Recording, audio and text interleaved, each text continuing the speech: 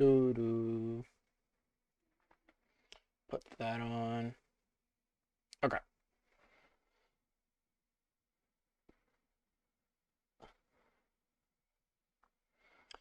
Just sound myself out real quick.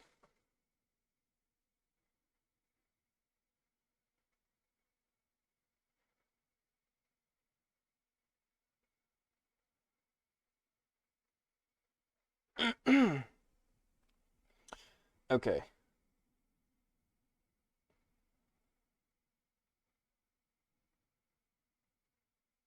What was I doing? Right. Put that out there. Then we go to Twitch on my phone. We put Twitch on.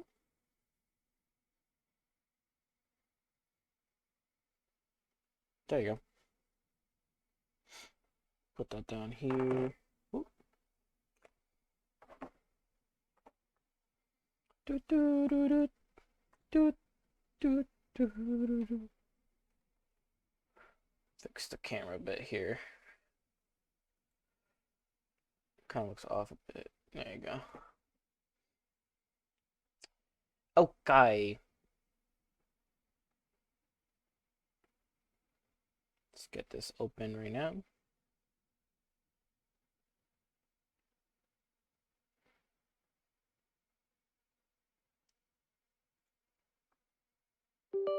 Doo-doo-doo.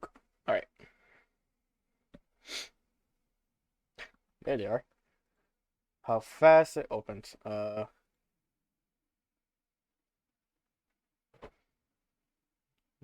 is the game we recently played?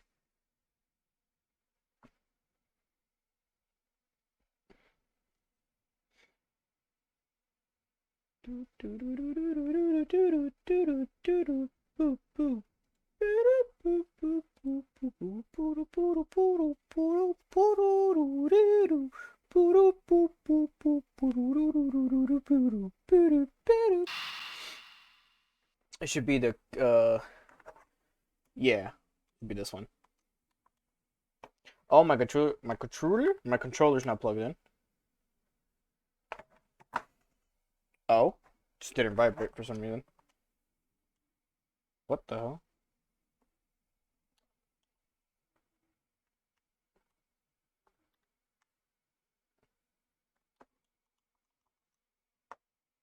We're gonna restart this app.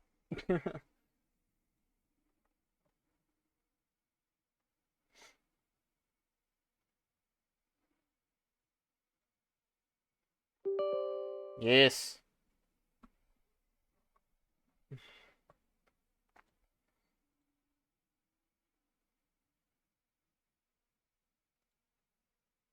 Open this up.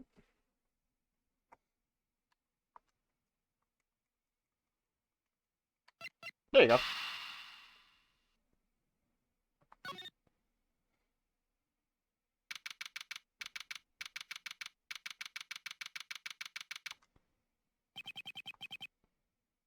It's time.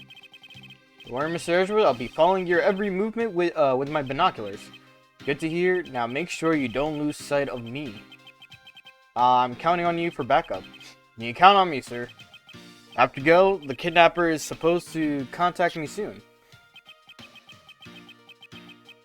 Who would have thought that upon my return, I'd be thrust into a kidnapping case?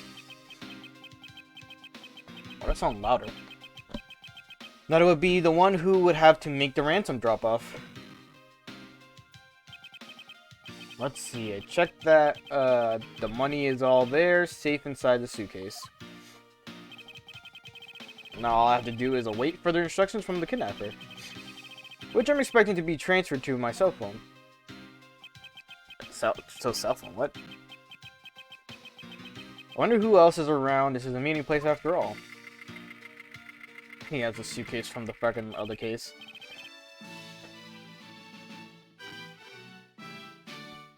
Welcome to Gatewater Land. Oh, thank you. And a big hello to you. I'm the Proto Badger. Nice to meet you. Hope I'm not like... What's it calling? what's it called? Peeking. Because it looks like I'm peeking at times, but I'm not too sure. Ah. Ah. That is very concerning.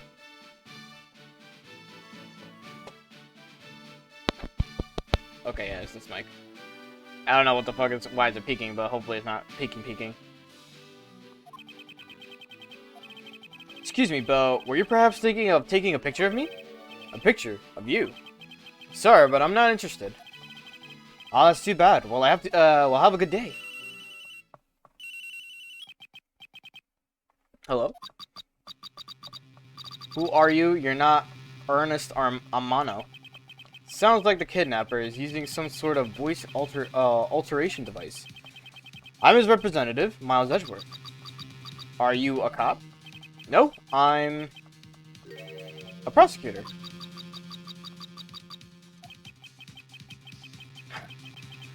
I know what you're wondering, and yes, I have brought the ransom money with me. I see. In that case, bring the money with you to the stadium. So the person intends to see if I'm being followed, huh? Please, Detective Gumshoe, I really need you to come through for me this one time.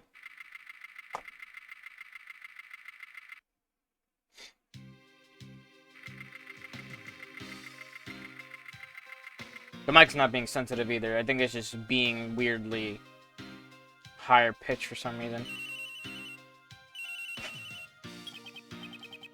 Edgeworth speaking.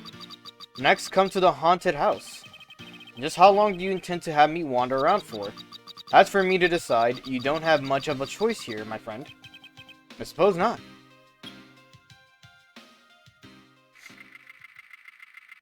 Back he goes. I've arrived. Go inside.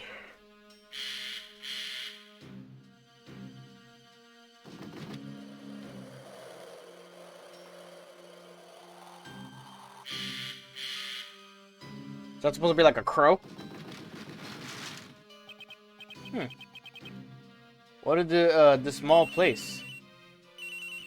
A dismal place. That's it. Go through those doors.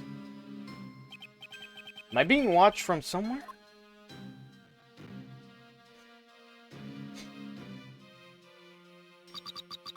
Leave the money and go. Now.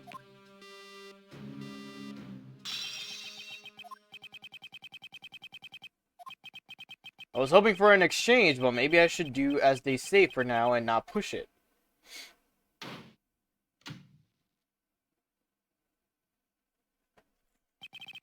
Couldn't catch even a glimpse of the kidnapper. Perhaps I should keep an eye on the haunted house until police backup arrives. The kidnapped turnabout. Interesting, like, shot. Oh, Edgeworth, behind you! Edgeworth! Edgeworth! Behind you! Edgeworth!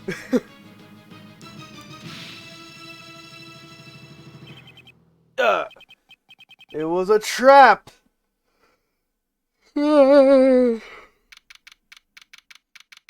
March 13th. The guy betrayed me. Betrayed. No, can't be. Then the deal. Who is that? And what are you what are you talking about? Split police. Alright. In front of me up. I can't move my body. I fear I may faint again.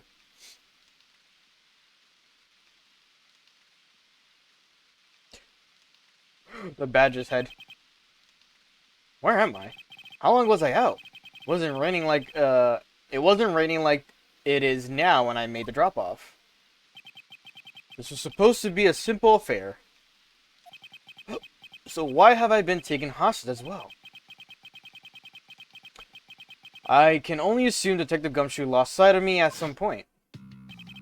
The only reason I agreed to be the drop-off man was because of that phone call. From Mr. Ernest Amano, the director of the powerful Zaibatsu, the Amano group. But aside from that, I also owe him a great debt of gratitude. His only son, Lance, had been kidnapped. I know that Lance is already in his 20s, but I guess some things you never grow out of.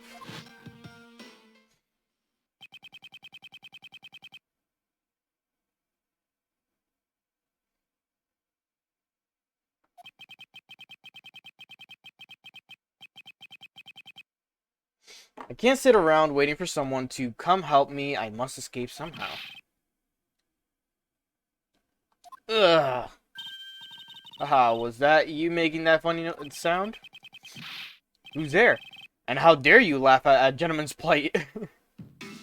Oh, hi. Already a cute character, just from sprite design. Who are you? Are you one of the kidnappers? Kidnapper? Me? No way. I'm not into such petty crimes. Nope, I'm after something much, much bigger. Ugh, I must be worn out from today's ordeal. Focus, Miles. Oh, I forgot to introduce myself. Sorry about that. Ahem. Even in the depths of night, when no other bird dares to take flight, one alone soars to shine the light of righteousness on the world's plight. And that one is me, for I am the great thief, Yatagarasu. Great thief. Did she really just claim to be the Yatagarasu? Oh, but my real name is Kay Faraday. Faraday. You can call me Kay. You can call me Kay, Kay? Good. Glad that's settled. I think Kay is supposed to be like the Maya for Edgeworth in these games. Hold on, my neck is like really bothering me right now. Ah, okay. Not quite. I have a mountain of questions for you. But first, if you would be so kind as to remove these ropes. I wonder, should I remove them? I was actually having a lot of fun watching you make those silly faces. Hey, there's no need to get all mad and icy Galeria on me, you know. This rope goes through here, and there you go. What a relief! I owe you my thanks. Ah, it's okay. You can pay me back in full later. Now then, what question should I start with? Unfortunately, I can already tell nothing is going to be easy with this cheeky girl. Great thief. You call yourself a great thief, yet are you really a thief at all? You doubt me? I get it. You think that a young lady like me couldn't possibly be such a big-time thief, right? That's not the part I have a tough time believing. I'm the real, genuine Yatagarasu, you know? Yep, I'm a pure-blooded great thief. It's a little something I inherited from my predecessor. In that case, you wouldn't mind if I arrested you then, right? Well, of course I'd mind. I haven't stolen anything yet. Seriously, I don't know how can you say such a horrible thing to your savior. That's true. Technically, she hasn't stolen anything in front of me, yet. Yatagarasu. When you say you're the Yatagarasu, do you mean you are the Yatagarasu? Yep. The nose thing. Yep, the most righteous of the righteous, the legendary great thief. But the title was only recently succeeded to me. Though I haven't had a chance to steal anything yet as the second Yatagarasu. I was unaware that thieves could pass down their titles like that. But don't worry, I've got some big plans in the works. Big plans, huh? They wouldn't happen to lead to a big arrest, would they? I knew it. This is no reasoning with a prosecutor. I'm not the problem here. Have you know that the Yatagarasu has no interest in stealing petty trinkets? There's one thing and only one thing I want to steal. Only one thing, and what would that be? That's going to have to wait until we find our way out of here. Well, at least there is one thing we agree on. I'm sure I'll have plenty of time later to learn more about you. But you never told me what your name is, Mr. Prosecutor. I guess not. I'm Miles Edgeworth. Aha, now I remember. How can you remember something I just told you? Well, she sure is cheery. Alright then, Mr. Edgeworth, let's get out of here.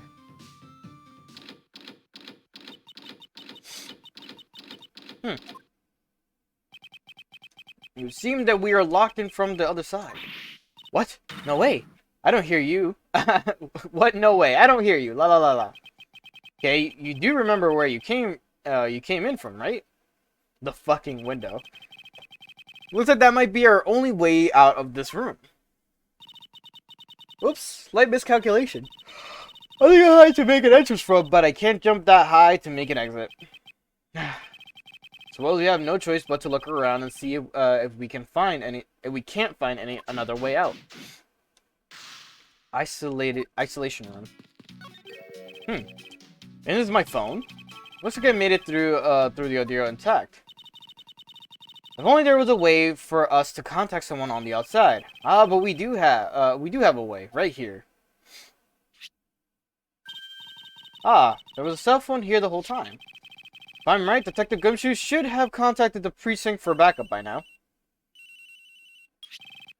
Mr. Edgeworth, sir, are you okay? I was so worried, sir. I'm fine. I was knocked unconscious for a spell by the kidnapper, that's all. I'm sorry, sir. I'm such a failure. If only I hadn't lost sight of you. Detective, we don't have time for this. Have the police set up a perimeter right now. You don't have to worry about that, sir. I already got the boys working on that. But in doing that, I sorta... What's wrong, Detective? Sorry to butt in, but I'm afraid you're going to have to make do with me. Who is this? Shilong Lang of Interpol. A pleasure to speak with you, Mr. Edgeworth. I've heard a great deal about you. So why exactly is an Interpol agent like yourself involved in a domestic kidnapping case? Don't sweat the details. A crime's a crime, whether it's on local or a global scale. Besides, you're the one who's in a world of trouble. And why would you say that? Lang Z says, the pack that runs together stays together. You catch my drift? You caused quite a ruckus by running blindly into a situation and then getting caught. You should have contacted the police from the very beginning. I'm sorry that this happened because of a lapse in judgment. However, I humbly request that you please help me out of this post haste. Sorry, no can do. What? Wanted the kidnapper now, and I haven't got any hands to spare. As I said, my pack moves as one. You're the one who wanted to go it alone, so good luck to you, Mr. Prosecutor. Oh, and once we do catch the kidnapper, rest assured we'll come find you, eventually. You... What's wrong? Did you get cut off? No, my phone ran out of power. No way. Doesn't matter anyway. We should try to get out of here through our own means. I have an aim to live up to, after all. If we put our heads together, we're sure to find out a way out. Alright. What is this? Looks like the Bad Badger, and it's looking as bad as ever. Looks like a costume hat to me. Guess the Bad Badger's costume is, at the very least, a two-piece, huh? The real question is, why is only the head sitting out here on the floor? I just had that,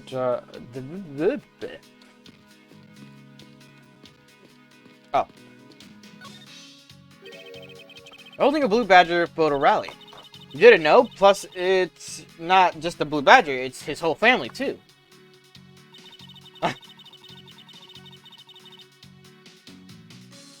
If you manage to snap a shot of every member of the family, you get a really posh prize. Badger photo rally. Take a picture of every member of the Badger family and receive a prize. There's only one of each of the 4 family members wandering throughout the park. Best of luck. Well, there's a costume head sitting over there. Why not start with a picture of that? You can't do that. That's cheating. There's only one of each badger in the park, so you have to work for it. Speaking of badgers, there was one sitting against a wall in the haunted house. Seriously? But somehow I don't think that one counts, Mr. Edgeworth. You have to take pictures of the costume ones walking around the park. So those are the rules of this game. How quaint. Alright. Maybe we can use the paint to help us escape. What exactly do you have in mind? Well, we could paint help in really giant letters. And who, pray tell, would see these giant letters? We're inside a building. Okay, then how about we light the paint on fire and send out colored smoke signals? Anyone who saw it would think some crazy arsonist was about and call the cops.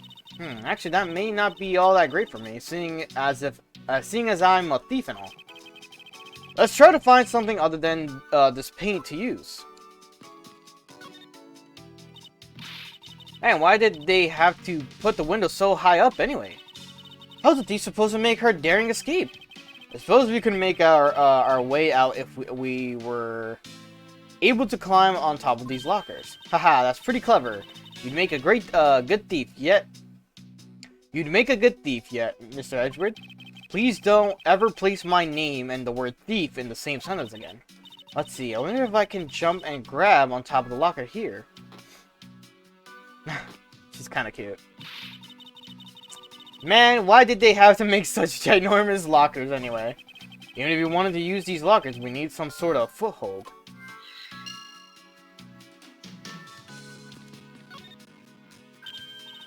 Hey, there's something inside inside the bottom right box. Oh, I think it's a Pink Badger costume. Pink Badger. You don't keep up with what's going on in the world, do you? In that case, you'd better study up on the whole Badger clan with this.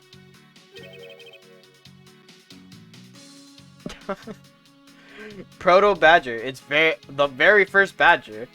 Bad Badger. I can't read it. Blue Badger, an ally of justice who keeps the peace. Pink Badger. Note her unique pink bow. What is this? Think of it as a Bible of all the think of it as a Bible of all the things you'll ever need to know about the clan. Whatever, I suppose they can keep it in a reference guide or something. A vile criminal of the Badgers, I think it said. Blue Badger Bible was jotted down. I like how it's called the Blue Badger Bible. Suppose this means this is where they keep all the costumes. It looks that way. It's like the Badger family's home. There are 8 boxes, but 7 of them are empty. Which means that some of the costumes are in use right now.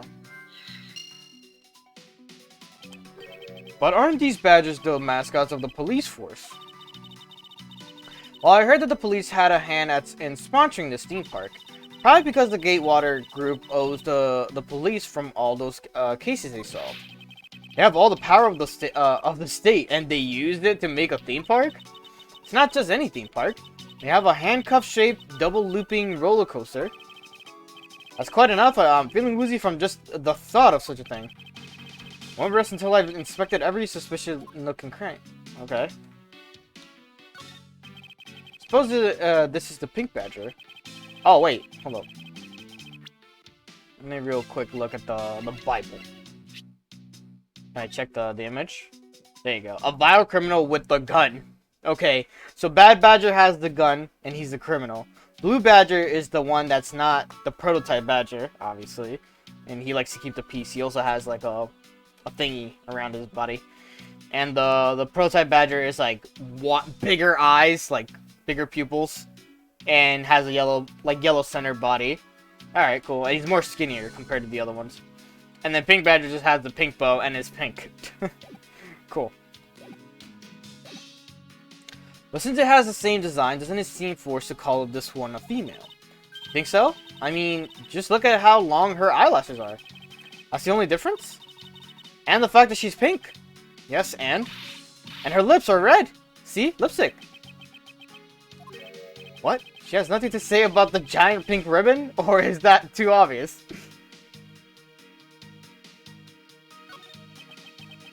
This is the Blue Badger I'm at the main gate. Excuse me, but his name is Proto Badger, not Blue Badger.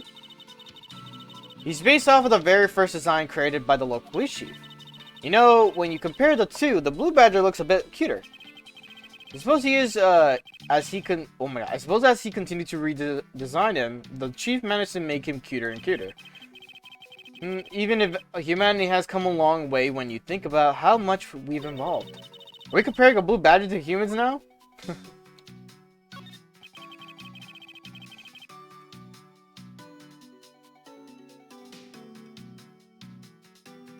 So this is the Blue Badger's rival, the Bad Badger, huh? Do you feel some sort of, reverence towards this Badger, Kay? Huh? Ha!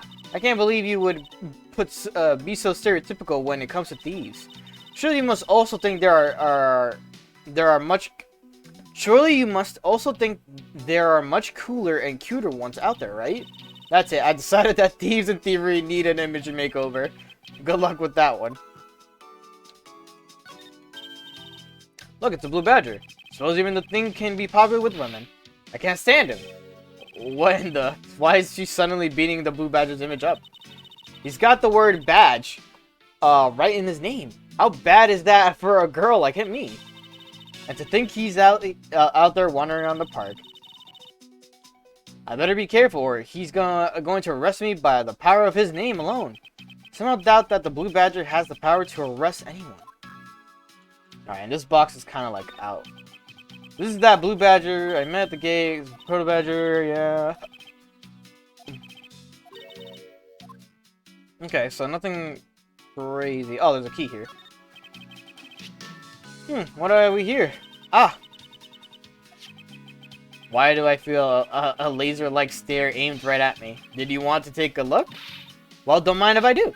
Oh, I see. Yes, this is definitely a key. I'm sure it's a key to something. Something is what is relevant to my interests.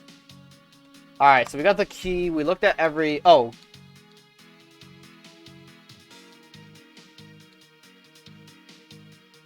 Well, we could see that this one has the thing, right?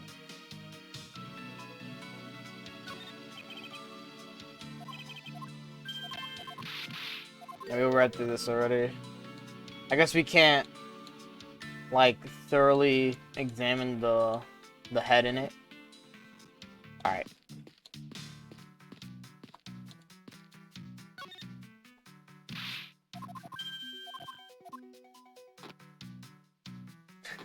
The jumping really killed me. Alright, cool. I don't have something for a full hold yet. I already checked the... Okay, that's a bad badger, yada yada yada.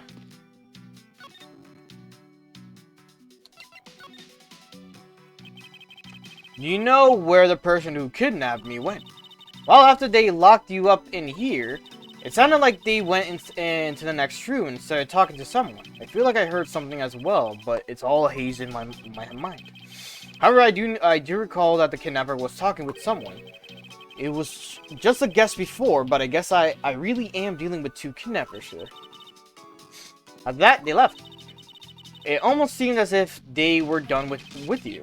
I suppose that is the case, as my kidnapping seemed like an afterthought to the $1 million. All if they went into the next room, let's see what we can find out through the slot.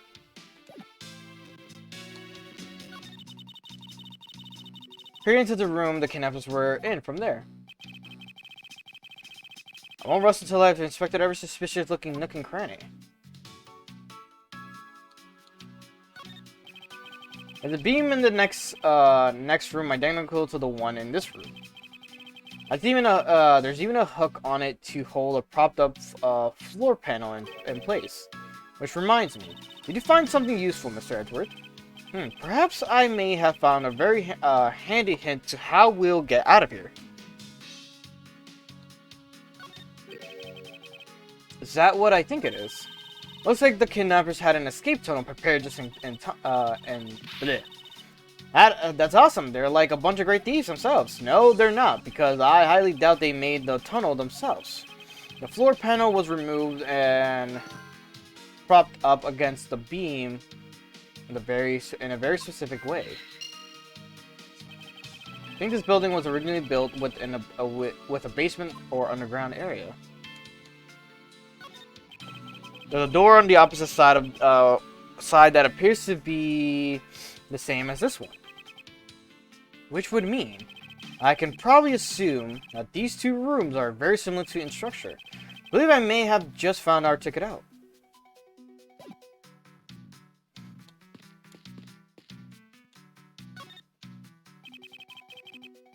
This is the beam I was tied to.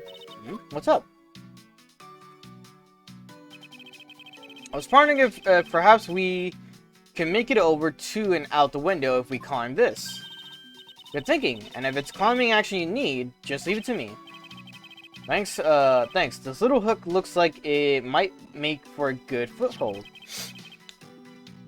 Up you go, Kay, and good luck. Count on it.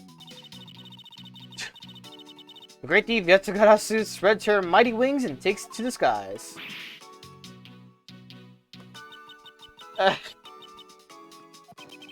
I thought this beam was definitely not made for climbing. What do you mean, as I thought? I'm not your guinea pig, you know. Alright, let's see. We could start doing some logic right now.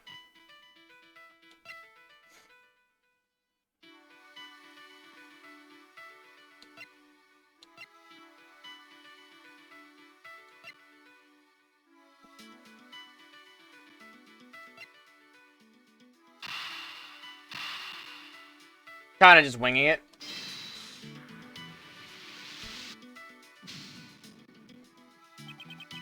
Not exactly a shining example of the perfect line of logic. Okay, that's the first try. Let's see what could, like, match up with what.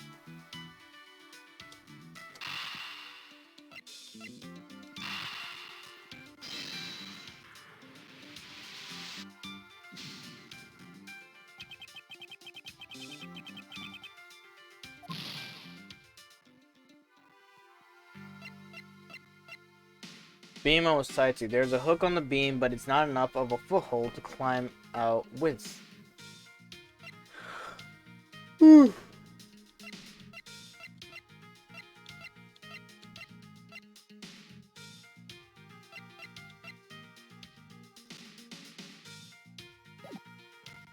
I got nothing so far.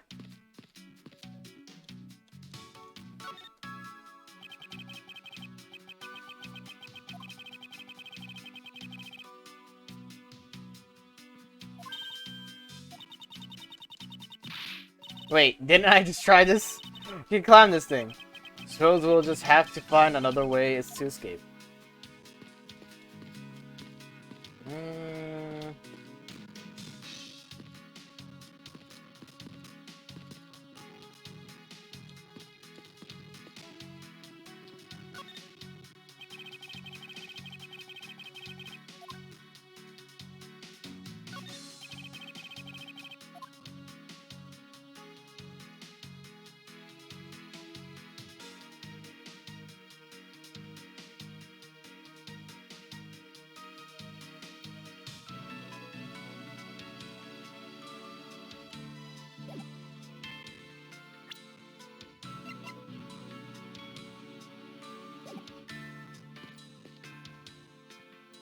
And the other two would be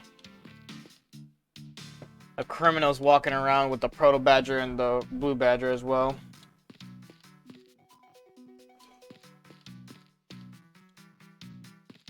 There has to be a logic relation to this. Let's see.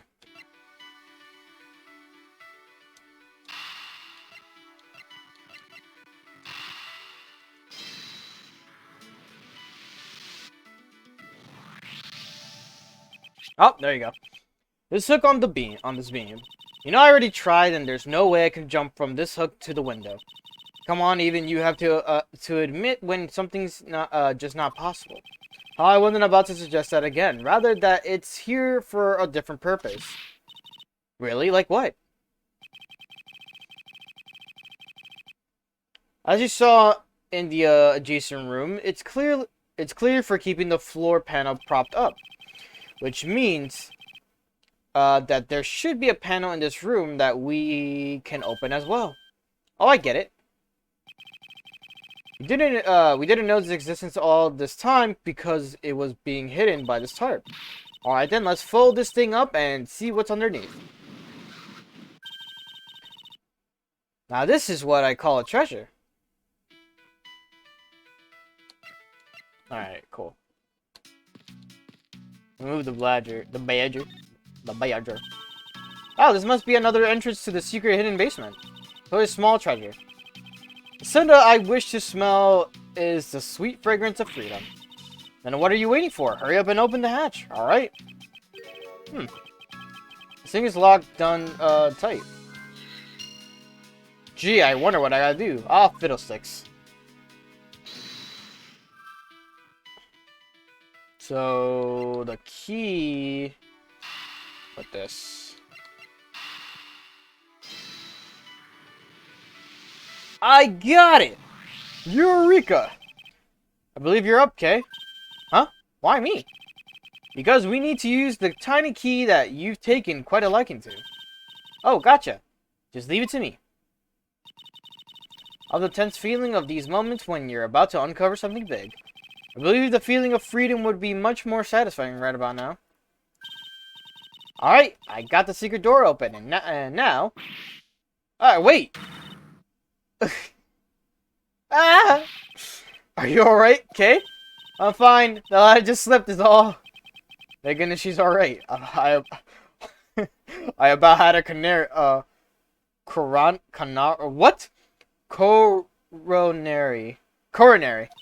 I almost had a coronary. There's a lot of really large machinery down here. What about an exit? It's really dark and cramped down there, so I really doubt there's an exit. I can't believe that that happened. You have only yourself to blame for leaping before you looked, you know? No way. I mean, how was I supposed to know that the ladder is removable?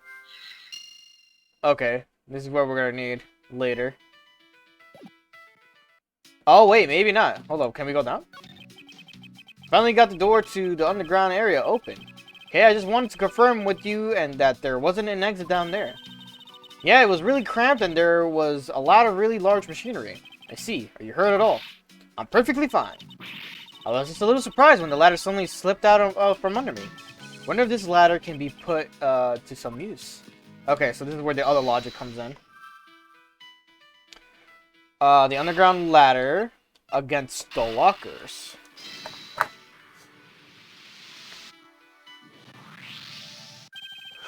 I figured out how we will escape this prison, okay? Oh, so how are we going to bust out? It seems that your reckless actions were of use after all. Are you actually praising me? More of a thank you for giving me an idea regarding this ladder.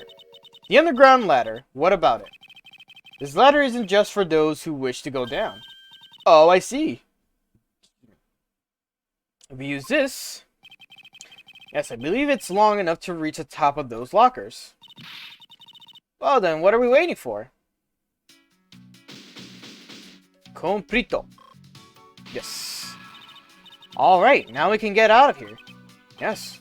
You spent entirely too much time in here. Kidnappers will held me hostage and am a serious interlope agent. This case is only getting started and I'll be the one to bring in the resounding end. Wild Wild West area.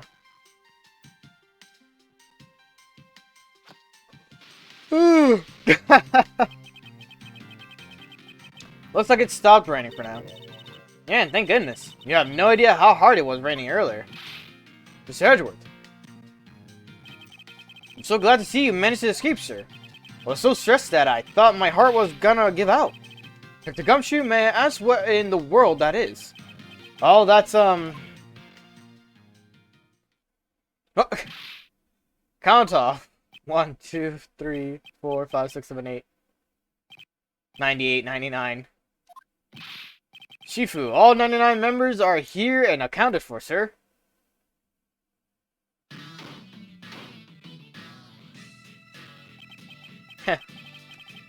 What the heck do you think you're doing counting my cubs off like that? Every person is a valuable human being. You get me? Everyone has a name that their parents gave to them. No one is a 2 or a 3. Everyone, regardless of age or rank, is number 1. Got it? Shifu, Shifu. You are Agent Lang, I take it. You infidel. How dare you address our Shifu so rudely? Lang Z says, a cub who disrespects others soon feels their disciplinary bite of an elder. Don't you ever forget to show the proper respect towards another person. Shihana. Oh, Shihana. This isn't much, but please accept my card. Oh, thank you. Please accept mine in return. You'll see that just now, that is the proper way for two people to show their respect. Keep that in mind and you'll get far in life, got it? Ah, that's right. Francisco did warn me. Something about an elite Interpol agent from the Republic of Shanghai, or Zhengfa. Apparently, this man has the highest successful arrest rate in the organization. Agent Lang, what exactly is an interlope agent involved with this clearly domestic case? That's none of your business, Mr. Prosecutor. How is it not? I've heard a rumor or two about you. You saw the murder that occurred during your flight home recently, right? Ha! but you sure took a while just to arrest one little flight attendant. How pathetic. How dare you say that about Mr. Edgeworth? Are you saying you could have solved it faster, pal? Comedic relief jumps to the aid of his master. How cliche. Look, what I'm getting at is that I had been there. No one would have died. Or to solve the entire case, and Agent Hicks would still be with us here today. Agent Lang knew yesterday's victim, Agent Ackley Hicks. Hicks was like a brother to me. So now, I'm out to take my revenge. Agent Hicks was investigating a smuggling ring with Francisca and the third person. This must be the man she was talking about. In that case, you should understand how I feel. As the kidnapped, it is someone I know. So I ask that you please allow me to participate in the investigation. Not so fast. This isn't your neatly trimmed courtroom of Eden, you know. You're out in the wilderness now, Mr. Prosecutor, and way out of your league. No hard feelings, but why don't you go on back to your courtroom now, pretty boy? You dare to mock the court? I do. And I don't need the help of a filthy prosecutor. Sorry, but the truth doesn't need the likes of you to distort it today. Use the adjective filthy to describe a prosecutor. And why? Why do I feel such intense loathing emanating from him?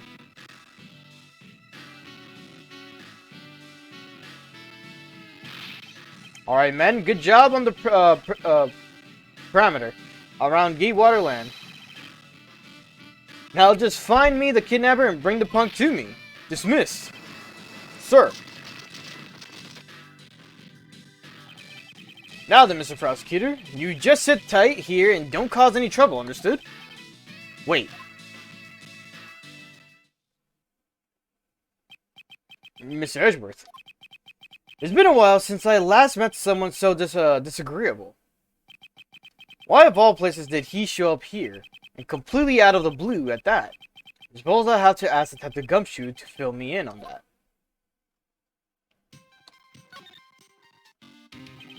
Great job, Detective. Sir, losing sight of me and the kidnapper and allowing my investigation to be hijacked. Sir, I look forward to your next month's salary assessment. But the case isn't lost yet, sir. I'm gonna show you just how much of a man Dick Gumshoe can be. Shall I prepare the 21-gun salute now or later? Agent Lang. Detective, are you sure it was the precinct you called for backup? Of course, sir. I think I would know the number of my own precinct like the back of my hand. Then why did an interlope agent show up instead, with an army of his own agents? That I have no idea. About 5 minutes after I made the call, the Wolfman showed up out of nowhere, sir. Agent Lang definitely has an agenda, so the question is, what is he after?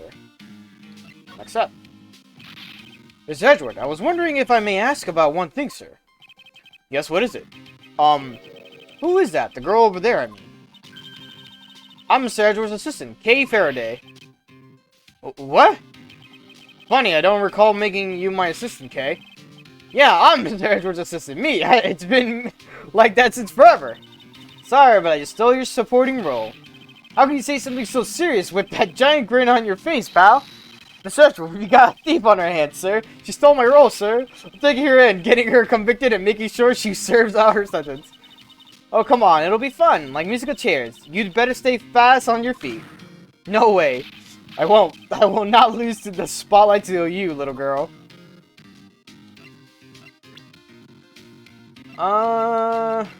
Nothing out of the ordinary to talk to him about right now. What about you?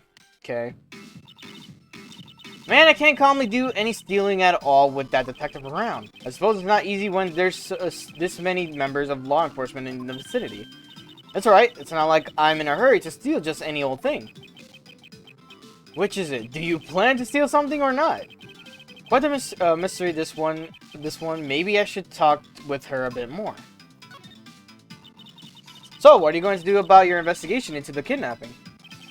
Good question. Since Agent Lang holds authority to investigate the case now, this makes things a bit more complicated. Oh, come on. You can't let that stop you. I'll even lend you a hand. So let's go. But your self-purported a great thief, are you not? I don't believe I can let someone of an unlawful nature participate in an investigation. You don't like to listen, do you? I'm not just any ordinary great thief, I'm the Yatagarasu. And as I said earlier, the Yatagarasu is after oh my god. The Yatagarasu is after one and only one thing. What is this only one thing you're after? The Yatagarasu is only interested in one thing, and that is the truth. I see. It was 7 years ago. It was a vigilante who threw the business world into a panic. Labeled mysterious and phantom-like, the Yatagarasu appeared and vanished at will. Though we still don't know much about the thief's ultimate goal, we do know the targets. The Yatagarasu like to find and make public evidence of corrupt dealings of all sorts. Once a target was chosen, no dramatic calling card or announcement was sent forth. Instead, the chosen corruption was infiltrated without even the target noticing. Some days later, the evidence that was found was sent out to the mass media, along with a card with the mark of the three-legged raven. Looking back, I suppose you could call what the Yatagarasu was stealing the truth. Could this child really be the successor to the original Yatagarasu? But that can't be, can it? Lance, where are you, son? Oh, hi.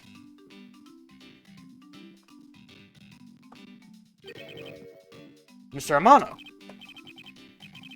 Oh, Miles, my boy. I'm sorry to involve you in such an affair just after you returned. For you, Mr. Amano, I gladly offer my assistance. After all, I have you to thank for how well things turned out during my time abroad. If it wasn't for you, I might not have been introduced to the law office and had the chance to study the inner workings of another country's judicial system. No. Think nothing of it. As you know, Manfred and I go way back. I consider a beloved disciple of his to be like one of my own blood. If you ever want to go overseas again, you need only to ask. I can use my company's vast network and send you anywhere at any time. So who's the old man? He is the father of the currently kidnapped Lance Amano, Ernest Amano. Now then, have you found Lance yet, Miles? Please. I miss my poor boy dearly. I'm terribly sorry, but your son's whereabouts remain unknown, Mr. Amano. What? Hold on there. Then, what happened to all that money? I believe the $1 billion has been stolen and that the culprits are now on the run. What? Poor old man. You have anything you could give him to cheer him up, Mr. Edgeworth? Forgive me, Mr. Amano. Kidnapping.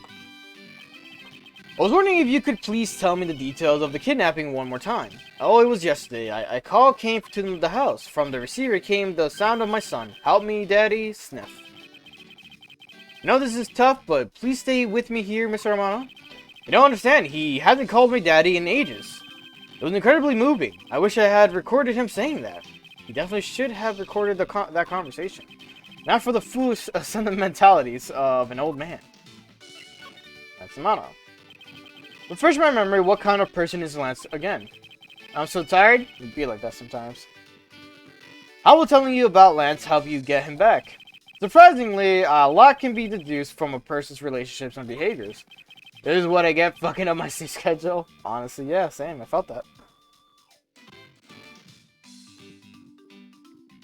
Oh yeah. Also, very well then. Lance is my one and only son, and he turned 21 this year. He is very much like me when I was his age, kind and very attractive.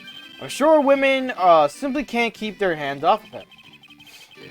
Is there anything else about him you notice of late? Now that you mention it, I haven't been able to get in contact with our butler, Oliver. Your butler?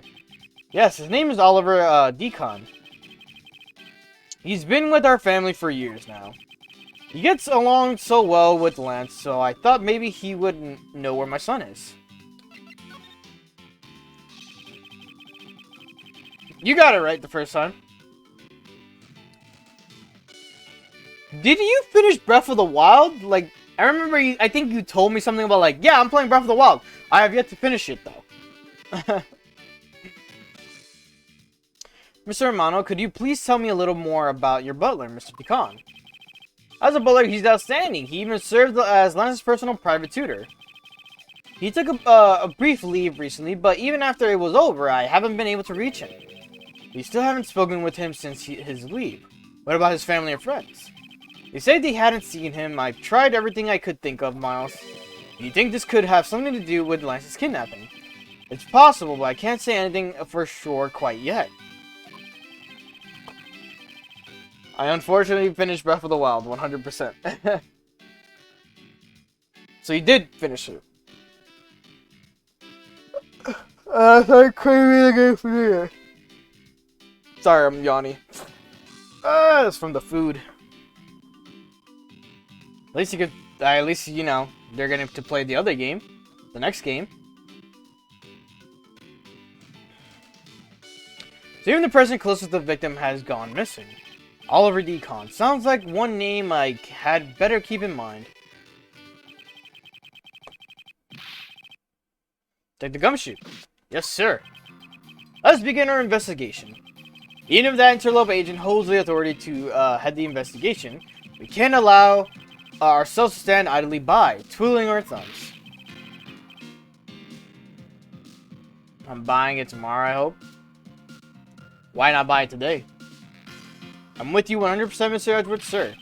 I, Dick Gumshoe, pledge to stick by your side through thick and thin. Mr. Romano, it was my fault that the culprits escaped, which is why, with your blessing, I vow to return Lance to you myself. Oh, I've never seen you so passionate before, Miles. Good luck to you, my boy. Alright, well, what are you waiting for? Let's do some investigating. You think I'm losing to you, pal? Forget it. Alright, the Wild Wild West area. So what should we examine first? Thanks to Agent Lang, we can't leave this area. But the culprits were here until only very recently, which means we may be able to find some clues that will tell us how they escaped. So by today, or technically yesterday for me, but my brother got busy, so yeah. Oh, like, are you buying the hard copy? Hey, let's get looking. Hey, you there. Who, me? What are you doing goofing off in a place like this? I wasn't goofing off. I was about to help Mr. Edgeworth kick off his investigation. You imbecile. All precinct detectives are now under Agent Lang's direct command. No way. I'm not working for a wolf boy. My ringtone? What is your ringtone? Can't you do something? I'm not exactly in the position to argue, seeing it as how you are a member of the police. Good, now let's go. No! Boy, have I got just the job for someone of your talents. Well, that was exciting. Okay. What? Can't you tell I'm all ready to get down to some detective work? Oh. You should go home. Your parents must be worried about you.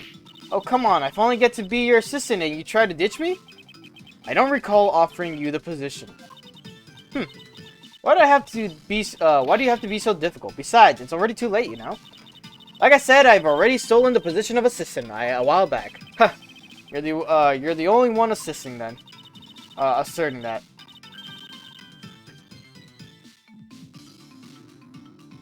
I get flashback or something, I think. Someone is calling me. Well, by the time anyone notices it's already gone, that's the Yatagarasu way. You just speak so lightly of things you know nothing about. Fine, whatever, you win. Go ahead and do your little investigation. But the talented Assistant K is going to tag along no matter what you say. Even if she turns out to be useless, she's not going to listen to me. Might as well surrender and let her come along for the ride. So, Sly, you joined in a little bit later, but Kay is technically like the Maya to Edgeworth. Excuse me, but if you could just let me through here. Sorry, I can't let anyone through. Agent Lang's orders. I suppose I'll have to deal with the impasse for now. Okay, where can we go? Excuse me, but if okay, yeah, same thing.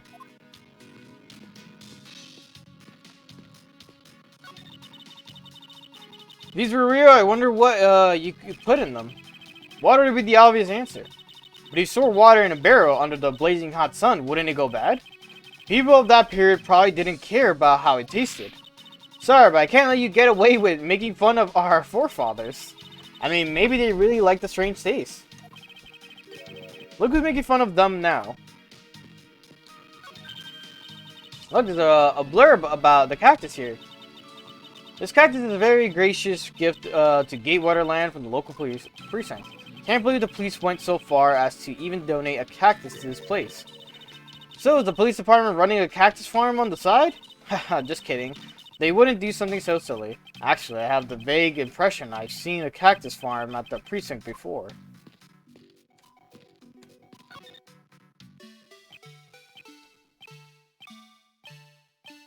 Kay is the girl following you? Yeah, Kay is the girl following her. Her name is Kay. She has a longer name, but I already forgot it.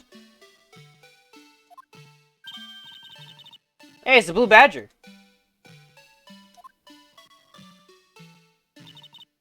Badger, get!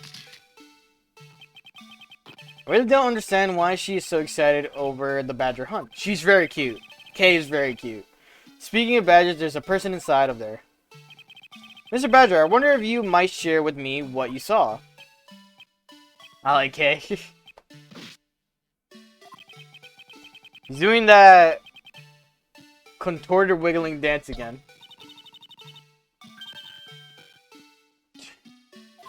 Well, she took a picture of it. Aha! This fucking guy's here. Ah, you've uncovered my undercover identity, sir. I was to remain under that head, sir. Aren't you Officer Meekins? Sir! Mike Meekins reporting for duty, sir. This man was a witness in one of the cases I headed 2 years ago. About the only thing I remember about this officer is that he often spoke and acted before he thought, which gave me a great deal of headaches. Is he a friend of yours, Mr. Edgeworth? I met him in the courtroom once before. Why was he so upset when we unmasked him? Does he have something to hide? She took a picture of him. Mike Meekins. Officer Meekins, why are you standing here wasting time? Sir, because I'm not a police officer right now, I'm the Blue Badger. And I'm creating memories and dreams for the kids. That's never a waste of time, sir. I have a dream to become as big as a Detective Gumshoe, sir. I was patrolling the scorchingly boring beat until a little while ago, when the dispatch radio on my shoulder cracked that the kidnappers had escaped, sir. Just for you to get a little bit of context of what's going on, let me just show you what the Badgers are. Or this is. Take a picture of every member of the Badger family to receive a prize. There's only one of each of the 4 family members wandering throughout the park. Best of luck. So, there's that, right? Then, the Blue Badger Bible that you missed. So we got Proto Badger, the very first Badger, so the prototype Badger. The Bad Badger, a vile criminal with a gun. Blue Badger, an ally of justice who keeps the peace. Pink Badger, note her unique pink bow.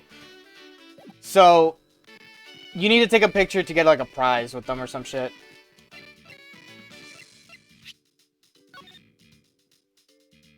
I did not remember having this, but now I know where I am. Alright. Would you stream Tears of the Kingdom? Maybe in like the future. Reason being is because I haven't even streamed the Zelda game on stream yet. I say yeah because I do plan on it. Excuse me. Would I do every Zelda? I'm not sure I would go for every Zelda, but I would go for like ones I truly like a lot. I have never played Breath of the Wild. I know the story or the lore for it and like what happens, but yeah, it's kind of like on the side for now. Thought maybe this was my shot at making detective, sir. I rushed on over to join in, but when I got here, there was a sea of people already, and I couldn't spread my trademark friendliness and joy onto anyone. I had to watch the Hero of Time's lore. Why? You mean Ocarina of Time? It would seem that some people never change. So why exactly are you in this ridiculous outfit? Sir? That's because, sir, I'm here to keep the visitors in good spirits, sir. But it's also to hide the fact that I am the officer on the trail of the kidnapper, sir. I see. Agent Lang is very wise to employ this sort of divisionary tactics. To be handed a role of the Blue Badger out of all the different disguises, sir. It's such an honor.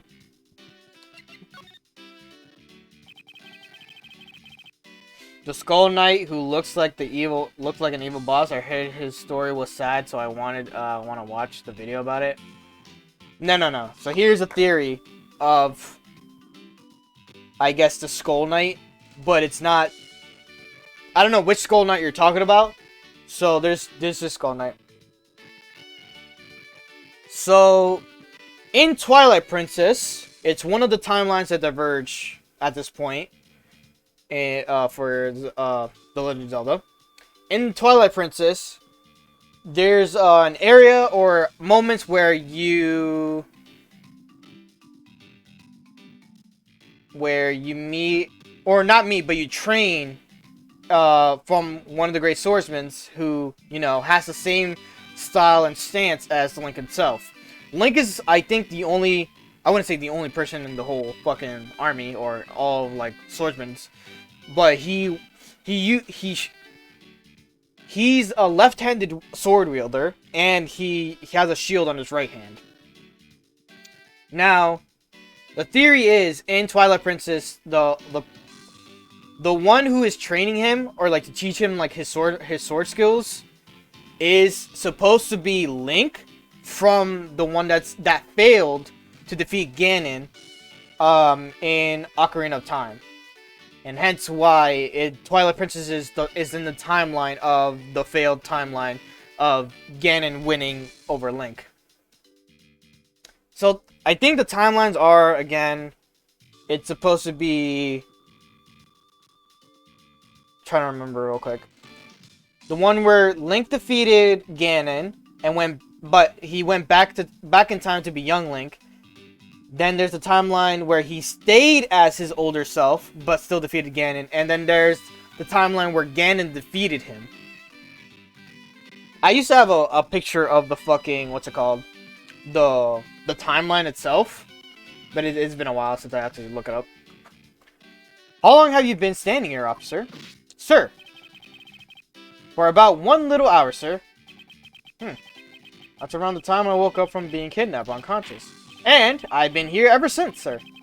That's true, then it's possible Officer Meekins saw the kidnappers escaping. However, sir, I must tell you I didn't see a thing, sir. I haven't asked you anything yet, officer. No. But I know you will, sir. He's hiding something from me. Officer Meekins, I insist that you tell me more about your recent movements. Sir, I've been playing the Blue Badger this whole time, sir. I'm getting into it, too. I patrolled the park all while wearing this costume. And about 1 hour ago, I came over here, sir. I haven't seen any suspicious-looking people the whole time, sir. But I did see a badger, sir, a lone blue badger. What you said just now is contradictory to the facts.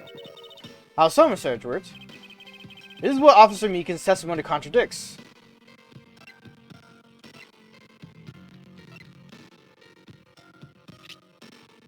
There's only one badger of each in the park. Okay, yeah.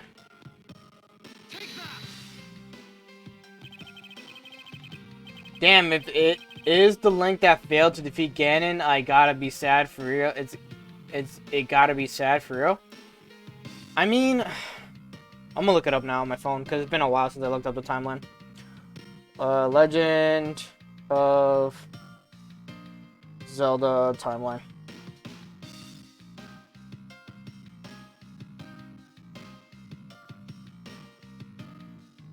I need the layout of it. So apparently Breath of the Wild and Tears of the Kingdom, well, Breath of the Wild then Tears of the Kingdom, it's literally a thereafter of Breath of the Wild. Those no one knows truly where it's in the timeline. It's theorized that it's in the timeline when, that Ganon defeated Link. Is the premise of it. Because, if I look through here real quick...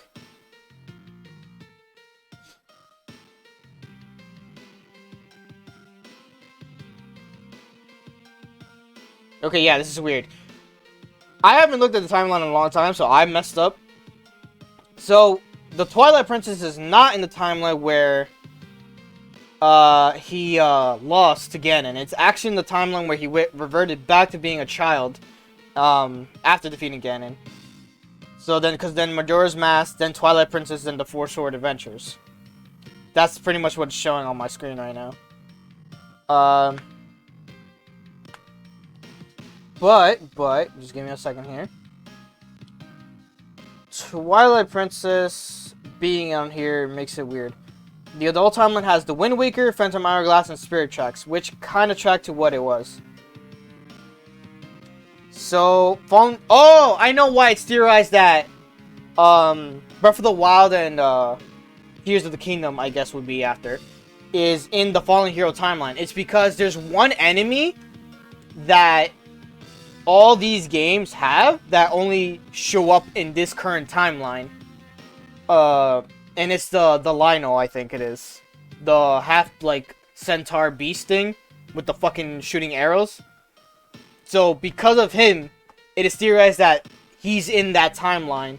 Because all the games in every, like, version of, like, in that timeline has only that enemy. Unlike the other games, they don't have the Lino.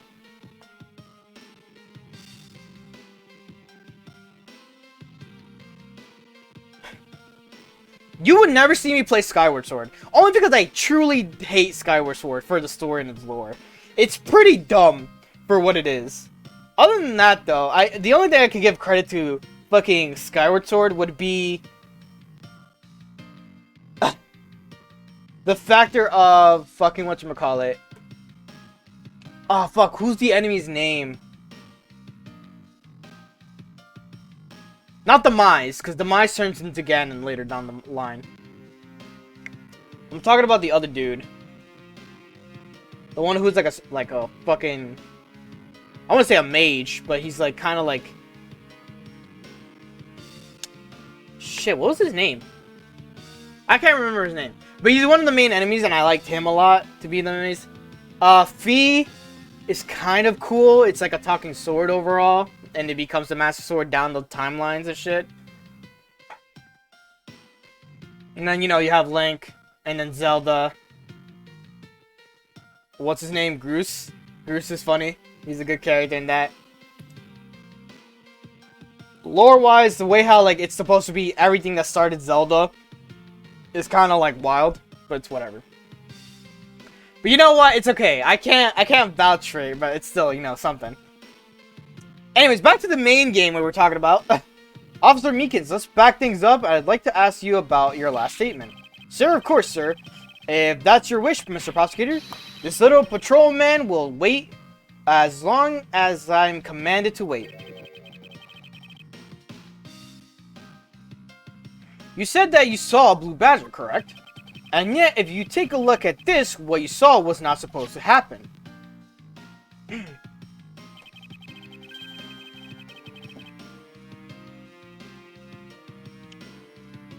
This park is supposed to have only one of each badger in it at any given time. Which means that as long as you are the blue badger, Officer Meekins, you should not have seen another blue badger wandering the premise. What? Sir? I kind of like that expression. Then that would mean that there are two blue badgers walking around, but why?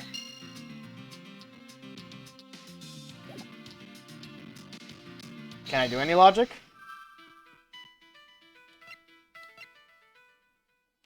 Is it really want me to connect these two?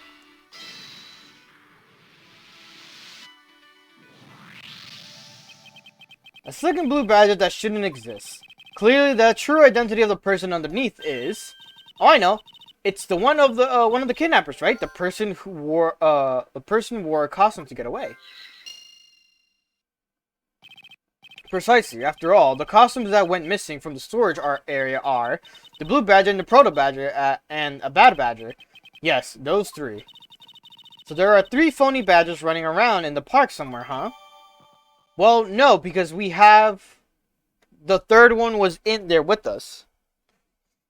Unless, no. Maybe. Someone costumes data jotted down in my organizer. Okay.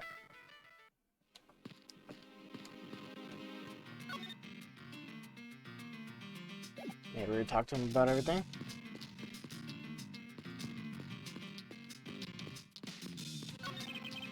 Excuse me, baby, because let me through. Sorry, come on, Angel Line's orders. Yep.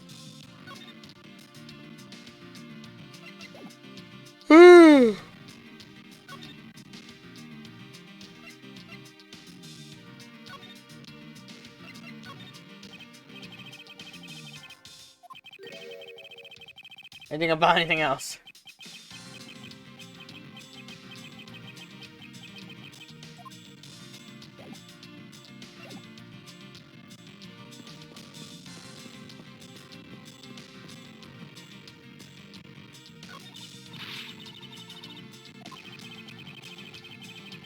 I think the kidnappers would have better sense than trying to hide these. There.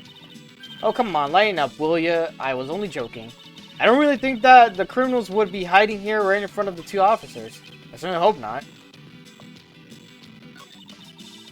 Hey, Mr. Edgeworth, isn't this one of those things you tie horses to? Yes, the little horses are in another location at the moment. And here I was hoping I would get to ride one. You know how to ride a horse? Nope, I never rode one in my life. But I have an Asian friend who was born in the year of the horse. Non sequitur is the only way to describe your logic. It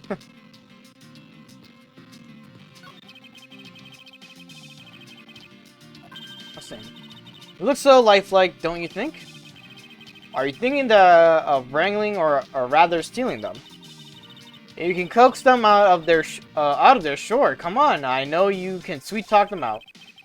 I could be holding a cube of sugar in my hand and they wouldn't budge, okay?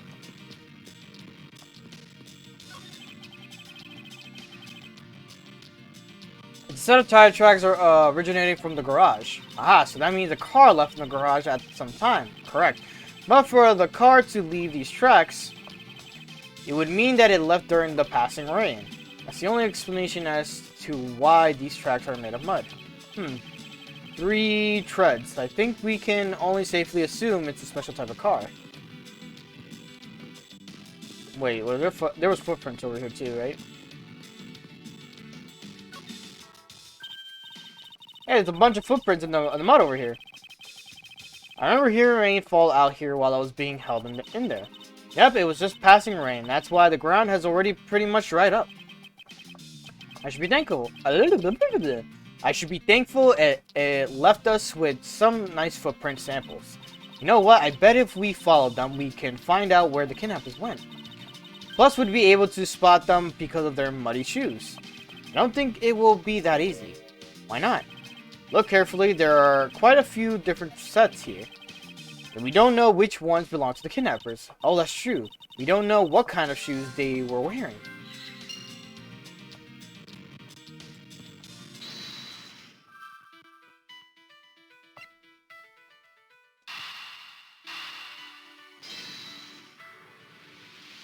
Like the only 2 logics I have left.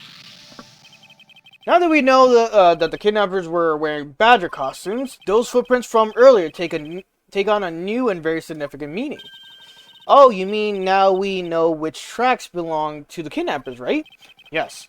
More than shoe prints, we need to follow the paw prints of badgers.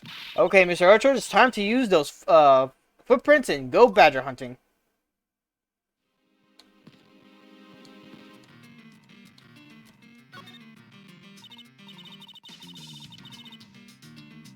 So we're looking for footprints made by a costume. Hey, I think I found them. There are 2 sets here. They both do look like possible candidates. This set is walking off to the west.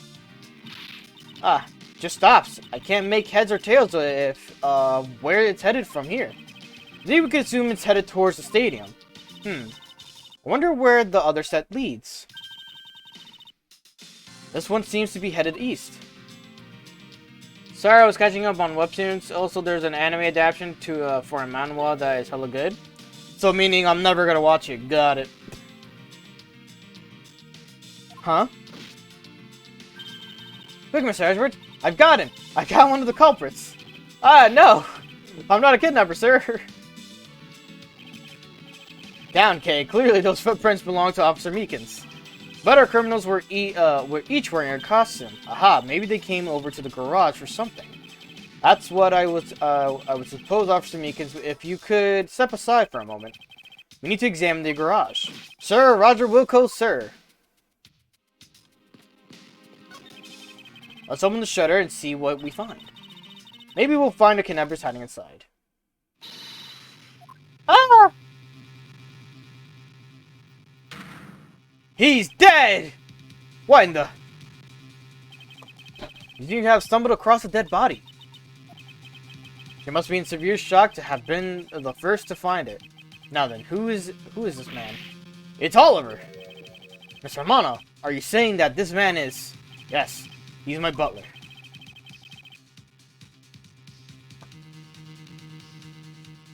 Excuse me, oh my god. Ah! How could something like this have happened? Indeed, and why was Mr. Decon here to begin with?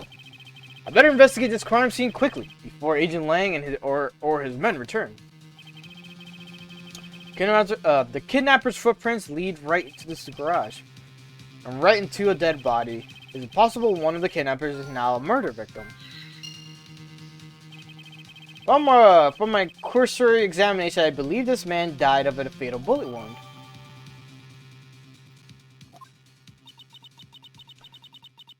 You sure are calm for someone who just found a body. It's surprising what one can become accustomed to in this the span of 2 days. I won't rest until I've inspected every suspicious-looking nook and cranny.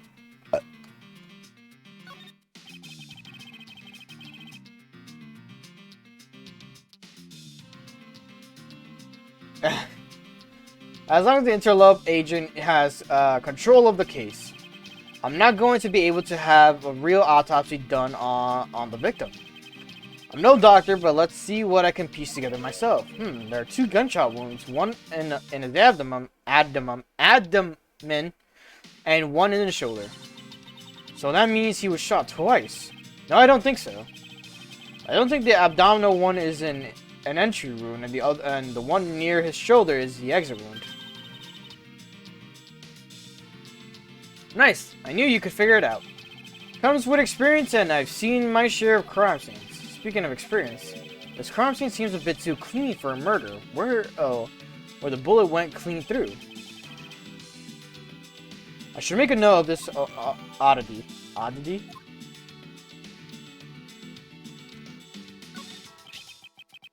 It's an unusual shaped pendant. What is it? Is it something valuable? She seems to have regained some of her composure. Looks like a horse pendant. It's got an antique feel about it, and it feels really pretty. Hold on. This is made of platinum silver. Nice. Is it worth it? It is worth something, after all. Oh, and look, there's something written on the back. Colin Devoret. Devoret? It's a name. Colin Devoret. But this man's name is... how do you do this again? Spot somehow connected to an evidence.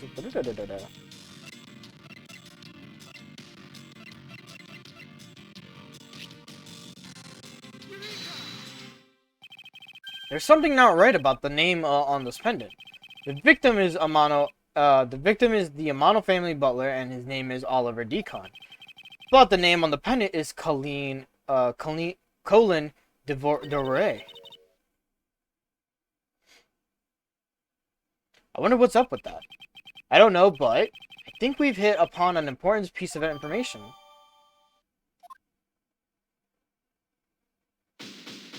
Wow, that was it. We just had to examine the bullet wound and the fucking... and the pendant. Lance, where are you, sweetie? Oh. Excuse me, but you are... Oh, she's cute. She has to be like the killer slash kidnapper. No, this is bad. He's really good looking. Stop it, Lauren. You can't let yourself fall for a playboy like him you're in love with. Sounds like someone doesn't know the meaning of the phrase inner monologue, huh? Sorry to interrupt your conversation, but might you be a friend of Lance? Yes, I'm Lance's girlfriend. My name is Lorene, Pops? Piops? His girlfriend. Oh, it's not like that. We're more like friends, and, we're not lovers or anything. We haven't gotten that far yet. But I guess that's how people are going to see it, so I should just accept it. She has a candy ring. I just realized that when she licked it. I even got this ring as a present from Lance. Soon. You know what she reminds me of? A cartoon character. May I inquire as to why you are here? I haven't been able to get in contact with Lance lately, and I began to get really worried, sob. Being told he's a playboy is crazy. I mean, the premise is that he is very good looking. I looked everywhere for him, and then I heard about the kidnapping, so I came here. Wow, you're really strong for having made it through all this by yourself. Is it true? Has Lance really been kidnapped? No one is supposed to know, but yes, it's true. Oh, Lance, I can't believe you've been spirited away. Wonder how you're doing right now. Look like she's gone, there you go. Looks like she's gone back to the fair maiden in love routine. So, Mr. Edgeworth, where do we go from here? Well, we found a body, so we should look into the murder. Where's my water?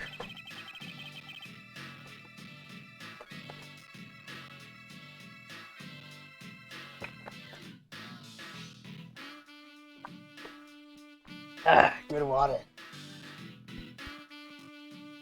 My man brought me up to speed over the radio. And I have to say, you really should have called. I heard you found something very intriguing. Nothing to hide, Angel Lang. It's exactly what you see before you. Who the fuck is this? This jacket is sick, though. He's like a cop from another country, pretty much. But he's also taking charge here. And it's because he is, like, 100%, like, higher up. So, like, people follow under his orders. He has a higher arrest rate. The FBI. Well, the FBI guy is right behind the woman and in front of the Meekins. I'll take it from here. Yeah, the guy's really dead. Hey, you waiting for an invitation? Hurry up and detain the suspect now. Suspect? Who? Fucking Meekins. Officer Meekins, is it? You're coming with us. What? Sir! I had nothing to do with this, sir! Agent Lang, don't you think you're being a bit rash? You even have a good reason to suspect Officer Meekins. Ha! I leave that kind of stuff to you prosecutors. It's your job, after all. Like I said earlier, the crime scene is as forgiving as a precious courtroom. That's your answer. I know you will. You like your logic and reasoning, but that sort of impractical fluff is not indeed needed out here in the field.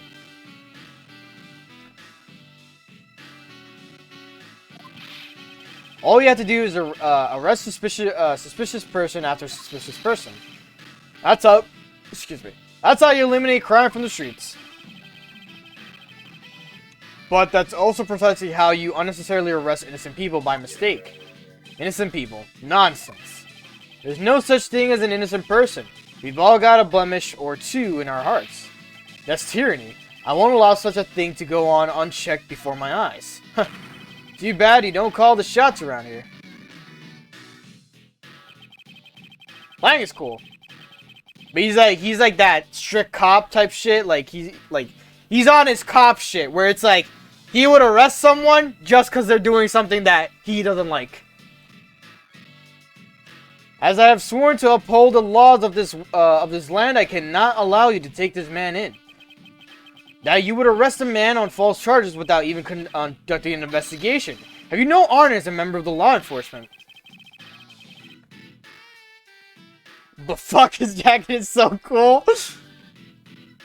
I'll let it slide. He has more of a Wolverine look to me. Hold it. Ha ha ha ha. You amuse me, Mr. Prosecutor. Lang Z says every pack has its own rules. If you can play by their rules and come out on top, that is a true victory. Alright, I'll give your beloved laws a fair shake. I'll show you just how much investigating I've done.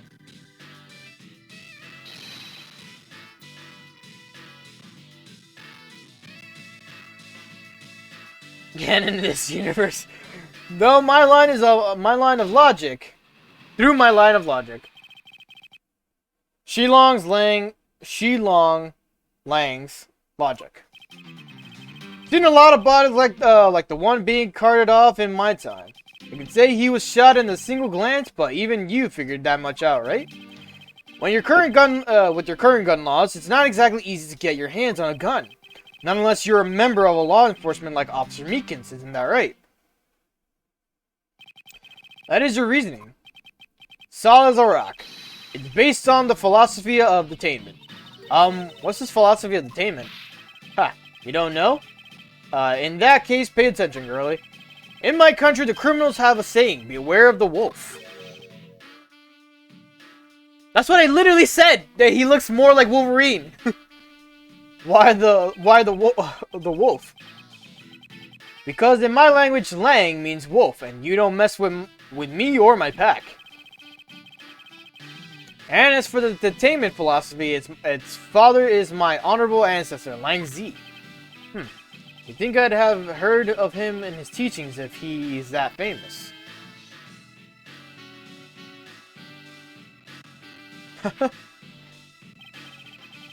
Lang Z developed it as he worked to lock criminals away thousands of years ago. To this day, the Zhang police still trains its recruits using his philosophies. But thousands of years ago, that makes your story about as believable as a fairy tale. Everything wears down and breaks over time. Do you really believe something as ancient as that can be applied to today's world? You want to put it to the test, to a test. I have no idea what was contradictory in this fucking statements. I've seen a lot of bodies like this one being carted off in my time. I can say he was shot in a single glance, but even you figured that much out. Oh, I'll be. Yes, I think anyone who saw the bullet wounds would come to the same conclusion. Ha, don't pat yourself on the back yet. What's that supposed to mean?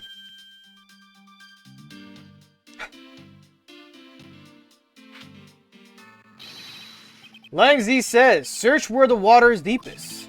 You have to keep your eyes on the big fish that lurks in the depths, which is the killer. Is that right? What would you know about the killer? With your current gun laws, it's not exactly easy to get your hands on a gun. Not unless you're a member of the law enforcement like Officer Meekins, isn't that right? That's the case. There are plenty of other officers who might be potential suspects. You're not seriously going to arrest each and every one of them, are you? As if I would need to.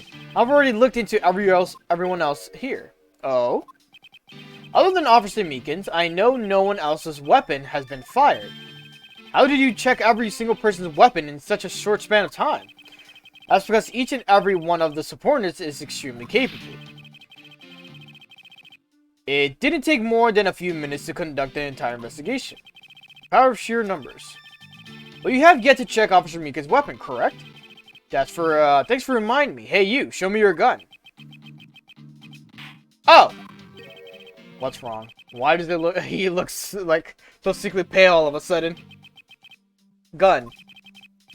What did you say? I can't hear you. Stop mumbling and spit it out already. Sir. I lost my gun, sir! How could you be so irresponsible? That's a flash warning there. In the end, it looks like you're still the only suspect we've got. You're the one who waited here outside this garage to ambush and kill the victim. So you think that the Officer Meekins waited here to kill the victim, do you, Lane? These little accusations, there's a lot more security. Ambushed the victim in his garage and killed him here with his gun. I have nothing to present on this one, right?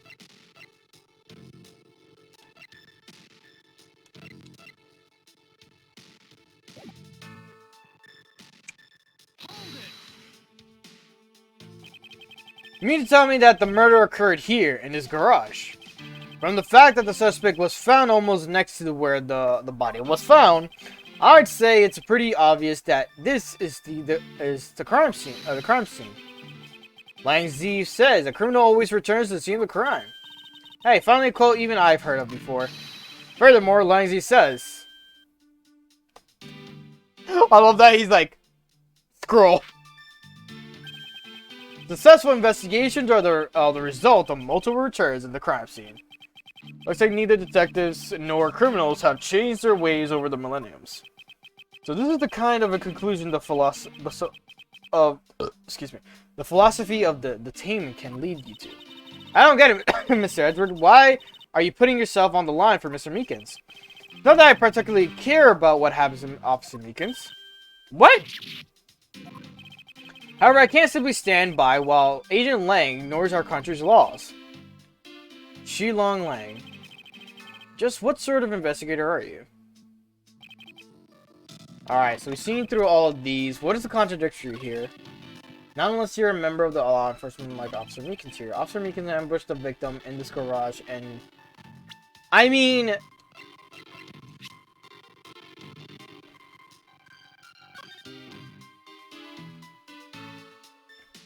preliminary findings to indicate loss of blood resulting from the gunshot wound. Was there a loss of blood? Besides, like, on his body?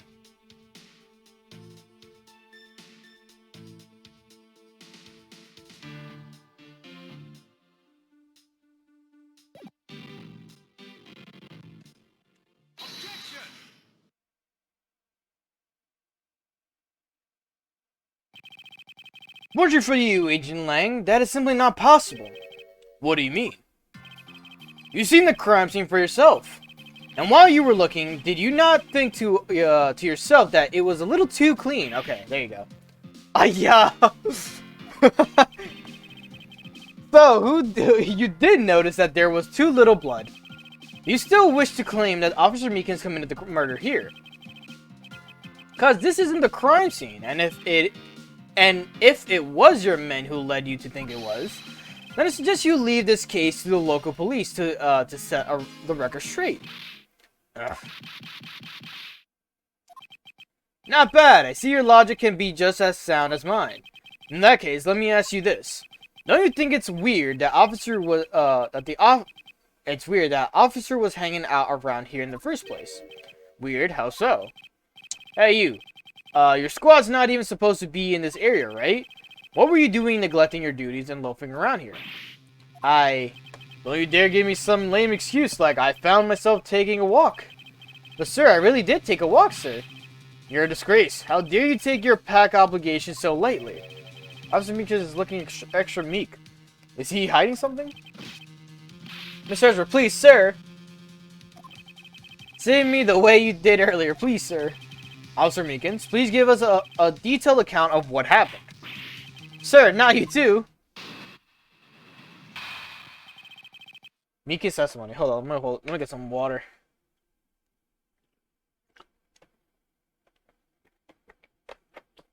Okay.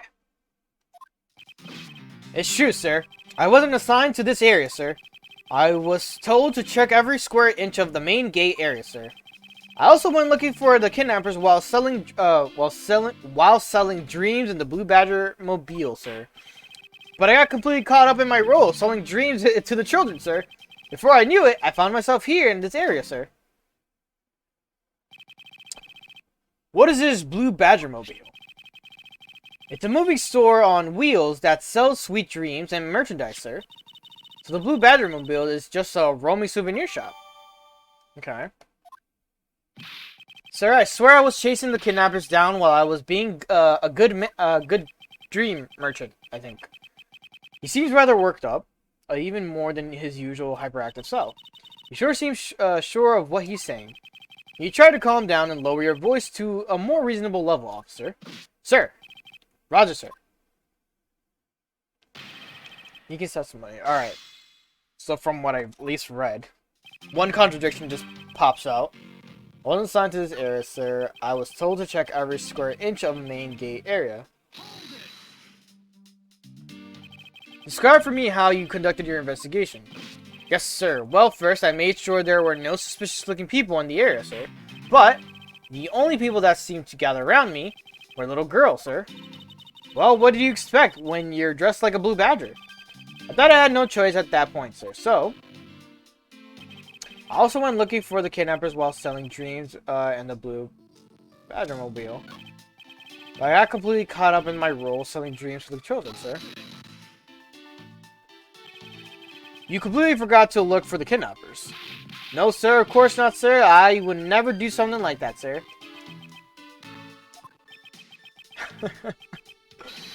You're absolutely right.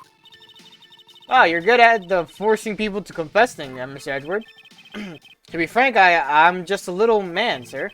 I'm better at selling kids a few small dreams and then looking for a big crook, sir.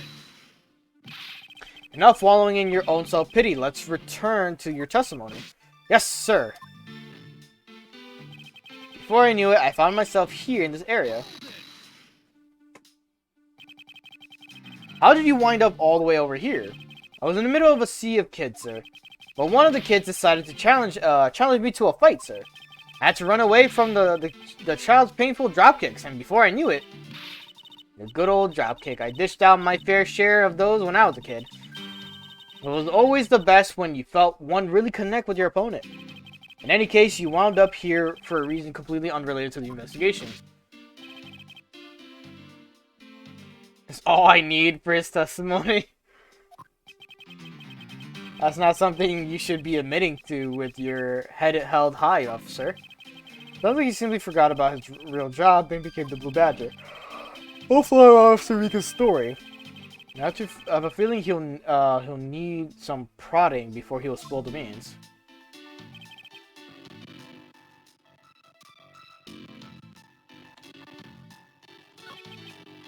Took every square into the gate. I was looking for the kidnappers.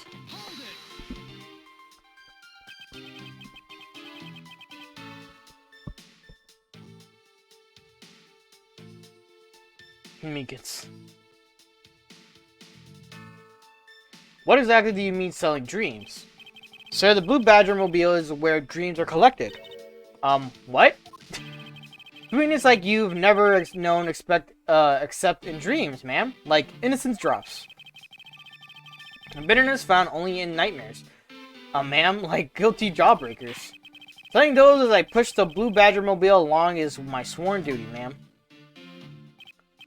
I got completely caught up in my role selling dreams to children. Before I knew it, I found myself in this area, sir.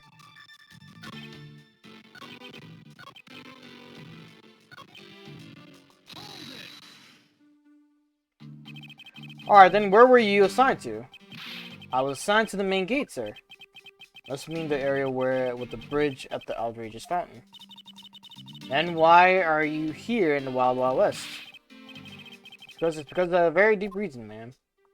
I was like read everything again.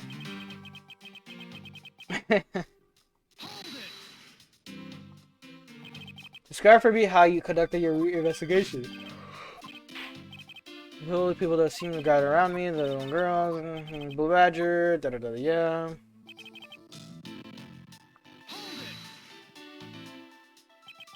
What exactly are you been selling dreams, sir? The dreams are collected. It's yeah, the guilty thing. Okay. I got completely caught up in my role in dreams. Completely forgot to look for the kidnappers.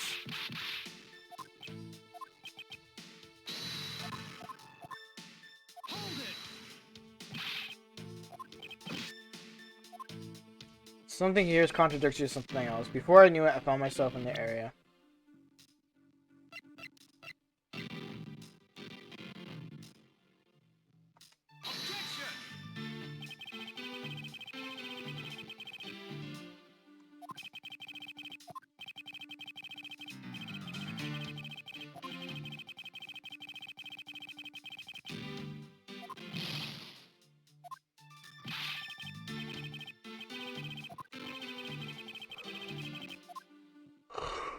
Excuse me. I pressed on every one of his statements.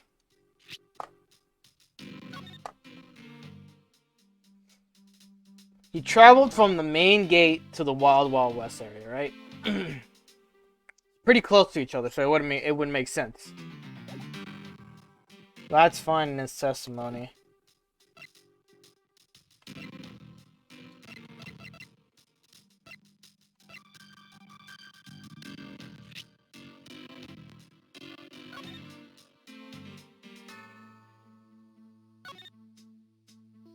Despite the fact that the fatal bullet went clean through the body, there are little blood. I didn't read this part.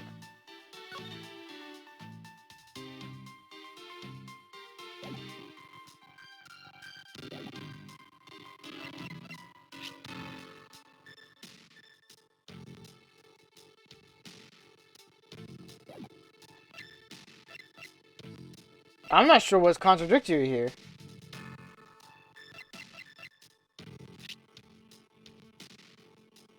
It's parked inside the Wild Wild West area garage.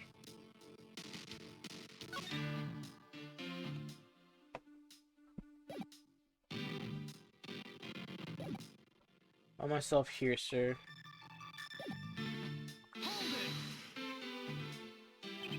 How did you wind up all the way over here? In the middle, you see your kids. The kid decided to fight me. He chose a drop kick. He reminisces about the drop kick.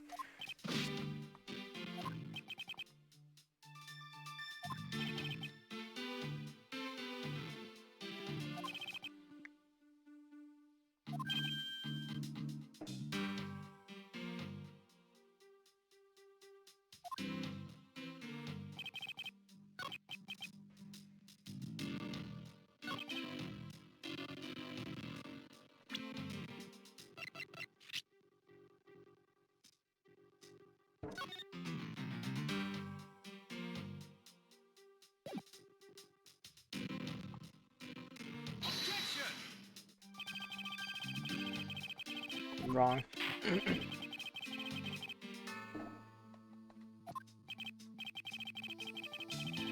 culprit's doubting you, Mr. Prosecutor.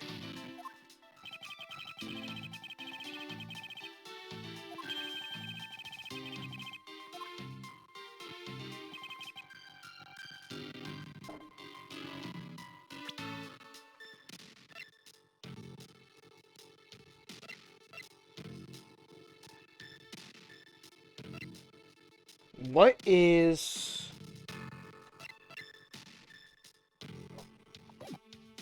What is the contradiction in this? True, sir, I wasn't assigned to this area, sir. I was told to check every square inch of the main gate area, sir. I also went looking for the kidnappers while selling dreams in the blue Badger mobile, sir. But I got completely caught up in my role selling dreams to the children, sir. Before I knew it, I found myself here in this area.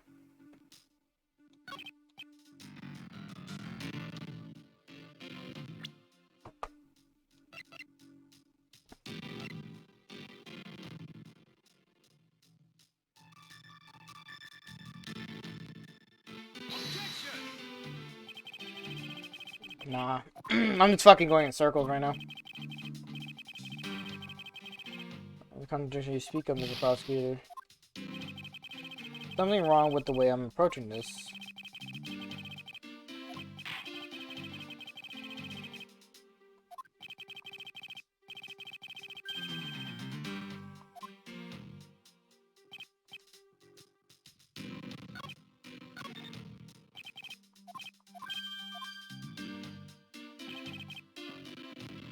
Let me press everything one more time, because I'm like, wait, hold up, what?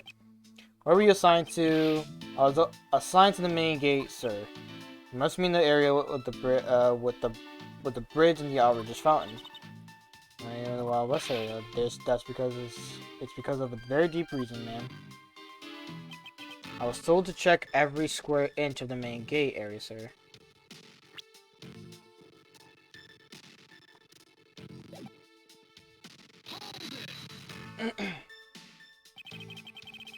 Describe for me how you conducted your investigation. Yes, sir. Well, first fuck. The only people that seemed to gather around me were little girls, sir. Well, what did you expect when you're dressed like the Blue Badger? Thought I had no choice at that point, sir, so...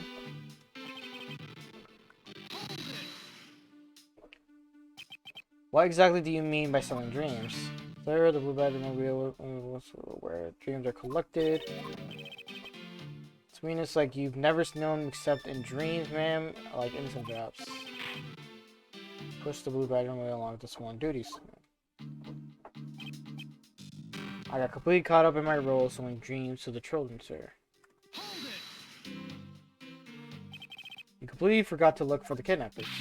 No, sir, of course not, sir. Your enemy gets quiet. Absolutely right. Well, you gotta prove it. To be frank, I'm selling kids dreams. I'm better at selling kids a few small dreams than looking for a big crook, sir.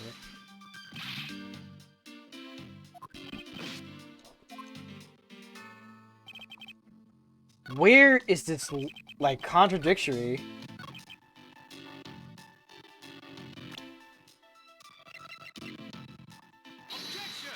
No fucking shot! I need to know why. I think it's because I haven't read it. Officer Meekins, I would appreciate it if you didn't tell such transparent lies. Sir, I'm lying, sir? Yes, you are.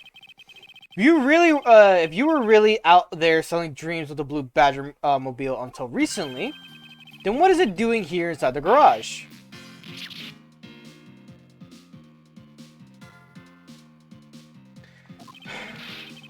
Actually, I just lost track, sir. Lost track of what? By the time I realized that the Blue Badger mobile was nowhere to be found, sir. Which would mean it was perhaps stolen. And that's when I came back to this area thinking maybe it was in the garage, sir. Oh, you found me, Mr. Edgeworth. A likely story? Who do you think is going to buy such a convenient tale as that? So convenient about his story. The car getting stolen is completely unbelievable, even for a cover story. But I think we can assume that the car was used alright to move the dead body. What? You killed the victim at some distant location, Officer Meekins, and then you used the Blue Badger mobile to transport it all the way here. You're coming with me. But it wasn't me, sir, the killer, sir. It wasn't me, sir. Agent Lang, wait. What do you want now? We still don't know where the real scene of the crime is. You can't say we know all the facts of this case, let alone the truth. I told you, truth schmooth, I couldn't care less. Our job is to catch a crook. You'll find out your precious truth after we arrest the guy and take him in. That's the job of you prosecutors in your fancy courts with your logic. As for us, we don't have that kind of time to waste.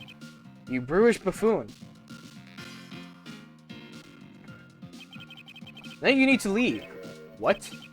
You need to get the body to autopsy and you guys are getting in the way. You would interfere with another one of my investigations. Hey now, let's not forget who holds the actual authority to conduct investigations here. Ugh. I'm afraid the one doing the interrupting is you, my ignorant little pretty boy. Ugh. Now be a good fancy boy and get out of my sight if you don't. I'll arrest you for obstruction of justice. That was part 1, I think.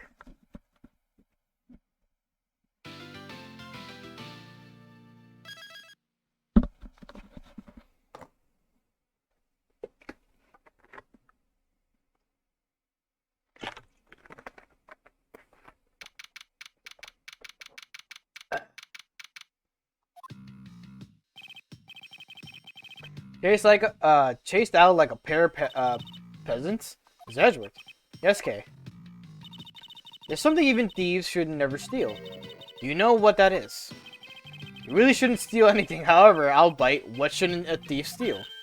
A life. It's too heavy of a burden on your soul to get away with it, ever. That's something we can agree on. Well said, Kay. No matter what we may try, murder is one crime that can never truly be hidden. And I intend to prove that by my own hands. When I apprehend the murderer myself. Alright, and I'm going to work extra hard to be a good assistant. Let's go. Someone never said she could be my assistant. I'm just going to drop the issue. First thing we should do is locate the real scene of the murder. Miss Edgeworth.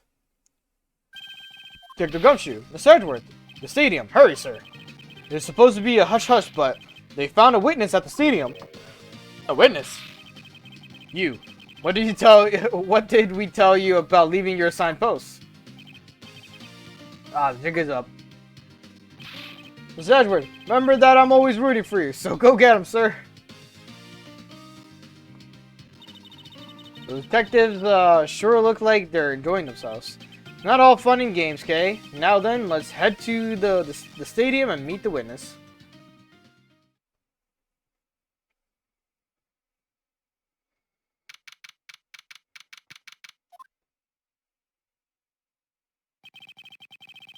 Thought there was a witness here.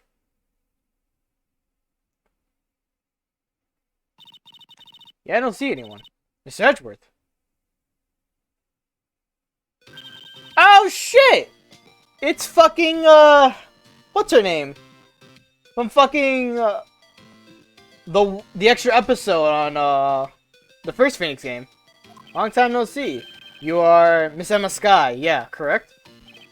This girl is the younger sister of my former superior, Lana Sky. 2 years ago, we stood in the same courtroom together as witness and prosecutor. But I thought she had gone to Europe to study forensics. Can't believe you remember me, Miss Edgeworth. Of course I do. How have you been? You look to be in good spirits. Are you still studying abroad? You bet. More than anything, I want to investigate crime scenes scientifically. I've been studying non-stop every day to become a top-notch forensic scientist. But it's spring break now, so I thought I'd come back for a bit. I see.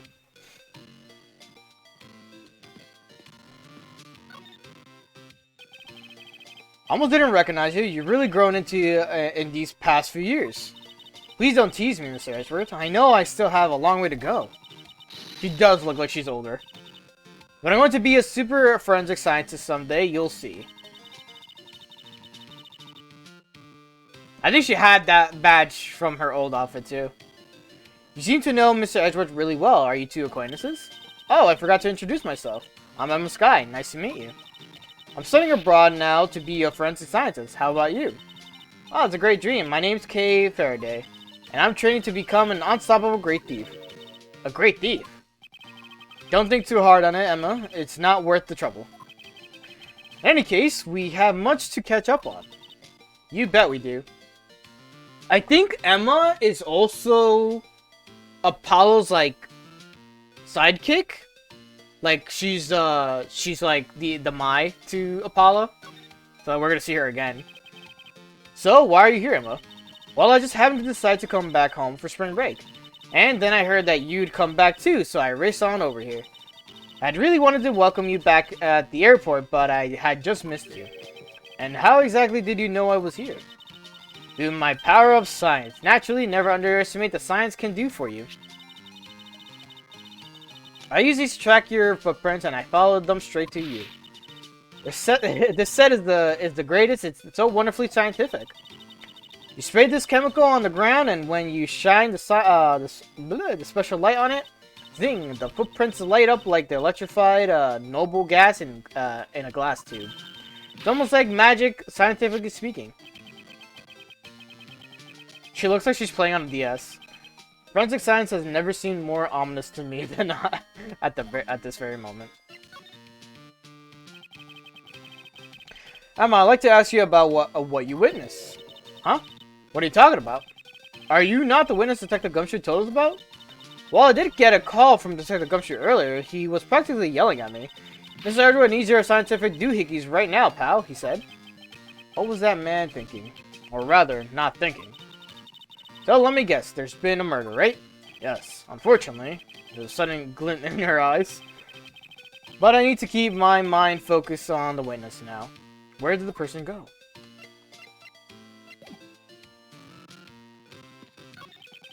So this is another Badgermobile.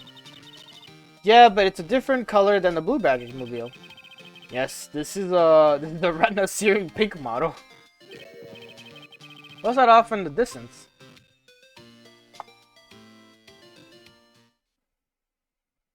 Look. Oh hey, it's the pink badger. Badger get! Badger, badger, badger, which is what does she see in these silly things?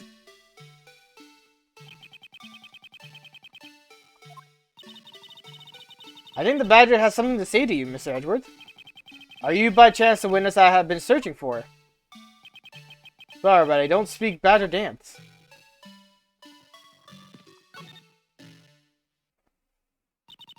Tough love. Oh my god. Fucking old bag. I can't take being inside that stuffy head anymore. You're... No! Why are here? Why now? I first met this woman 3 years ago. She was a witness in one of our cases. She has since gone out of her way to pop up unexpectedly and cause me great grief. Edgy poo. Why couldn't you understand what I was trying to tell you? I mean, really. Pick up and convey to you. I am sick and tired of that roundabout way of thinking, of talking, so it's direct. I had a bad feeling before, but this just made it official. Today has gone beyond the typical not my day into the realm of waking nightmare. So you're a friend of Miss Edgeworth too, Miss Pink Badger. You could say that, but right now I'm just a Pink Badger, dearie. You may look the part, but I know better than to trust my eyes around this woman. My name is Wendy Oldbag, but you can call me Wendy or Granny or whatever suits your fancy. Nice to meet you, Miss Oldbag. I'm Kay Faraday. What do I care about a young whippersnapper like you? Yeesh, I was just trying to be polite. Wendy Oldbag. Weren't you a security guard at one of the Great Water hotels the last time we met? I go where I'm needed. I'm very good at what I do, unlike the youth of today. I get called in all the time to fill in when there aren't enough hands. But enough about me, Edgy Poo. I'm thoroughly dejected right now. I finally get the chance to see you again, and here you are talking with 2 young girls. Men are all the same. It doesn't. Okay, there you go. She goes on a fucking tangent.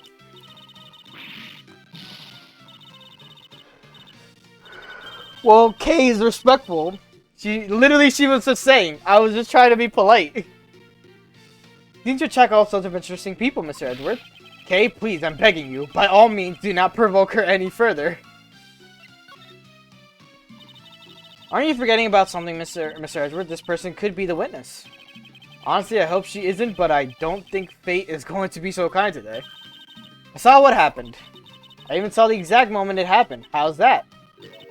So it's true. She is the witness. I don't suppose I can afford to ignore the old bag. Yes, it was just a little while ago. I saw it happen right in front of me. The moment of the murder. You mean to say you witnessed someone being killed right before your eyes?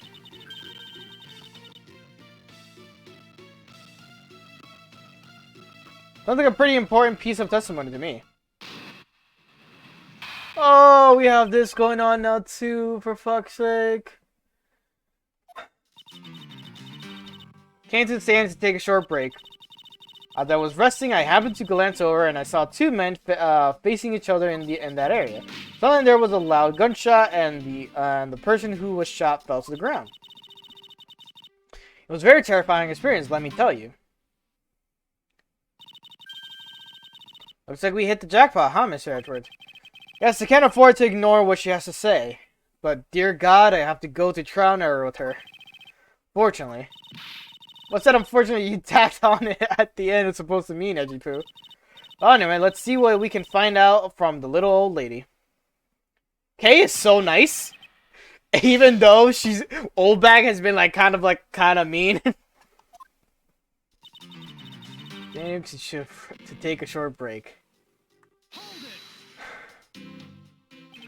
You mean you took a break from being the Pink Badger? You may not think it, but it's hard work keeping Kid Trees alive. You smell of sweat, your hip creaks with pain, you even began to dream about work. That's the kind of story that would scar a child for life, you know? That's why I chose to come take my break here, Whippersnapper. I don't plan on playing the part of a dead badger in front of a bunch of kids. So, what did you see while the Pink Badger were resting? Oh yes, that. Well, as I was resting, I happened to glance over and I saw two men facing each other in that area. You saw two men. Can you describe them for me? They looked like your average Joes, completely uninteresting and not worth fawning over. I'm telling you, they were so boring that I don't even remember much beyond that. But did they have any special features? Anything you can recall would be very helpful. Oh my, don't tell me you're jealous of those two men. Hey, she's right. You do seem pretty worked up over them, Mr. Edgeworth. I'm not worked up over anyone, and I'm not jealous. It's alright, Edgy Poo. Those two were just fowls compared to the stallion like you. I thought so little of them that I lost interest the instant I laid eyes on them. There was a long gunshot, and the person who was shot fell to the ground. They're claiming to have seen the exact moment in which the murder took place. Absolutely, that gun made a terrible racket when it was fired. You didn't try to get help, you didn't try to go help the person that got shot. I'm only one person, you smart alecky brat. What could I have done? But I took off as soon as I could to find someone who could help. Two men, one bullet is all consistent with what we found out from the body. Sadly, there wasn't exactly a lot of new information to go on in your testimony. Well, if I saw the guy again, I'm sure I could identify him for you. I mean, how do you expect me to remember anything without somebody to jog my memory? Self-centered, aren't we? While it was somewhat useful, her testimony also presents us with a new problem. Mr. Edgeworth. Yes? So about the new problem. What is that giant grin on your face for? Do you want me to show you something really nice? No, thank you. Don't be so mean. I swear it's something you're going to like. What is that gadget you're holding? What you see before you is the secret weapon of a great thief. I should have known it would be worthless. Ah, don't be like that. What do you think? What is it doing? It's projecting something into the air. I'm going to input the necessary information to run the simulation now. Once I'm done, I'll increase the size of the projection to the maximum size. Dark skies or of evening when no other bird dares take wings, one alone remains all-seeing. Now witness the true power of the real modern-day Robin Hood. Oh! What is this? It is a recreation of the murder based on the info I inputted into Little Thief. Little Thief, I dare say I think you're taking the Robin Hood thing a little bit too far. Little Thief is actually meant to be a simulator for me to plan my thefts. But I suppose if I used it like this... Let's see, Miss Oldback said the two men were facing each other, and a gunshot rang out, and the victim fell to the ground. Ah, so with this, we can inspect the crime scene as it was in the past. See? So what do you think? I have to say I'm impressed by the technology thieves have access to these days. Well, it is the super secret weapon of the mighty Yatsugarasu. Indeed. Oh, but if there isn't enough information or if something is out of place, the recreation could come out of a little strange. In other words, I can use this to authenticate the validity of the witness's testimony. You got it. Really catch on quick, Mr. Edgeworth. Right now, the simulation is a recreation of the witness's testimony. So for now, I should re-examine everything. And if I find anything illogical or strange, I can then ask for clarification. Feel free to examine anything in a simulation in the way you always do. You can even present evidence when you find a contradiction. And if you find something, you got Little Thief with me, so you just let me know, okay? Interesting. Okay. According to the testimony, the victim fell to the ground here. That's right, but if that's the case, then we've already found our first contradiction. Huh? What? Where? If this is the real scene of the crime, there's something missing there that should be here. Which piece of evidence shows a missing item? A missing item?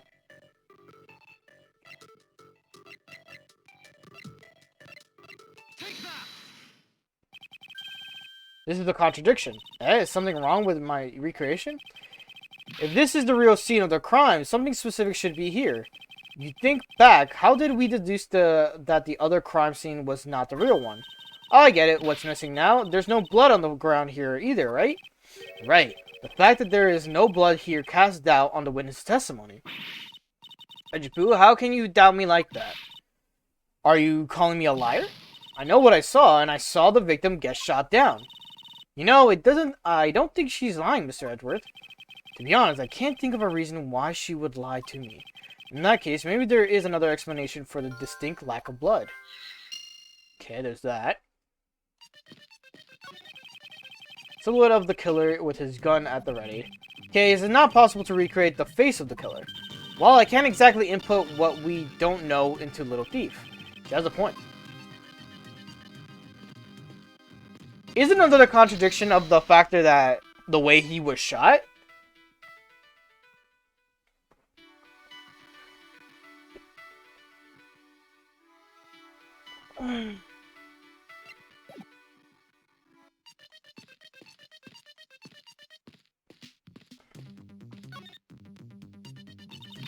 This is amazing. Just feel the power of science. Oh, because she doesn't have anything either, right? Oh, I never saw her face. She cute.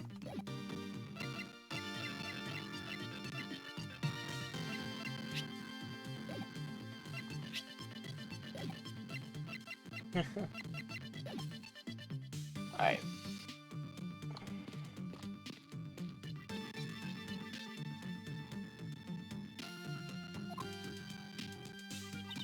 Yes. Recreation. You believe that this gadget will provide us with the proof we need?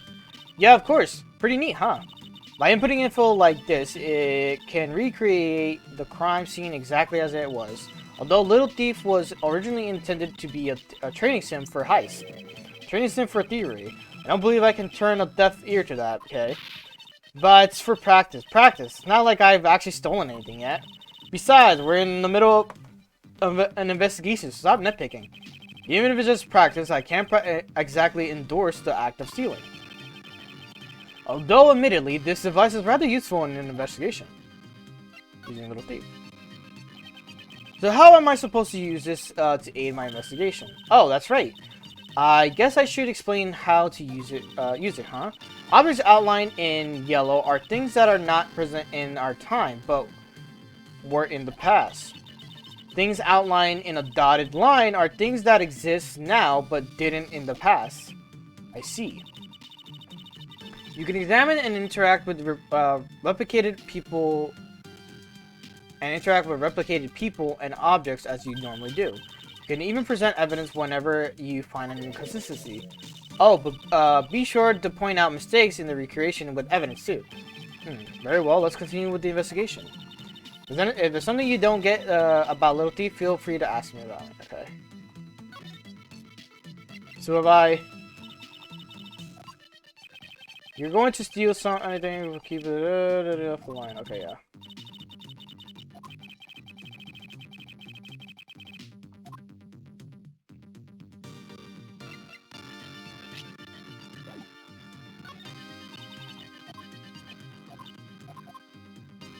Okay.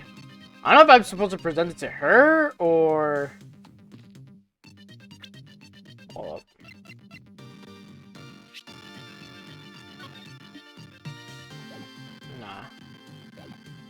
And I can't mess around with this one, right? Ready. Broke the stage down. Looks like they broke the stage down. Interesting. It means they're done for the day. Or maybe it's because a different show is scheduled to start to run tomorrow.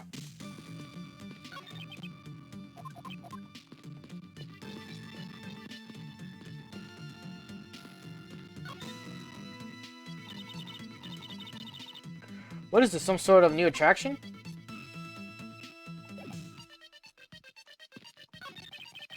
I'm fairly convinced that the victim was killed here, but then, why is there no blood? There must be some explanation for this contradiction. Perhaps I should go over all the information I've gathered one more time. I'm not missing anything, right? Alright, let's see.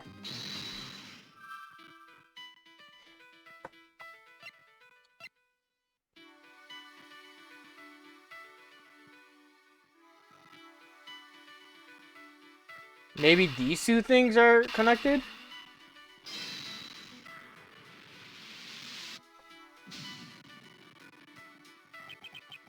The pieces don't fit together quite right. Okay, yeah. Nothing with the kidnapper or anything like that either.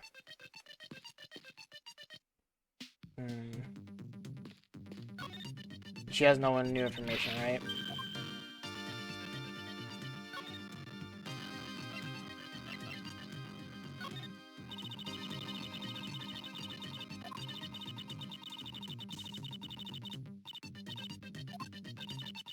It sounds like she knows what she's talking about, but she really has no idea.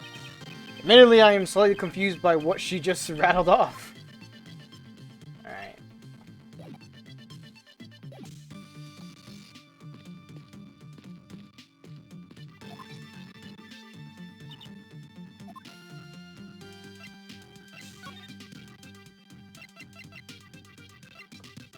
Tried those two things. Nothing makes sense, though. Examine, examine.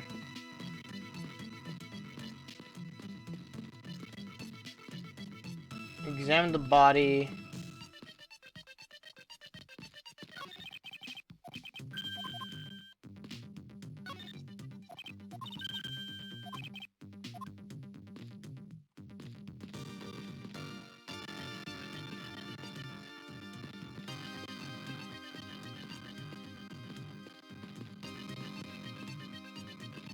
I'm truly trying to figure this out right now. Oh, wait.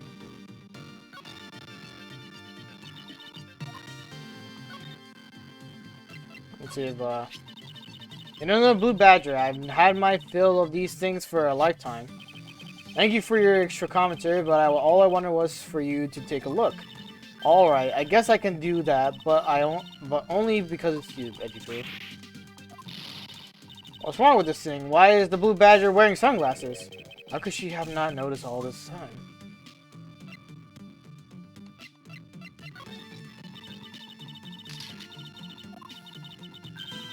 The mascot characters of this park. It's not like you are the mascot character. Well, one of them, anyway. We have no idea how hard it is to be one. You're not allowed to talk at all.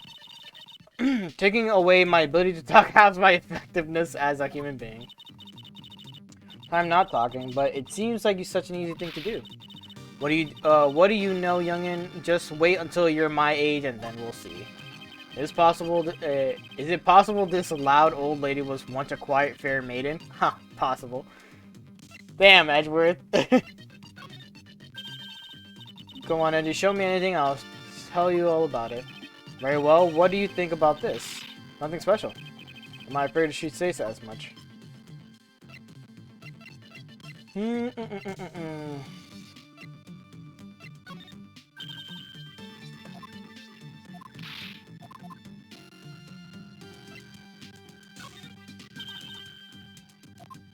only had a few responses to some things. Ugh.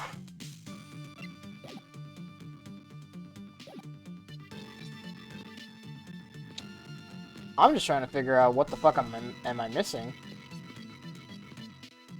examine. We can't examine back there, right? This is the same thing overall.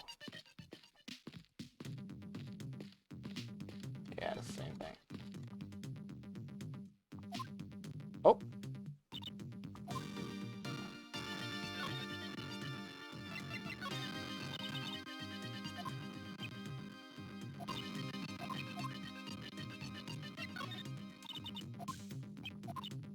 I was trying to see if I could find out any new information right here.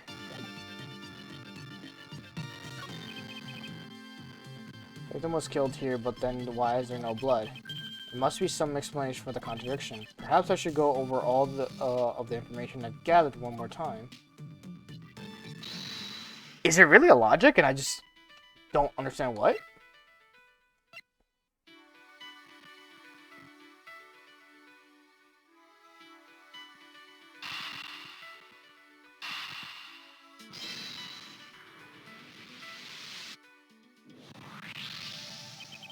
Okay, there you go. It's not possible that the victim was wearing a costume. So, you really think that Mr. Decan was one of the kidnappers? I think we can reasonably assume there is a very good chance that he was. And that if he was shot while he was inside one of those stolen costumes, then Mr. Decan's blood would be inside the costume instead of on the ground. Precisely. Now, if only we could prove that the victim was wearing a costume. You'd think it'd be pretty easy if we could find some footprints. But the problem is finding them since there doesn't seem to be any around. Footprints, huh? I wonder how we can go about finding one of those.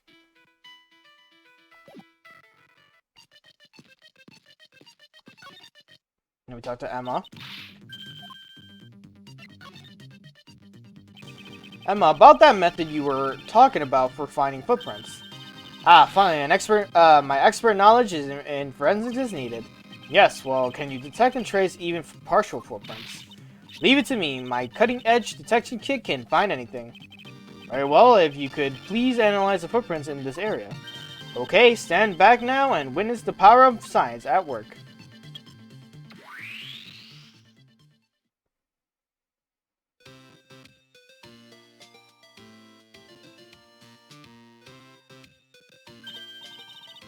Hey, I found something. Look, right here. Or right there. I don't see anything. Oh, that's right. Here, put these special glasses on, Mr. Edgeworth. These footprints. These footprints here were definitely left by a badger costume. Judging by the way the prints are layered, those seem to be the newest. Then we can conclude that the victim was definitely wearing a costume at the time.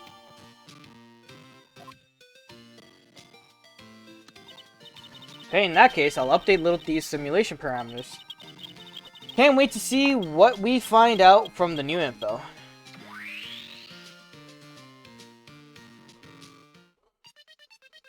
What?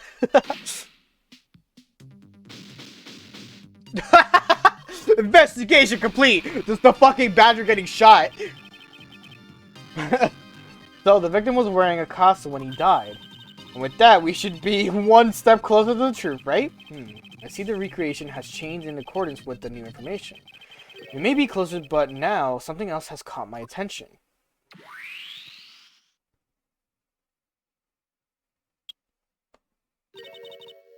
What do you want? Your testimony, naturally. I'd like to hear it one more time, if you please.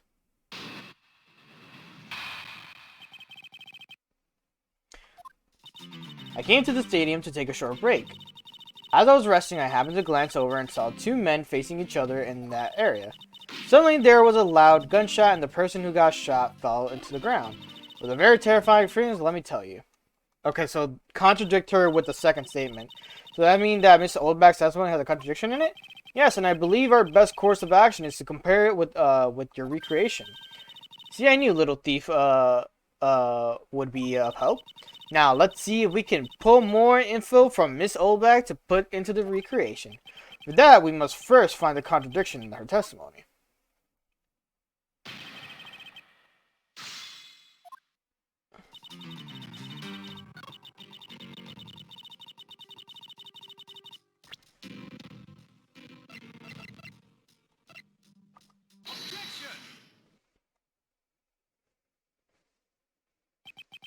Two men.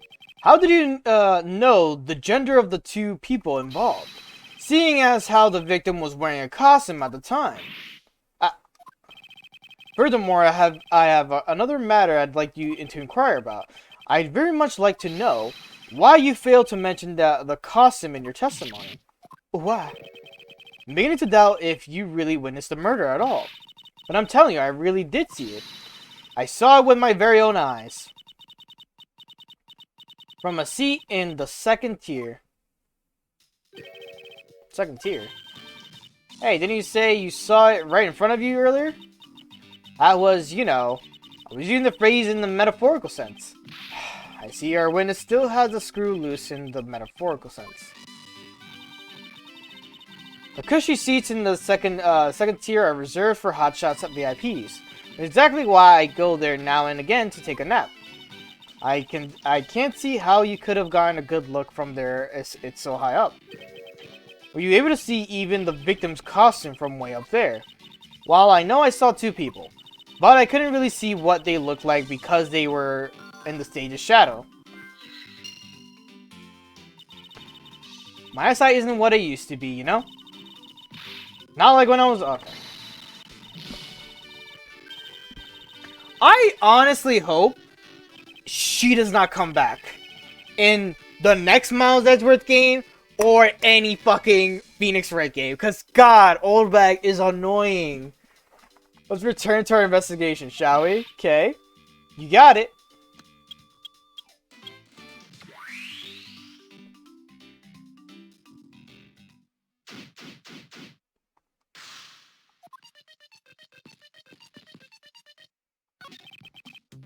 It's a silhouette of the killer with his hand gun. Okay, is it possible to recreate? Yeah. The new silhouette of the victim is in the costume. Silhouettes can change depending on the information I input. But Little Thief can recreate more than just people. So investigate a way we may find some more info will be accurate. Alright, sounds like a plan. Where's this leading to?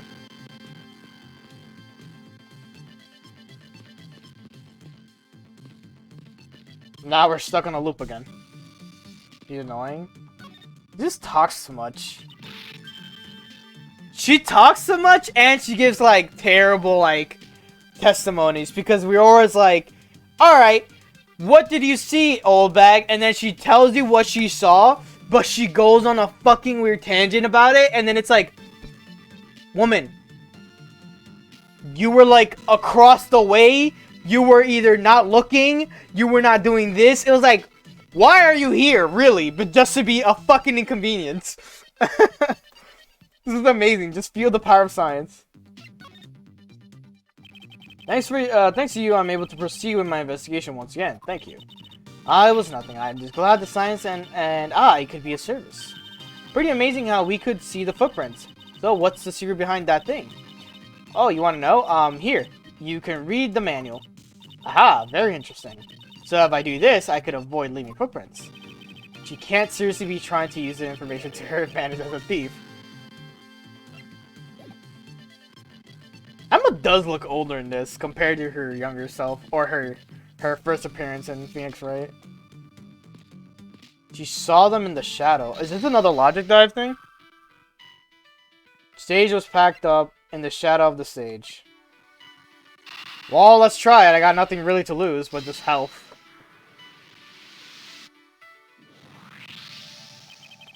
Yep, there you go. That woman's testimony is to be believed. The murder occurred before the stage was broken down. Do you want me to input that bit of info into Little Thief? Yes, if you please. Okay.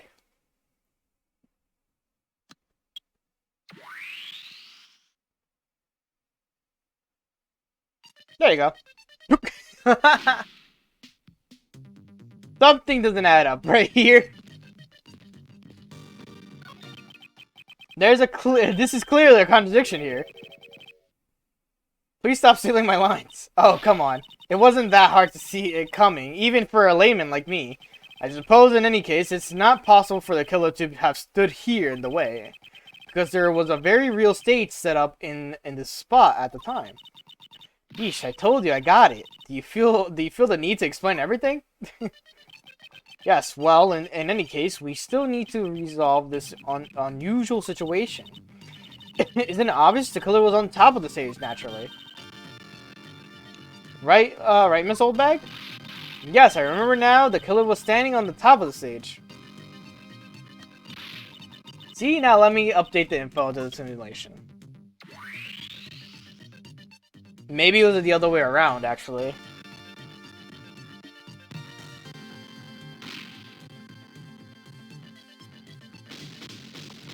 Is it?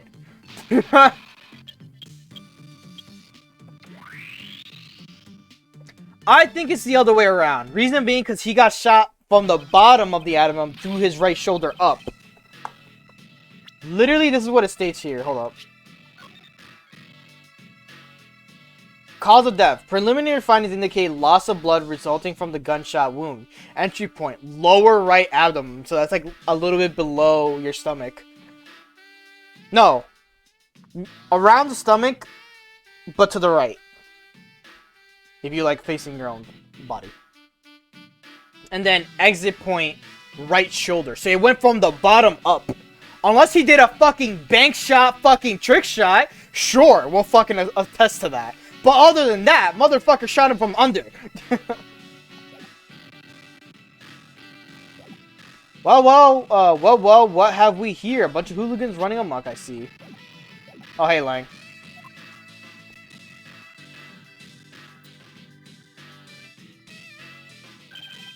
Agent Lang, how nice of you to join us. Well, I can't have you going around messing up my crime scenes. Agent Lang, we've discovered that the real scene of the murder is here at the stadium. I see. Thanks. For what? I'm just trying to show you my appreciation for all the time you saved me. Who knew that such a strange little toy could recreate a crime scene like that? Little Thief is not a toy. You two, sir. Are they re-putting up the stage? Yep.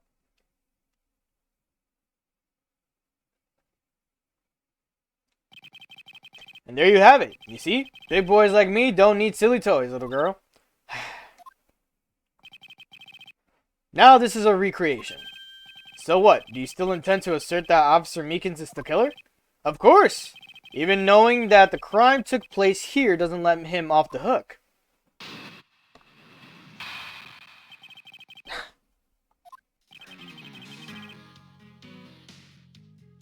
You know, Agent Lang's coat?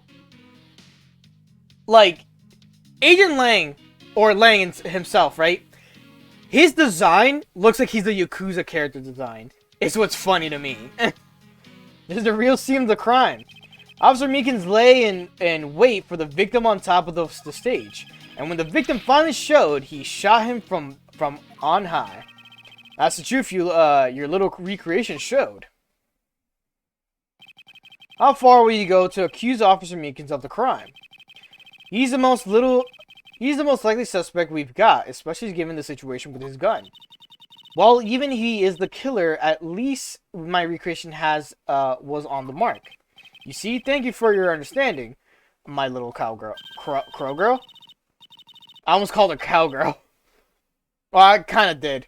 I'm not some common crow. I'm the Yatagarasu, the Raven of Legend. Unfortunately, your conclusion has yet to be tested, so let's see how well it holds up.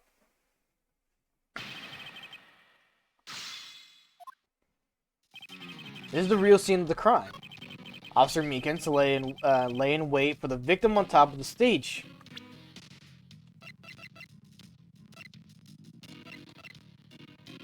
Wait, but that's contradiction to like where he was.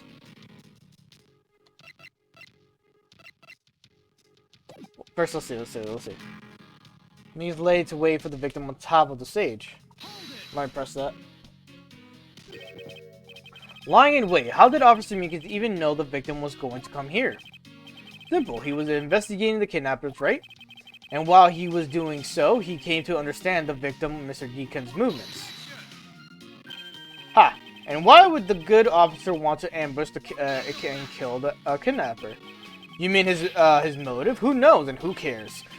You can find that out for yourself when you talk to him in jail. You have no respect for the order of law. Don't get me wrong, but I need more than there's no motive to convince me otherwise. It's right. The lack of a motive is a rather weak argument by itself. So the officer lay in wait at the top of the stage. And when the victim finally showed, he shot him from on high. Ah, but sir, the contradiction is right here. Tisk tisk, my good sir. I'm terribly sorry, Agent Lang. I should have warned you that our recreation is incomplete. You cut in quite unexpectedly after all. What's that supposed to mean? You said that the victim was shot by the killer from up above, correct? I hate to break it to you, but that's not possible. Huh? Why not? Recall Mr. Deacon's body specifically, where the gunshot wounds were located. Actually, I didn't get that good of a look. Oh, well then. The bullet entered, Mr. Deacon in his abdominal region. Yeah, like, that's where the stomach is, a little bit to the lower left. Or lower right, if you're looking at yourself. And exited his right shoulder. This is more consistent with an angle shot from beneath the victim. Unless fucking Officer Meekins fucking pulled off a 360 no-scope bank shot to the ground up to the floor, but other than that, yeah. Then, yes, our recreation had the victim being shot at the angle from above. A clear contradiction.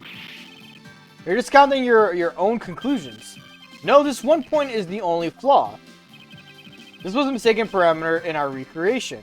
The stage's location, the witness's location. Yes, the locations of the killer and the victim were wrong. I get it. I see what you're trying to say.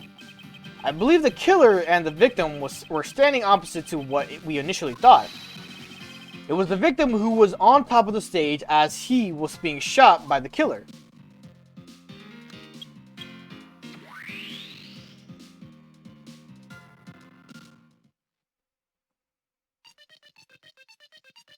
That would make more sense.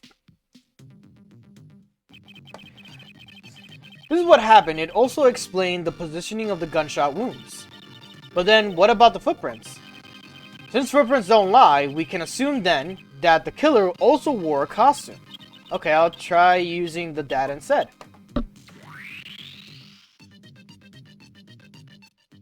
They were both in costume. I feel like it should be a little bit lower and the stage should be a little bit higher, but other than that. Judging by the fact that both the killer and the victim were wearing costumes, I'd say it was a killing between the two kidnappers. That would be the most natural conclusion. What do you agree, Agent Lang?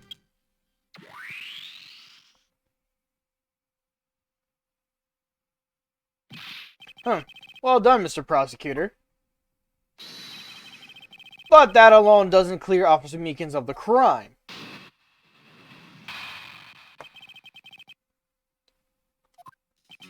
I ask that you take another good look at the tire marks over there. The three marks are indicative of a blue Badger mobile.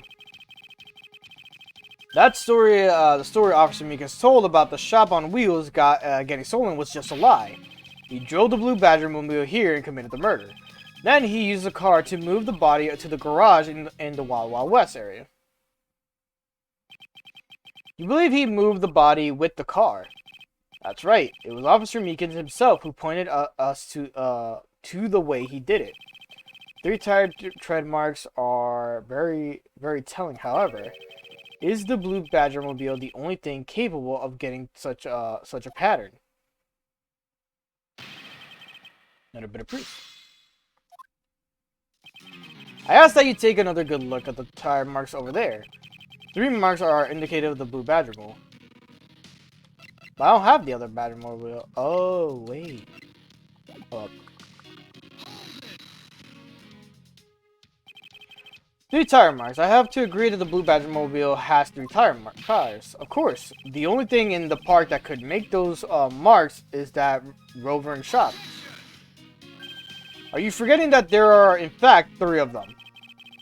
You can't simply ignore the pink and the proto-Badgermobile, Agent Lang. Of course, I didn't say it couldn't be either of the other two.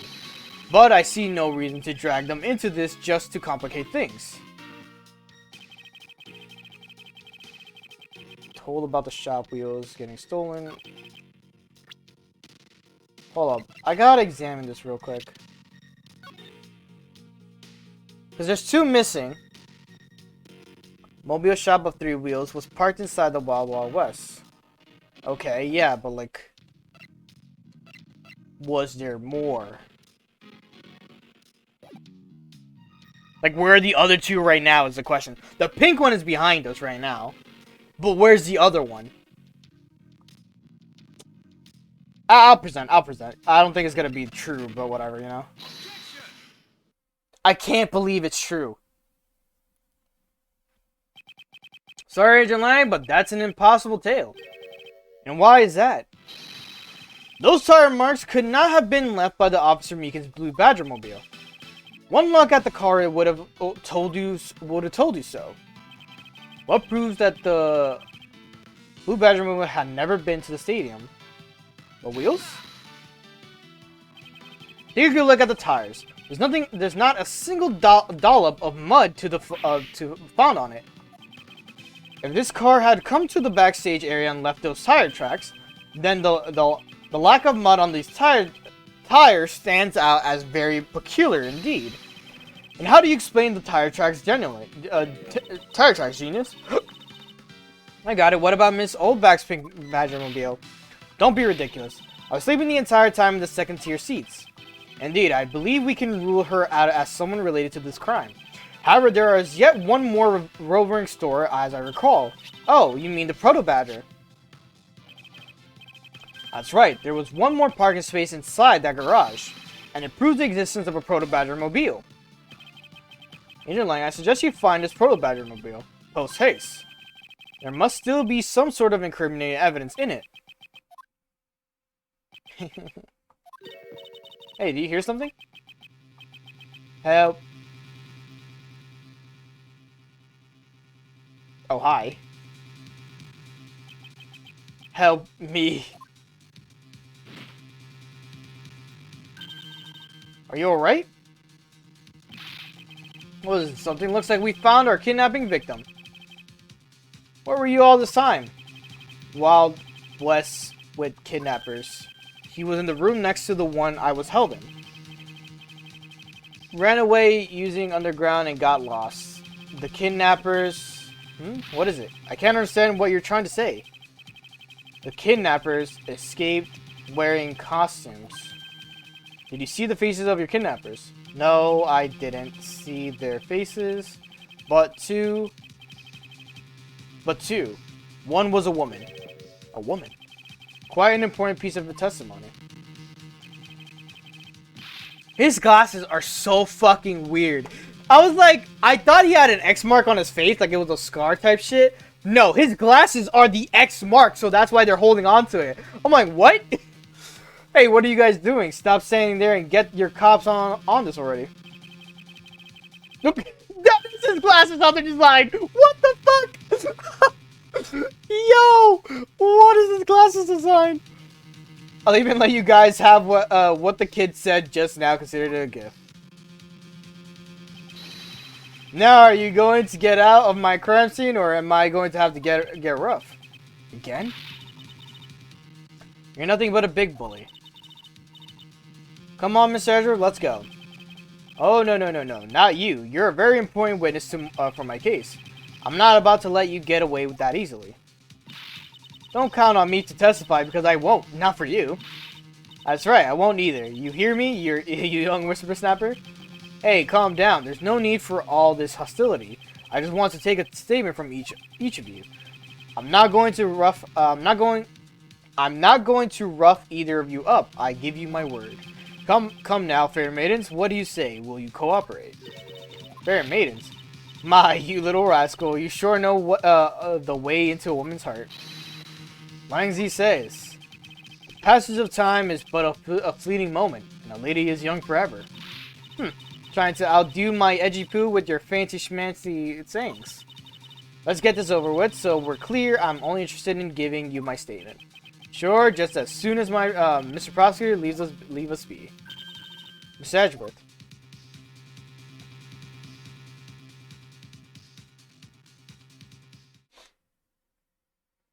Hey, we're here. Alright.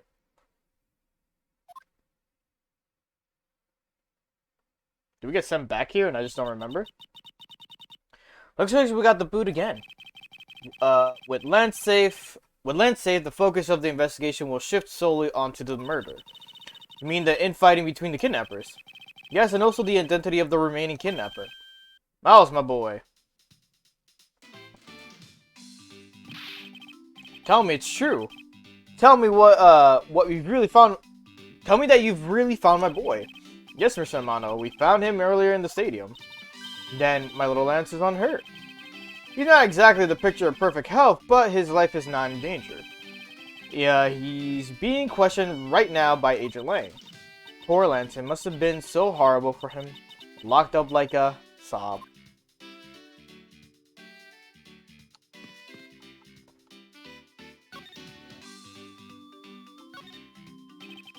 Molly, my boy, I can't thank you enough. It was nothing. I'm still in shock over what happened to Oliver. But I have to say I'm relieved that Lance is alright. Oh, that's right. I mustn't forget to pass this on to Lance as soon as the police are finished with him.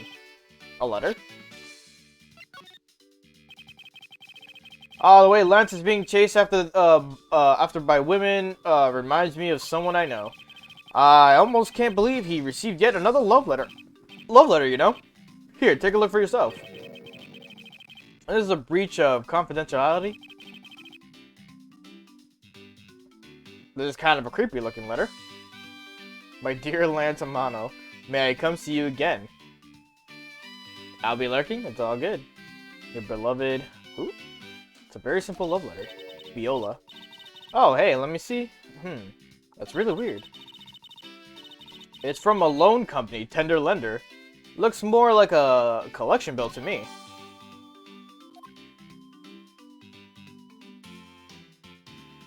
I'm playing comp Overwatch. You want to hate yourself, apparently.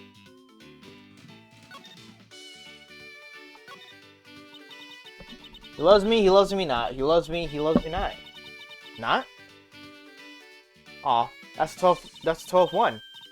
No, you can't give up, Lauren. Just one more time. Or one more try. Excuse me, but I can't help but feel a bit sorry for all the flowers you've gone through. I suppose if they were me, then. Blush. I believe you said that you are Lance's girlfriend when we first met, correct? Yes, I am, but it's not like we both think of each other as lovers. But he did give me this ring, so I guess we're not just friends either. I mean, because this isn't just any ordinary ring. Tastes so sweet when you lick it. And it's so wonderful. You mean to tell me that he gave you a lollipop ring? So which is it? Have you guys not decided if you're going out, or is it just one-sided? Decided? Shouldn't the parties involved naturally just know? My father used to work for Mr. Armano, and so Lance and I grew up together. Gasp. I said it out loud. I don't see how that's anything to be embarrassed about. So your father was an employee of the Amano group. What did he do? I heard his job was to fly around the world. On Pegasus. Pegasus? Oh, Pegasus was the name of the airplane. The airplane belonged to the company. Yeah, I mean there for a second. But now it's all changed. My father, he isn't around anymore. Oh, I see. About 10 years ago, he rode in Pegasus off to somewhere and never returned. Riding Pegasus to whereabouts unknown. Sounds like the stuff legends are made of. It's been so long, I don't think I'd recognize him if he were to ever meet again. So sorry, Lauren. But I won't give in to the sadness. I have to live. Yes, Lauren, live. About this incident. But isn't the kidnapping already over and dealt with? I've been here the whole time, so I'm afraid I don't know much about the other incident. How did you come to know that Lance had been kidnapped? Oh, that's because of my woman's intuition. You base everything on that? I know everything when it comes to my Lance. It's really strange. It really must be destiny. Blush. She started fantasizing again. So what are you going to do now, Mr. Edgeworth? We established that there's a good chance that the killer is the other kidnapper. It's my duty to figure out who this other person is. I believe there is one location that might hold a clue or two. Isolation room, crime scene, kidnapper's hideout. What? What would that be? The isolation room? Place where we were held as prisoners. Hold it. Don't lump me in with you. I can't allow you to slander my good name as a great thief by saying I was captured. Not being able to escape from somewhere qualifies you as a caged bird, okay? Besides, we checked that place out pretty well while we were there, remember? Don't you think it'd be an even better idea to check somewhere else? Perhaps you are right. What I really need right now are leads to the killer's identity. I believe there is one... Do we know what that is? The obvious location is the kidnapper's hideout. But we're still not allowed in, remember? Agent Lang and his men should be done with this area.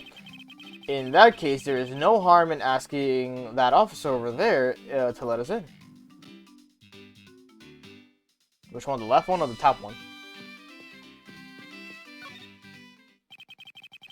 What do you have to report? Sir, nothing unusual or out of the ordinary, sir. Where have I heard such redundancy before? Is it possible for you to let us take a look around inside? Sir, roger, sir. That was surprisingly hassle-free. Are you certain? Didn't Agent Lang order you not to allow me in? Sir, that's true, sir, but Detective Gumshoe asked me personally to let you in, sir. And I couldn't refuse a request from him. Well, it looks like Detective Gumshoe has a following. Furthermore, I was asked to give this document to you, sir. What is this? Colin Devoray! Yes! Male, 5'8". Dominant hand right. Good to know. Whereabouts are known after escaping from Penny Dent Prison. Stole a gun from a guard during his escape. We thought he might head for where his... Okay. This man in this picture, isn't this Mr. Oliver DeCon? But the name here says Colin Devoray. That's the same name as the one on the back of the pendant. It appears that Colin Devoray was his real name. What's this? He was convicted in a case 10 years ago and sent to prison. What? Then what was he doing here? Apparently he broke out of jail and then just vanished. He must have become Oliver DeCon to cover up the fact that he was an escape felon. I want to read the last part of that. Now I'm sure what's going on, I'm not sure what's going on anymore. Is there some sort of link between the victim's past and the current case? These police documents are rather detailed. It'll take the time to give them a thorough read eventually. It's fine, let's focus on one thing at a time, starting with the kidnapper's hideout. Yeah, I agree. We should investigate first, think later. More than thinking things through, I think you should try remembering things first. Now then, if you could please unlock the door, officer. It was locked up until a little while ago, but since then, the door's been wide open, sir. I'm not sure I follow what is it you're saying. Care to explain to me a bit more in detail? Sir, the door was locked down tight when they went to check out the room. So they got about 10 officers to help out and break the door break down the door open, sir. I see. Guess that means I get Agent Lang's leftovers. Well, let's see what we find.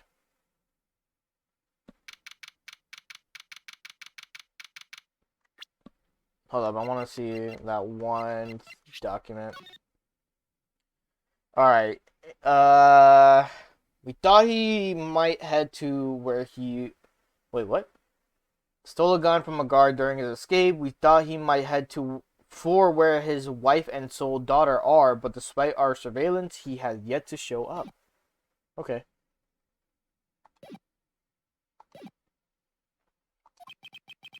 This is where the kidnappers planned their foul deed. While you were tied up for a while in the room next door, hee. Okay, please, must you bring that up again? Now then, down to business. There might still be some clues left in this room. Let's try to find out what we can. Let's try to find out what we can Let's try to find out what we can of the other kidnapper's identity. Let's try to find out what we can of the other's kidnapper's identity. I think there has to be a comma between the can and of. Or maybe... No, yeah, maybe? I'm not sure. I can't grammar, so fuck what I know. Kidnapper's hideout. Let's see what we have here. What have we here? Looks like a sword. A broken sword. Strange. Why would it be broken like that? Swords don't usually break on their own. That's true. Alright then, let's think about it in this way. Maybe it broke when someone was trying to use it for or on something. Hypotheticals aren't going to get us anywhere. Perhaps we should think more on this later. The door is thoroughly broken thanks to the police who forced it open. I won't rest until I've inspected every suspicious looking nook and cranny.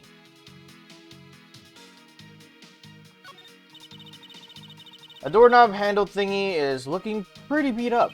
I suppose that's what happens when 10 officers break their way into with brute force. Hey, that's odd. The lock on this is completely fine. Look, not a single dent. But how is that possible after what the officer told us?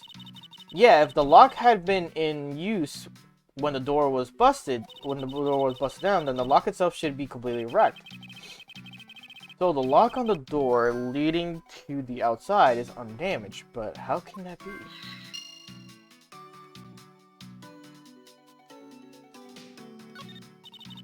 Looks like a sword, a broken sword. Strange. Why would it be broken like that? Those are usually... Okay, yeah, we saw this. That's true. Alright then, let's think of it in this way. Someone trying to break a door or something. Hypotheticals aren't going to be again anywhere. Okay. Okay. The panel that hid the entrance to the underground is propped up and wide open. Be careful of where you step, Kay. I only fell into the that other opening once, you know.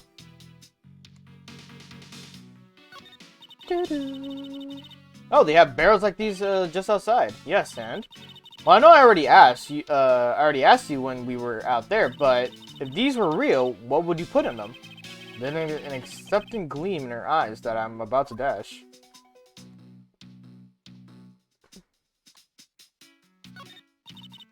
Oh, that's okay. That's the same thing.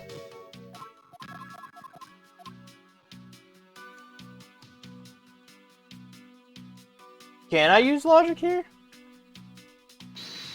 Or first, let's see if this matches up with this. X is the connect one, okay.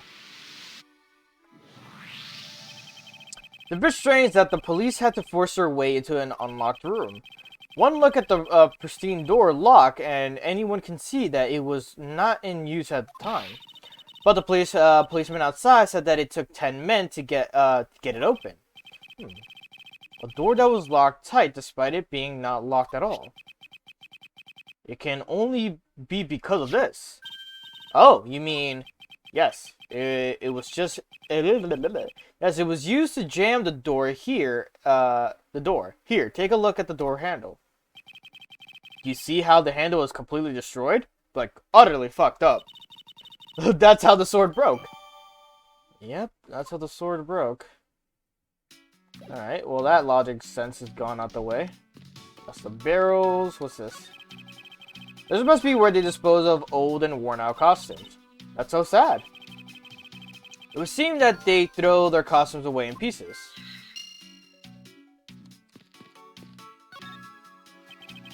Won't rest until I've inspected every suspicious looking nook and cranny. Cheap styrofoam cups. Looks like only 3 cups were used. 3 cups, I see. I wonder what this key is to. Yeah, me. It reminds me of the key we found in the other room. That's it. This must be the key for one of those trapdoors. That wasn't a trapdoor. You only call it one because you quite literally jumped into it. Hey, but isn't that what you're supposed to do when you see one? I am not having this conversation with you. Poster of Gatewater Land is stuck on this wall. Intrigue, fun, prestige. Gatewater Land has it all, and it's waiting for you. Not especially catchy, is it? Fucking Edgeworth just has to judge. Bowling chairs, and by the looks of it, they were probably used by the kidnappers. There are 3 chairs set around the table. Don't tell me I gotta logic dive like the 3-on-3. The 3 cups, the 3... Edward. I said Edward. Edgeworth. The common denominator between the cups and folding chairs is the number 3. Speaking of which. The number of missing costumes is also 3. Wait, but I thought there were only 2 kidnappers. Indeed, something isn't adding up, literally. Is it possible there is a 3rd kidnapper that Lance didn't see? Okay. Thought that we might uncover the true identity of the kidnappers, but instead we've only uncovered more questions that need to be answered.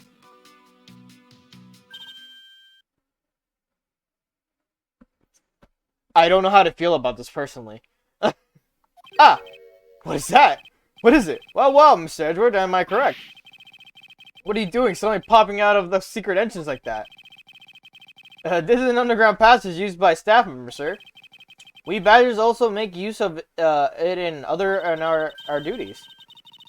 Look, why don't you get out of there first and then we'll talk, okay? I beg your pardon, miss. Proto Badger, get. Alright, only 1 more to go. What are you getting all excited about? Did you forget? The photo rally, duh. See, look, now all I have to do is get a picture of the Bad Badger and I'm done. Ah, yes, I vaguely recall a contest or something of that sort. Good little context here and there. What? It's gone! But where did it go? What happened? What's wrong? A Bad Badger costume is missing, sir. Oh, is that all? Well, it's missing because the kidnapper stole it. I heard about how they were stolen, but they said that only 3 of the costumes had been taken. What? Is he saying that more than 3 of them are gone? Mr. Proto Badger, please tell me a little more about these costumes you use. Before that, let me examine this mirror. What's up, Mr. Edgeworth? It's a broken mirror. It probably came from the haunted house. Why is this here, and are they planning to repair it? Okay, and I guess we talked to him first. What did you mean by a Bad Badger costume is missing? Why, just what I said, sir. We are 1 Bad Badger short. Counting the spares, we have 2 of each costume on hand at all times. Okay, so because one of them is walking around in the park, the other should be in that room. Actually, both of them should be in that room. Huh? What do you mean? Normally, we don't use the Bad Badger costume. In fact, we only use them during a certain event at a set time each day. It's a stage show where the Bad Badger wreaks havoc around the park. And the other Badgers must work together to apprehend him, sir. The speech is that such a show exists. Well, sir, I was just trying to explain to you the only time we use that costume. Then doesn't that make it near impossible to take a picture of the Bad Badger? Personally, I can't believe that it's this close to showtime and there's no costume. Oh dear, what am I to do, sir? All this basically means that the kidnapper stole 4 costumes in total. Then are you saying there are 4 kidnappers? No, I don't think that's very likely. Oh. Recall the costumes for a minute. The stolen ones, you mean? What proves that the 4th kidnapper does not exist?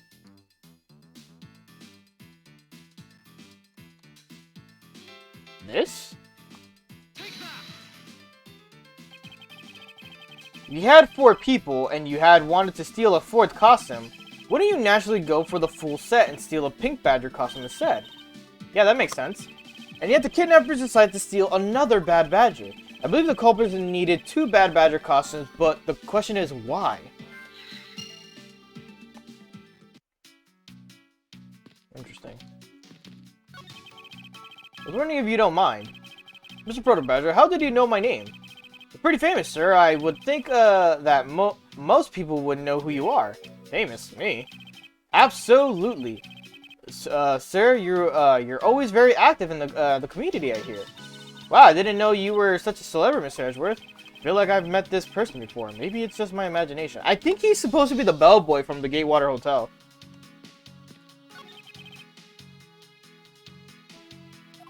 Oh yeah, it's the same conversation. Okay, so we got that out the way. Yeah, there's a trapdoor in this room too. Not a trapdoor, it's an entrance for the underground passage, Kay. I know that. The door leading to the outside world was locked. So Lance must have escaped his prison through here. I think I gotta do some logic diving. So this is the room next to the one we were held prisoners in. You know, I took a peek in here through the door from the other room. As did I, Kay. Anyway, if this room was truly the kidnappers' hideout, then that means there should be some clues to their identities here, right? I don't know if there are. However, the probability is quite high. I believe that the thorough combing of the room is necessary. Okay, are you participating in that Blue Badger photo rally? Yeah, I figure since I came all the way, I might as well. Plus, I want that prize. The prize? It's a handcuff-shaped notepad. Wait, or is it a notepad-shaped set of handcuffs? Either way, they both sound incredibly useless. Hey, you don't know that, and I'm sure I can figure out what to use it for. Whichever it is. Notepad might be useful, but I don't see when she will ever need this set of handcuffs. Not what I wanted.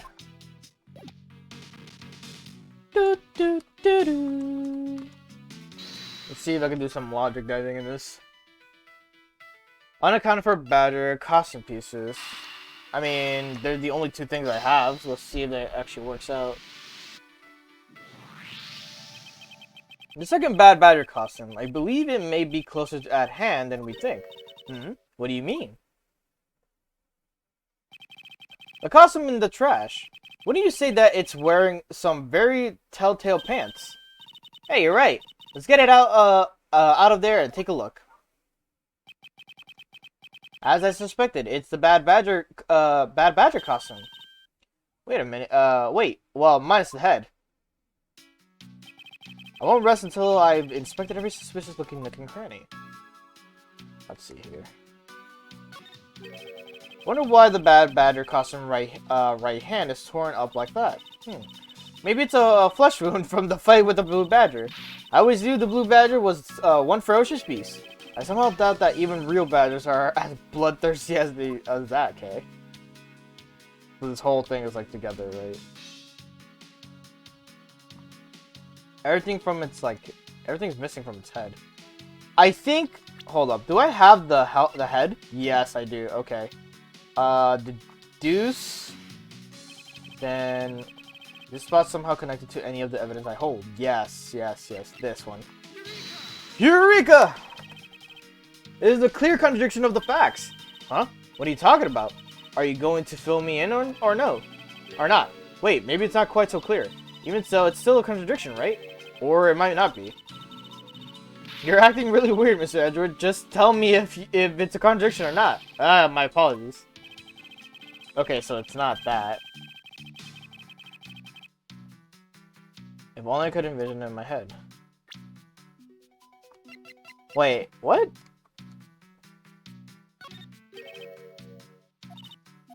Just talking about the hand.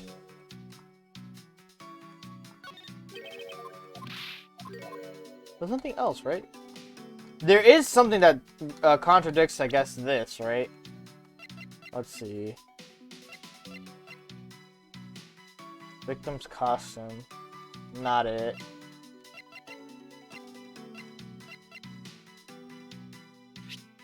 I have the head, but I don't have... That would be the other piece, right? Oh, would this... Is this supposed to say, like, this is the other costume?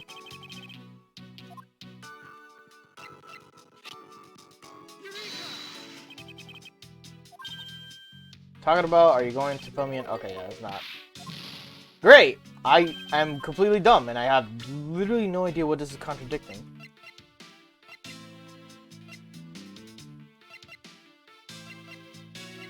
Or maybe there is no contradiction.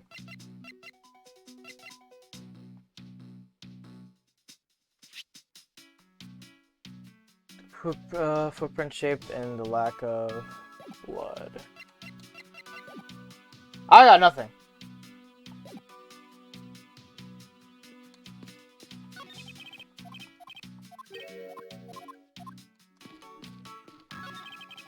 Beyond this door is where the kidnappers held you after getting jump on you. Must you keep reminding me, but it's the room where I got to see your awesome Niall face. You didn't need to remind me of that mortifying moment either.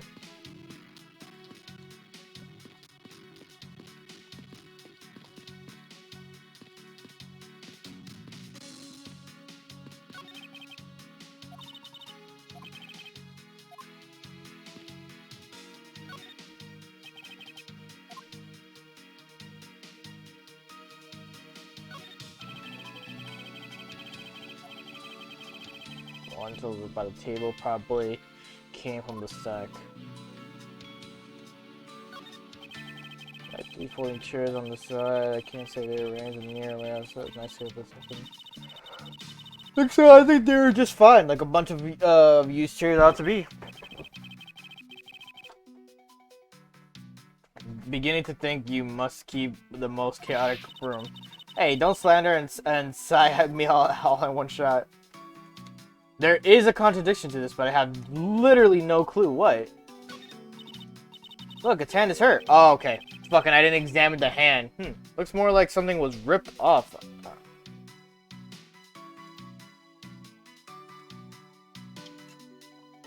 What would he have that would be ripped off besides the gun, right? Okay, yeah, so this is like, it switches over. Just making sure like I'm like examining everything of his body.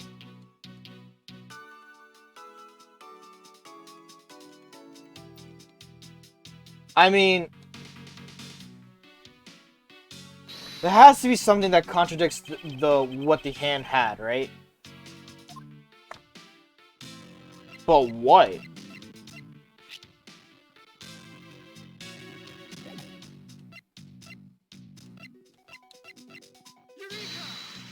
Fuck it, I'm just throwing caution to the wind. Nope, cool.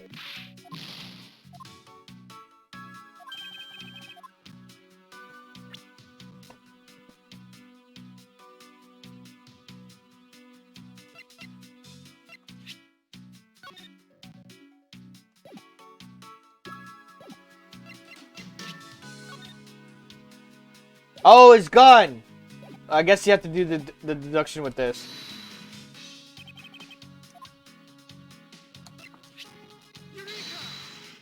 There you go, yeah, okay. I believe what we have here is an inconsistency. Between what? Look carefully. Our customer is not holding something in its right hand that it should be. Oh, the gun! Precisely. The Blue Badger was designed to always hold a gun in his right hand. However, you there. Did you remove the gun from the this bad Badger's right hand? No, I did not, sir. The gun is supposed to be securely attached to the costume. As I thought, the rip itself confirms my hypothesis that the gun was forcibly removed. Mr. Proto Badger, the gun is, of course, not a functioning weapon, correct? Absolutely not, sir. It's just a model gun. However, it can fire blanks. We need to use them for the stage show. It seems that our kidnappers also had a need for the model gun, my dear custom friend. Okay, there you go.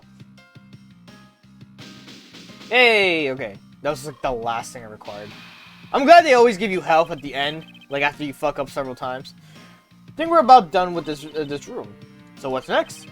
Well, we found a few answers, but there are still a few things left that we have to ask a certain person about. Let's go, okay? I don't know who the certain person is, but we'll see. Wild Wild West. Miss Edgeworth, sir. You gotta hurry, sir. Come on. What is it, detective? They found a blue badger costume down in front of the main gate, sir. What? Isn't that the one the kidnappers was wearing? Bingo. That's why you've got to come to the main gate with me right now. If we hurry, we still might be able to get there before Wolf Boy does, sir. Alright, let's make haste to the main gate. To be continued. Really? Is that already part 2? That was way quick. That was like 30 minutes. So now we're up to part 3, and then I guess it goes on part 4? Part 4?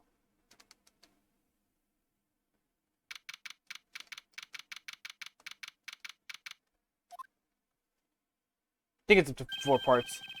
Where's the costume, Detective Gumshoe? Just on the other side of the fountain, sir.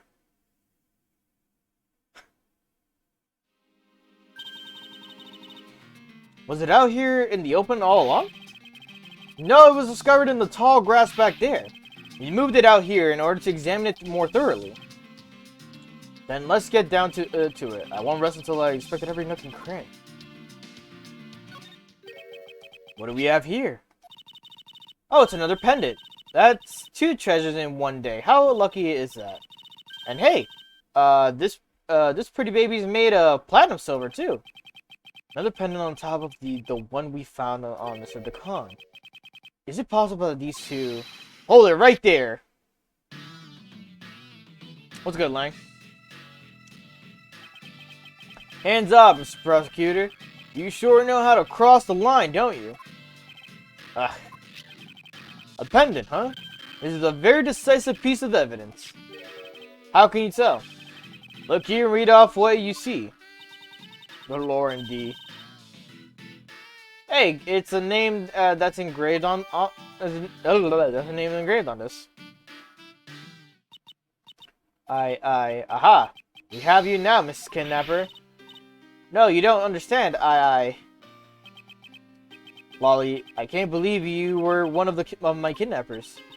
Lance. You're kidding, Miss Pups? Pups? Or Pumps? Was one of the kidnappers? Pups. Yes. It was me. I held Lance hostage. So Miss Pops is one of the kidnappers. But even knowing that, I can't call the case solved. Or over. Hey guys, case closed. Get the car ready. I mean the special one for this young lady. Ha. Again, Mr. Prosecutor? What is it this time? Are you proposing that Miss Pops is also the culprit in the murder case? What happened? I thought Officer Meekins was your suspect. We found it. Found what? That officer's gun, he literally dropped it in the middle of a thick patch of grass. Your country's police are a sham. Just look at how careless they are. Who are you calling a sham? The officer's gun didn't show signs of having been fired, so it can't be the murder weapon. Officer Meekins has been cleared all of charges, I see. And that's when a brand new suspect comes walking onto the scene.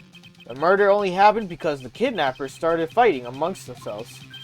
As I recall, it was you who said that, right, Mr. Prosecutor? Miss Pops, did you really kill Mr. Decon?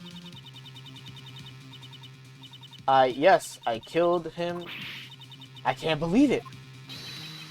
Ha ha ha ha ha. Thanks for the confession. Agent Lang, it's much too early to declare this case closed. Look at you, so sure of yourself. We got a culprit's own confession and some very incriminating evidence. What more could you ask for? Miss Lauren Pops. Yes. I want to hear from you. Tell me your side of all that has happened today, from the kidnapping to the murder. But why? I'm a kidnapper and a killer. Isn't that enough? She's about to cut her own hair.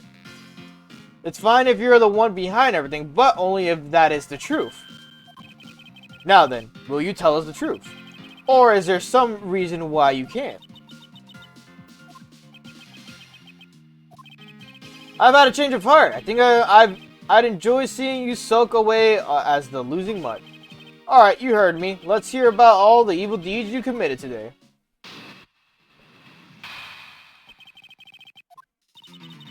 No one who came up with the kidnapping plan was the butler, Mr. DeCon. We knew that we could get rich by holding Lance hostage. Mr. Amano would pay anything to get his son back, after all. Everything was going according to plan, but as soon as we got the money, Mr. DeCon turned on me and tried to kill me. There, you're satisfied? She just confessed to her crime the second time. At least you have the guts to admit what you've done. I can at least respect that much. Miss Pops, is what you said really the truth? Yes, it is. That is the truth. It certainly isn't the whole truth. Because there is something that seems a bit too improbable in her confession.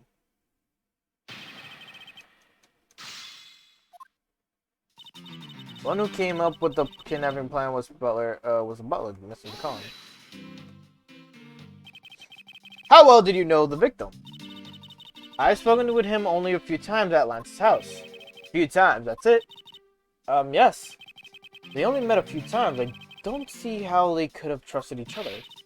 If you hardly ever talked, then how could he trust you? That's the same plan. That's completely irrelevant. He was planning to betray her from the very beginning, which is why he chose someone he wasn't especially close to. Isn't that right, Shihana? Excuse me. Yes, however, Mr. DeCon made a very poor choice. In the end, he was killed by the one he intended to betray himself. Yeah, I bet he didn't see that one coming. We knew that we could get rich by holding Lance hostage. You knew? How did you know something like that? Oh no, what should I do? Okay, what's wrong with her now? Come on, isn't it obvious? You're making your scary face again, that's why. Why don't you try asking her in a nicer, more gentle way? No, stop it, Lauren. You're always like this. You always fall for the stern-looking ones. That's why you'll always be unhappy. Or maybe that's it. She's been bewitched by your icy glare. Mind your own business, Kay. Now then, Miss Puffs, let's continue with your testimony. Oh yes, of course. Mr. Mono will pay anything to get his son back, after all. Why did you believe that? Anyone who knows Mr. Amano would think the same. I bet Lance is that old man's greatest treasure. I suppose he would be to a doting father like Mr. Amano. I always figured that was it. That was it too, and I was always envious of Lance for it. Oh, because your dad's. I got this pendant from my father, and I believe that as long as I have this, I'll find my father again someday. He'll welcome me into his arms, riding on the back of Pegasus. That pendant, she must truly believe it to be the wings of a Pegasus. Everything was going according to plan, but as soon as we got the money... Would you mind telling us a little about the plan itself? Well, first we captured Lance. Oh, how did he do that? Well, Mr. DeCon did that on his own, so I don't quite know. And here I thought you knew how to steal people away. I shudder to think what she would do with such knowledge. Sorry, I really don't know, but somehow Mr. DeCon was able to contain him. All we had to do after that was wait for the ransom to be paid, but... Mr. DeCon turned on me and tried to kill me. Why do you think he did that? He did. I have no idea, but maybe he had planned on doing so from the very beginning. Miss Pups. Wait, Mr. DeCon planned to kill Miss Pups from the very beginning. Is that ever really likely to happen? What should I do? Should I raise an objection? Raise an objection.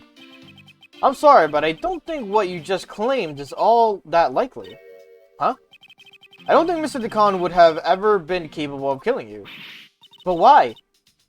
We were total strangers. It's not uncommon for people to kill each other over money. Miss Pups, you really are clueless, aren't you? What do you mean? You never knew what your role in this kidnapping was, nor do you know who you really are. But I do, and I can show you with a piece of evidence that proves that Mr. DeCon wouldn't have been able to bring himself to kill Miss Pups. It's the pendant, right? Yeah. Why are you showing this to me? So what about the pendant? The horse pendant, along with this piece of evidence, shows who you really are. Does that really have anything to do with the pendant? What the heck? Of course not. I suppose not. There's something that is very clearly connected to this pendant. This pendant is the key that will open the door to truth.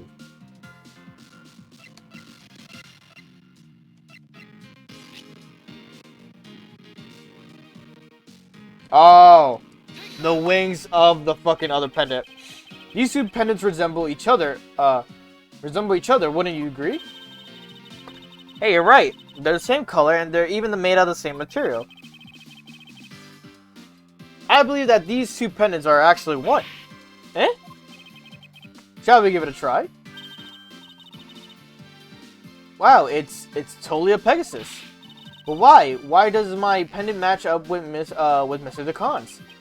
You're a smart lady. I'm sure you can imagine why that might be. What? No, that can't be. So the two make a set, huh? It's just another trinket. It's not as though this changes anything. You lack imagination, Agent Lang. Very well, I'll show you with this evidence. Here's the piece of evidence that gives meaning to the Pegasus pendant. Now it's the thing, right? Oliver DeCon was just an alias for this man. His real name was Colin Deveray, the name that is etched on the horse pendant. What? An alias? I suppose he had to hide the fact that he was a felon somehow in order to live. And it makes sense given what is written in Mr. Deveray's dossier. But I really wanted to point out was this. A specific section in what reveals the true meaning behind the pendant.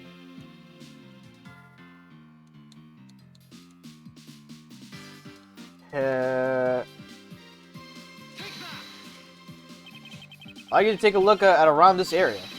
As long as he says, the Tidman never reached the land of the truth. You have to be more specific. Ugh. Alright, then I'll direct you to the exact location. Specific section of which reveals the true meaning behind these pendants. Escaped from cunning prison, stole a gun from the guard under his grave. We thought he might have poisoned his wife and sole daughter are... The sole daughter part? Mrs. Deveray had one daughter, and her name is Lauren Puffs. That's a lie. That person was not my father.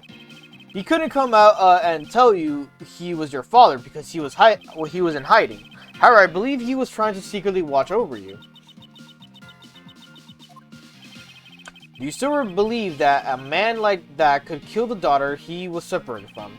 Or even that such a man would allow his daughter to get involved in a kidnapping plot?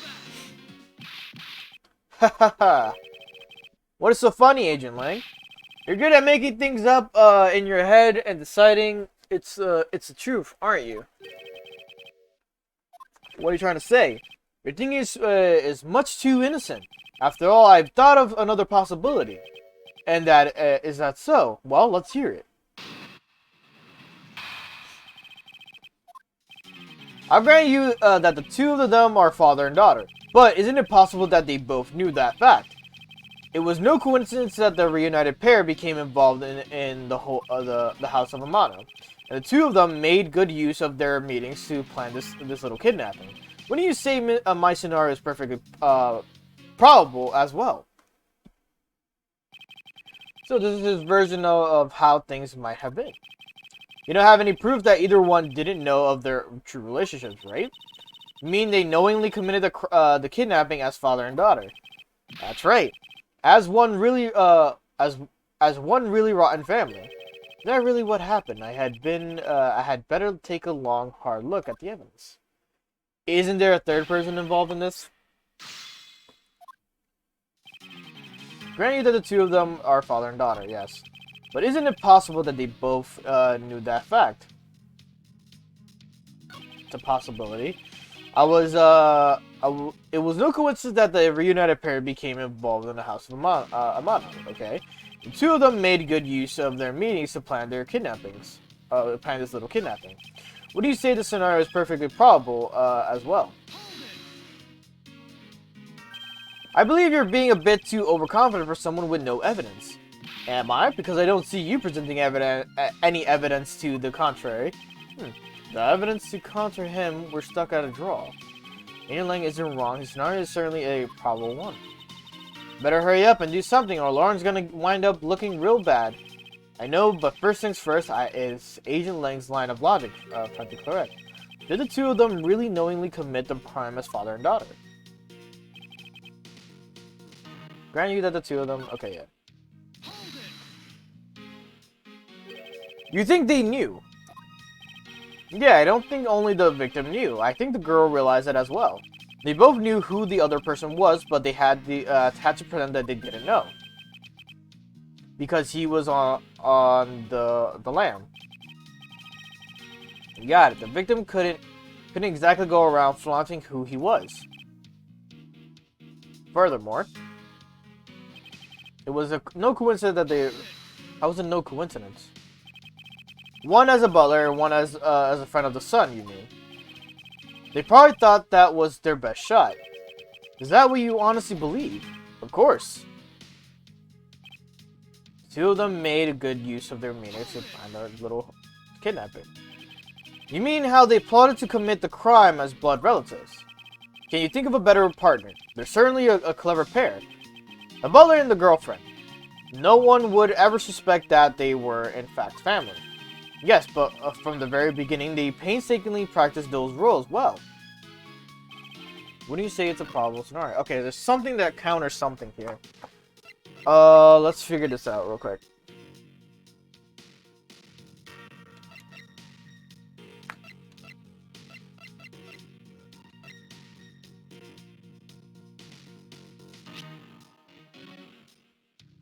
That's not it, yeah. What counters what here, though? I grant you the two of them are father and daughter. I haven't actually pressed on this.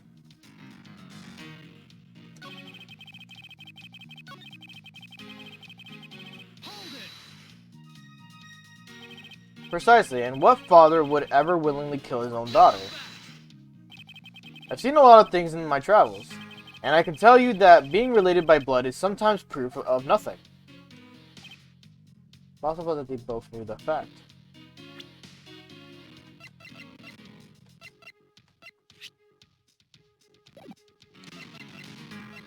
Man, if I had that testimony, maybe that would have been good. Body was moved, shot from ABD through shoulder, touched the cheek, check buttons.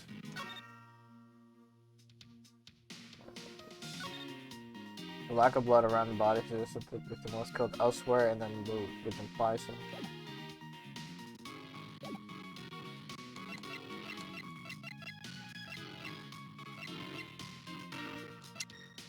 I got nothing that contradicts this.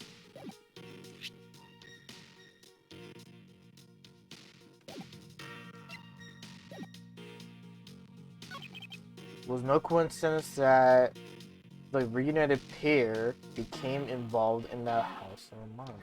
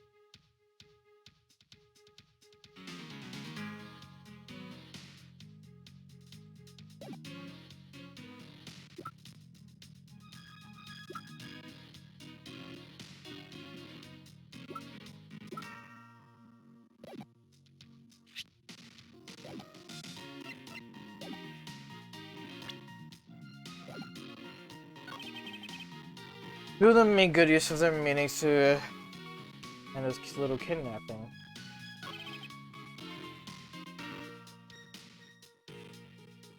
Looting the same missionary is perfectly probable as well. I press on everything, so I'm not sure.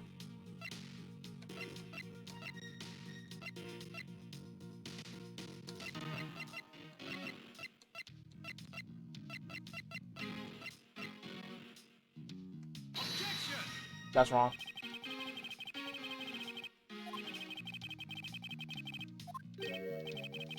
So it's not your eyes that are flawed, blah blah blah, yeah.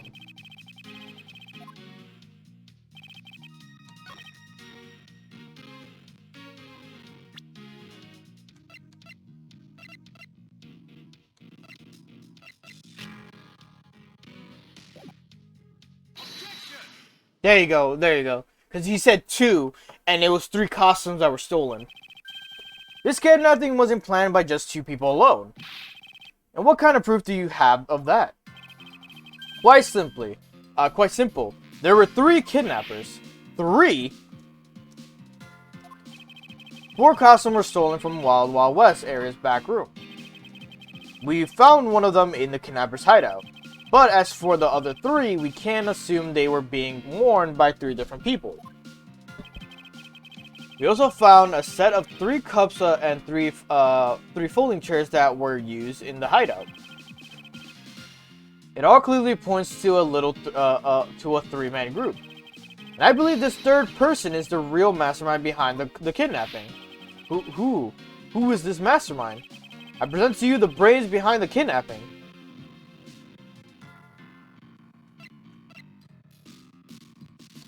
Not Oliver. Not Lauren. Is it Lance? Oh my god, it is! Lance Amano? Yes, this abduction was in fact schemed up by Lance himself. Recall what he said when he appeared before us. Did you see the faces of your kidnappers? No, I didn't see their faces, but two. One was a woman. However, there were 3 kidnappers, which is in direct contradiction to what he said. But, I know I only saw 2 people. This guy was being held hostage. It's possible he couldn't see all 3 of them. Ah, yes, but when you were being held, yes.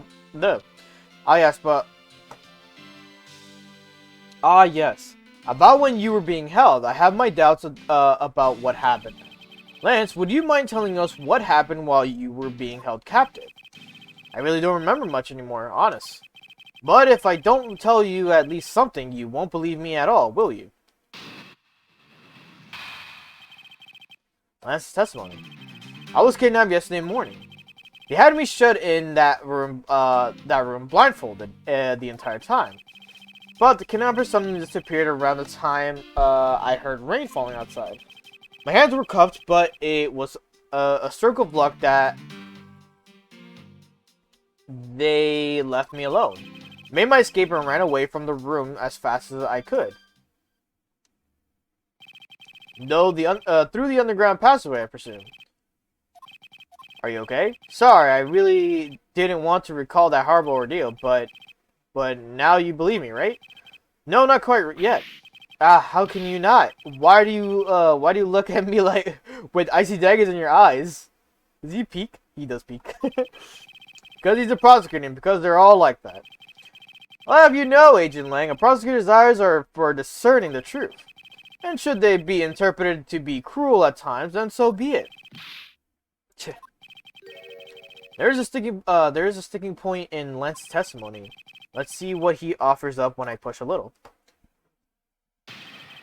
Okay, I kind of saw what he said, where he stated, I was blindfolded the entire time, and then he states later, I was able to make my escape through the tunnel. Yesterday morning, they had me shut in a room blindfolded the entire time. By that room, you mean the room that in the kidnapper's hideout, correct? Yes, but I was blindfolded the whole time, so I didn't know that until I made my escape. And you were in the same room as your kidnappers. They spoke in hushed tones, but I could catch bits in their conversations. It was definitely two people, and one of them was definitely a woman. I was so scared I could tell they were nearby, so I didn't dare make a move. But the kidnappers suddenly disappeared around the time I heard rain falling outside. My hands were cuffed, but it was a stroke of luck that they left me alone. I made my escape and ran away from the room as I could. How did you manage to escape? I wanted to just get out of there, but the door leading outside was locked, which is why I had to use the underground passageway to make my escape. I remember our escape to be equally as hard. It is an invaluable piece of testimony. I mustn't let it go unexamined. The door leading outside was locked tight, so I had to use the underground passageway. But here's the thing, Lance. That's impossible! Because the door was actually unlocked! You just had to remove the sword! Like my good friend. You say that the door leading out was locked, but was it really? Hold up. The man got out of the cuffs and then recuffed himself again. Motherfucker, what? Wow. We're talking about the room behind the saloon, right? Look, I heard that it took quite a few men to get that thing open, right? Shihana? Shihana? Yes, that's correct. Then take a look at this. What is that? A sword? It's not an especially reliable one if it's broken like that. Allow me to start from the end. My conclusion is that the door was never locked. It was simply held shut by this sword, which was used to jam the handle. Lance, even though your hands were cuffed together, you could still use them. If that's the case, then why did you not just simply remove the sword and escape? Why didn't I? I was disoriented. Yes, that's it. I didn't notice it. As if I should accept such a bold-faced lie. You locked yourself in that room because you had to make yourself look like the victim. But you did not, in fact, possess the key to the door. That is why you used a prop sword to improvise and create a prison of your very own. You've been making this guy out to be one of those kidnappers for some time now. I wonder if you've forgotten something very important along the way. And what would that be? A motive. What else? Do you honestly think that an upright, pure boy like him would hatch up a completely pointless scheme such as a kidnapping himself?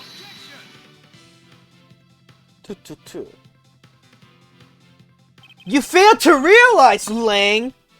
Shihai, or so I think that's your full name. But here is the true evidence. This proves that Lance did indeed have a motive to commit this crime. Fuck out of my face. To put it simply, Lance has a very urgent need for money. This is probably your typical love letter. It is in fact a collections bill. It appears our upstanding boy has accumulated quite a debt. Isn't that right, Lance? Looks like it's hard being the son of a rich man, too. Must be rough when you have to resort to stealing from your own old man, huh? Alright, I give up. I abducted myself. Lance! The fucking hair flow. It's over, Lolly. In this life, we really are bound to our fates after all. All I wanted was to go with you to the new town, somewhere where no one would know us. Wanted us to be well off with that $1 million. But now, that dream is over. Oh, Lance. Then you were giving yourself up. Yes, I had planned to run away from this world with my Lolly. Oliver even helped us with the plan, but then he had to go and stab us in the back. He turned on you. Maybe he didn't want to split the ransom money. That's my guess. It happened almost right after you made the drop-off. When we were alone, he attacked me all of a sudden. After a brief struggle, I was able to contain him and keep him under control. We left him inside that room as Lily and I made our escape. We wore different costumes and split up. Lolly left first in the Blue Badger costume. That would mean the person Officer Meekin saw was Miss Pups. But right then, the old man just had to wake up. I was careless and he tackled me pretty hard from behind. Then Oliver put on a Bad Badger costume, took the suitcase with the $1 million and ran. I contacted Lolly right away and warned her that he had a gun. They had no idea that they were related, so I thought that it could only end badly. I still don't believe it. That person was not my father, because if he was, I just killed my own father. Is she actually admitting it? Lolly, then it really was you.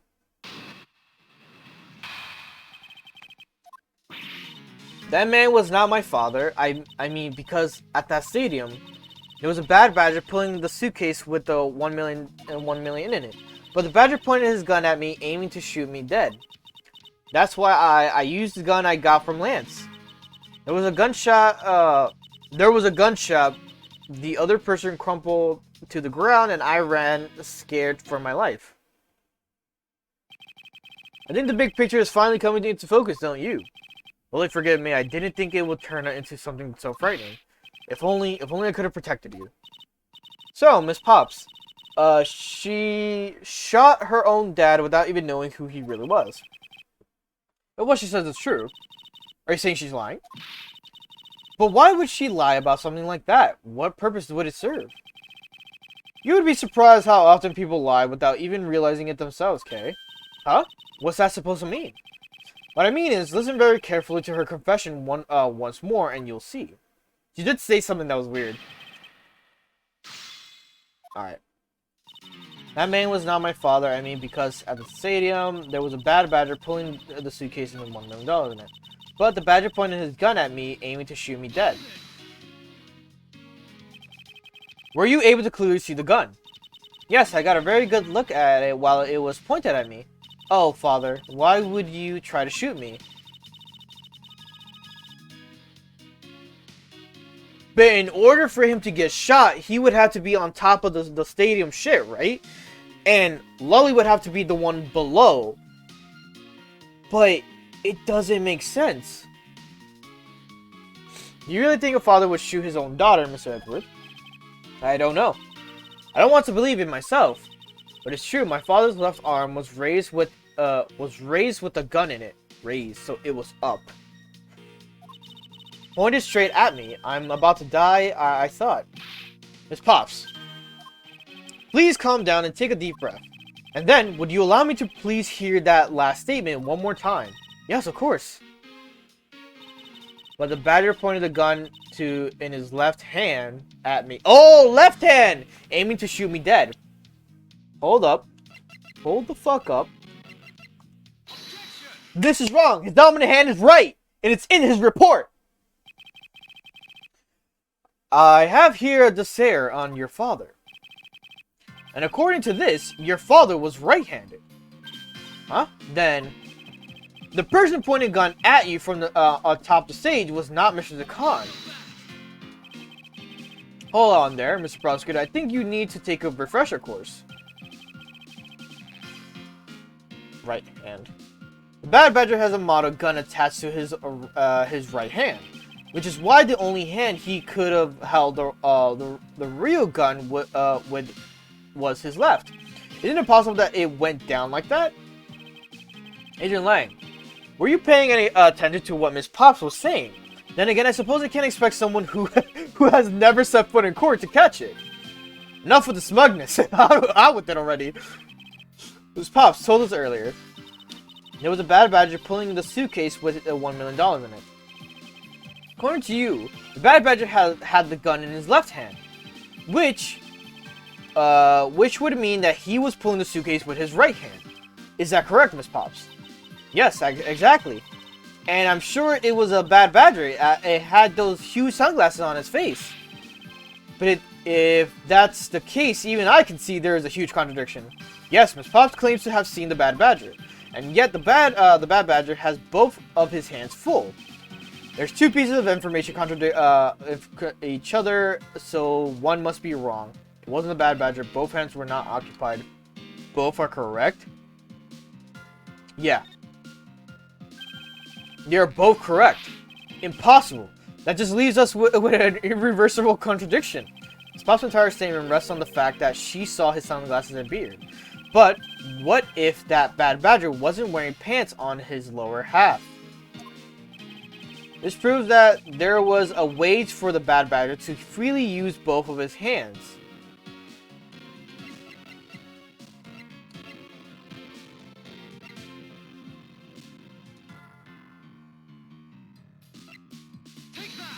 That? Okay, no. No, I was just a mirage. Wait, I can explain. Okay. Hold on, let me read this part right here. Miss Pop said the bad badger had a gun in his left hand. Okay. And the suitcase in his right. Okay. But the bad badger costume has a model gun attached to the right hand. Yes. Which is what created the contradiction about which hand did what. Pop's entire statement rests on the fact that she saw his sunglasses and beard. But what if the bad badger wasn't wearing pants on his lower half?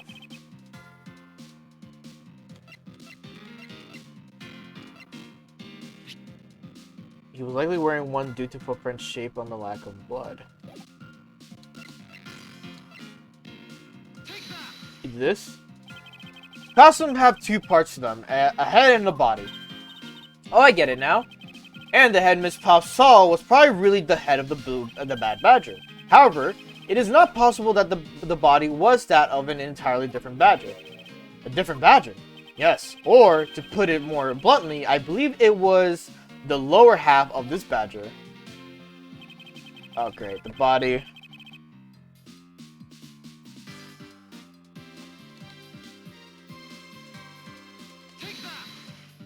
This one? Ted may have been the bad badger, but his body was the blue badger's. The blue badger? Hold on, let's see here. Who was it that had one of these on? I did. And so did Officer Meekins, pal. Haha, nice try, but your logic... Okay. Also, it is the other badger. I just thought because of the skin tone change of it.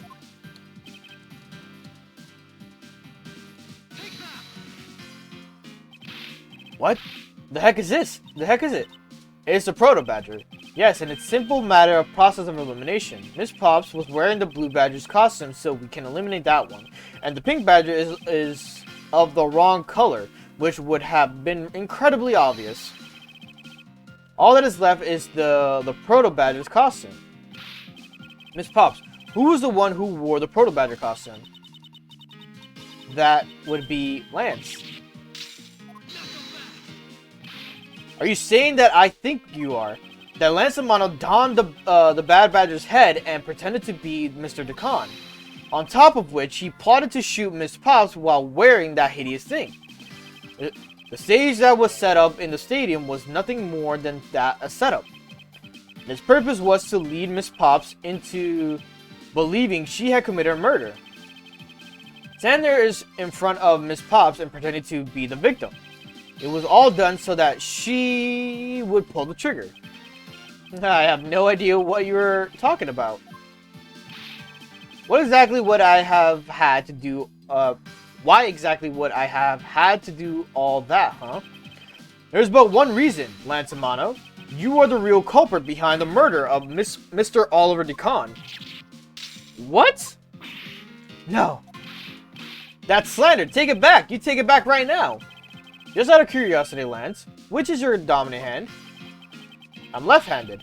But what does it have to do with anything? It depends. According to Miss Pops, her attacker held the gun in his left hand. Who is what-handed doesn't prove a thing. And besides, now you're just being absurd. It's not like the Proto Badger is bulletproof. One misfire and he would have found himself dead, right?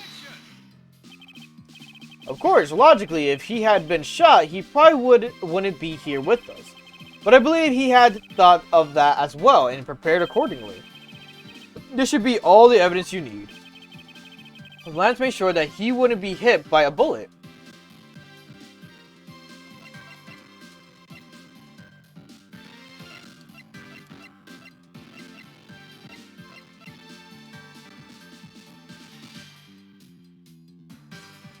What? Something in here proves that he wouldn't be hit by a bullet. The missing gun model? We found one half of Bad Badger's costume in the hideout and a broken one. It was not the same one that the victim was wearing, plus it was missing something. And that something is the model gun that the Bad Badger carries, which can fire blanks. What? Miss Pops, where is the gun you used now? I threw it away into the sea. That makes it a bit tough to verify what it was. Although I believe that we can safely assume that it was the model gun in question. I've heard enough. All you've been spouting so far is pure conjecture. I admit that as long as the model gun is lost to us, I can't prove I'm right. However, I can say that the probability that I am right is very high. Okay, let's pretend that you're right, and that the murder at the stadium was a fabrication. In that case, where do you think the murder really took place, Mr. Prosecutor? I don't know yet. Ha! I knew you were full of it. However, I do believe that the murder took place during an earlier time frame. Please, wait a second. It's simply not possible, because I saw Mr. Khan after he was restrained by Lance. You saw the victim in the state of being restrained.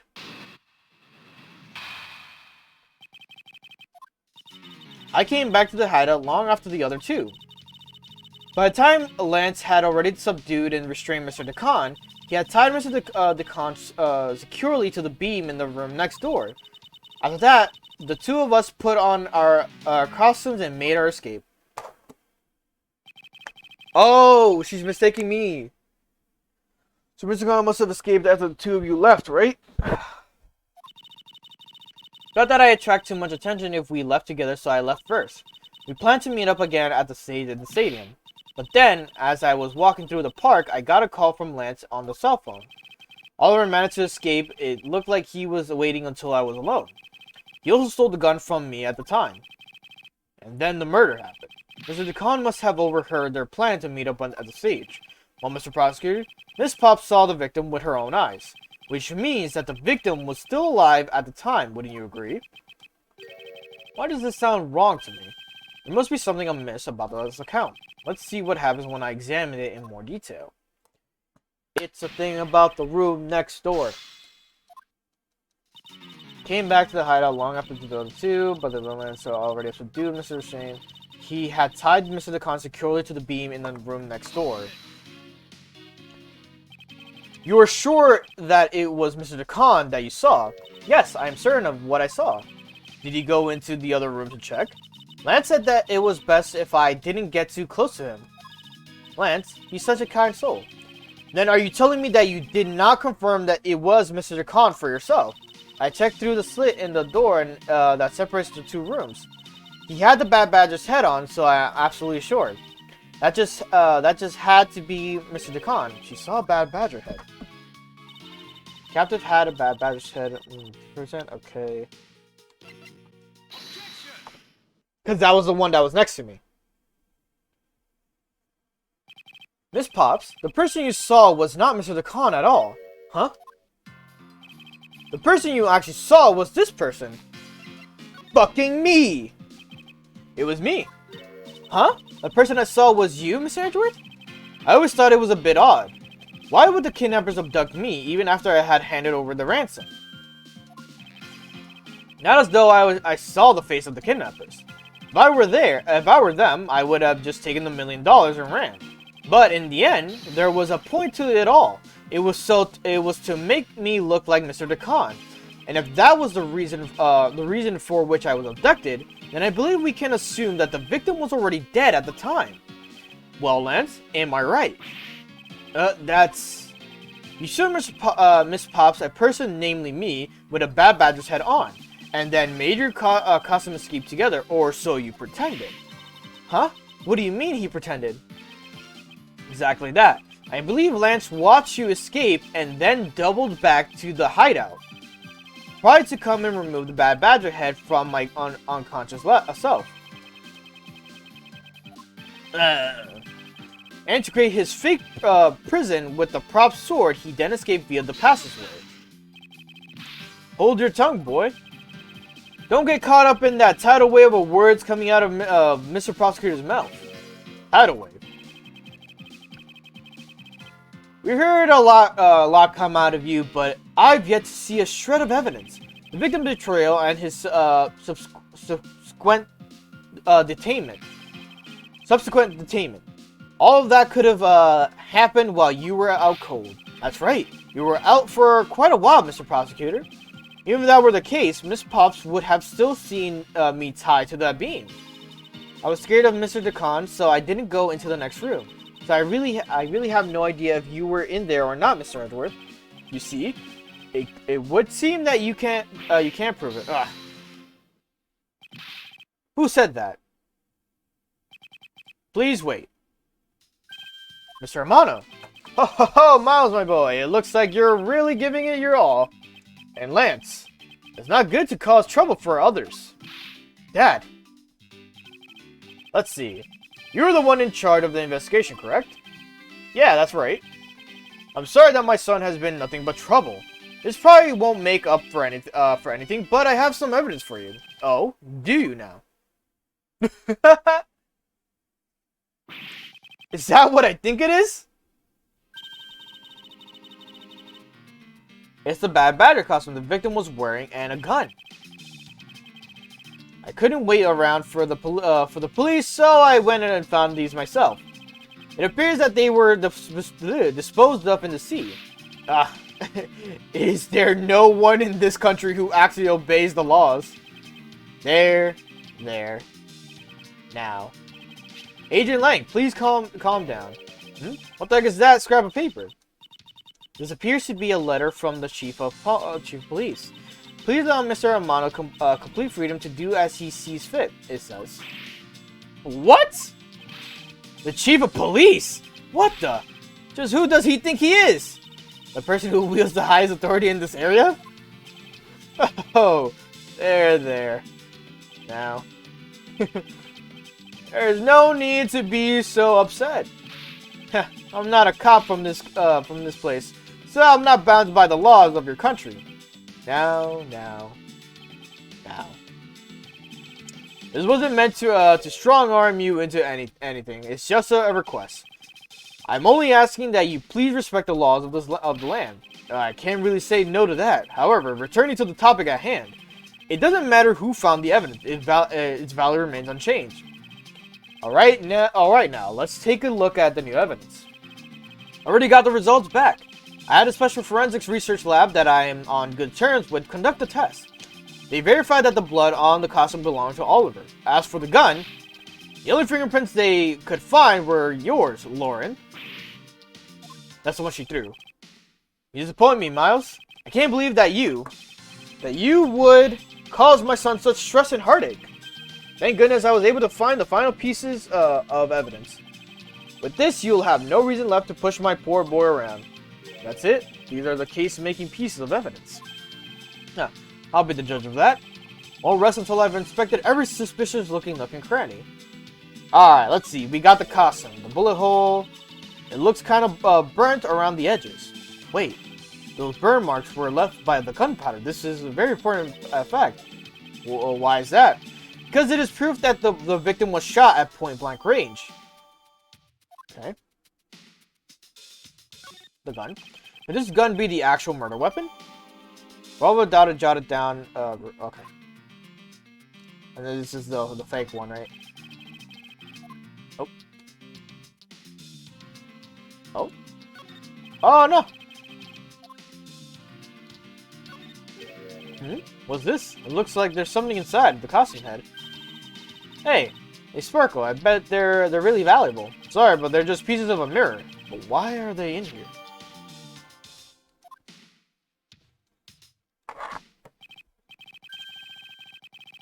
Well, are these not the most definite piece of evidence you've ever seen? Thank you, Dad. This should be enough to convince even Mr. Edgeworth over there. Alright.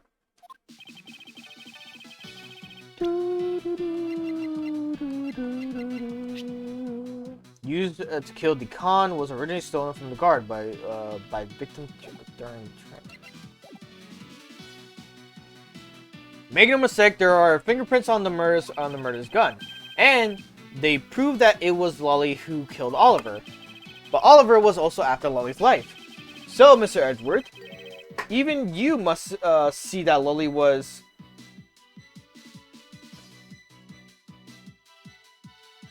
Sorry, I was trying to turn off my AC.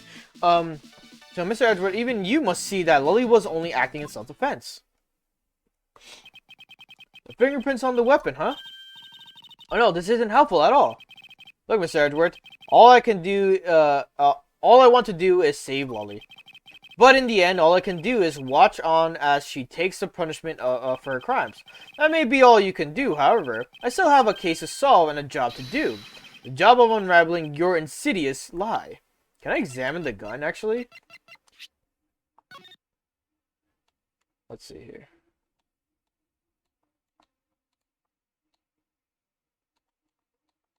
Not a single fucking round was fired.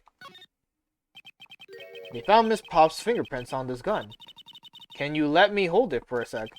I shouldn't if you don't know how to handle it. Besides, Miss Pop's prints are on it.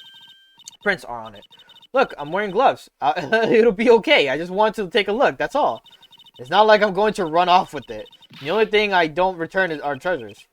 Stealing either one would land you in jail, you know. Okay, so that's just the prints that we found. I'm trying to see if I could get a better glance at the fucking thing.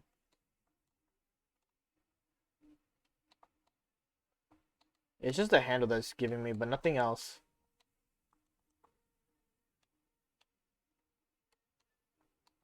Yeah, I'll probably have to examine it during the case. Alright.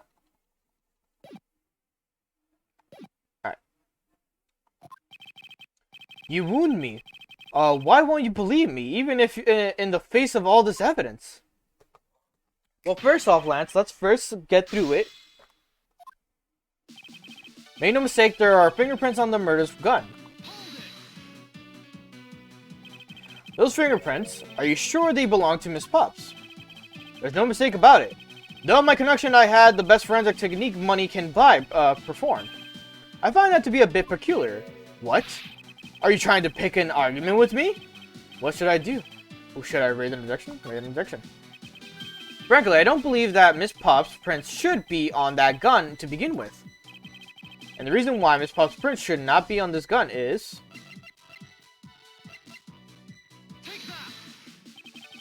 with the piece of evidence, there is no... which piece of is that? The logic is hard to follow. You should provide a map. Good fucking line.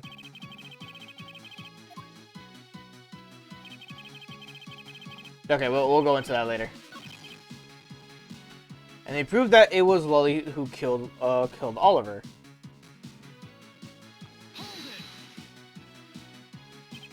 You sure are calm for someone who is accusing his own girlfriend of murder. You have it all wrong. Allowing her to pay the price is a form of love. He says that she also wants to pay back her debt to society, but Oliver was also after Lolly's life. And why do you believe that the victim was set on taking Miss Pop's life? I suppose it's because he wanted to silence her, to keep her quiet because she knows the truth behind the kidnapping. In that case, why did he not target you as well? That's because he knew that if he killed me, he wouldn't be able to control my father. Oh, right you are. Even if it cost me millions, I would have had the killer found. But if he didn't kill you for an entirely different reason, however, I digress. Look, more than why he didn't kill me, I'm worried about what'll happen to Lolly. So, Mr. Edgeworth, even you must see that Lolly was only acting in self-defense. Justified self-defense. I suppose that is a possibility given the circumstances. Really? Oh, thank goodness. However, self-defense was not necessary in this case. What do you mean? Miss Pops is innocent. She didn't do anything, so why would she need to defend herself from nothing? You still don't believe a word I say, do you? The entire argument hinges on the fact that her fingerprints are on the gun. However, the truth does not lie there. It lies in whatever he is hiding from me. But what, for not for long. There's possibly two things that could contradict this first statement.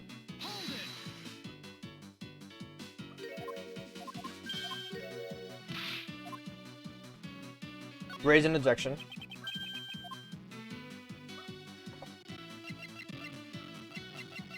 Okay, so it wasn't the missing model gun. The revolver could be the thing, and the victim's costume could be a thing.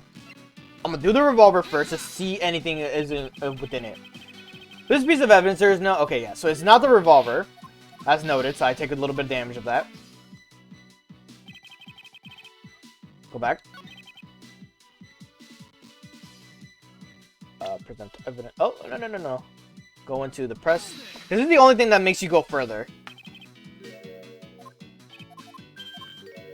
Actually, let me see this beforehand. Let me see if what I say. Don't raise an objection. Perhaps I should wait and see how this pans out first. Okay, he just let her talk.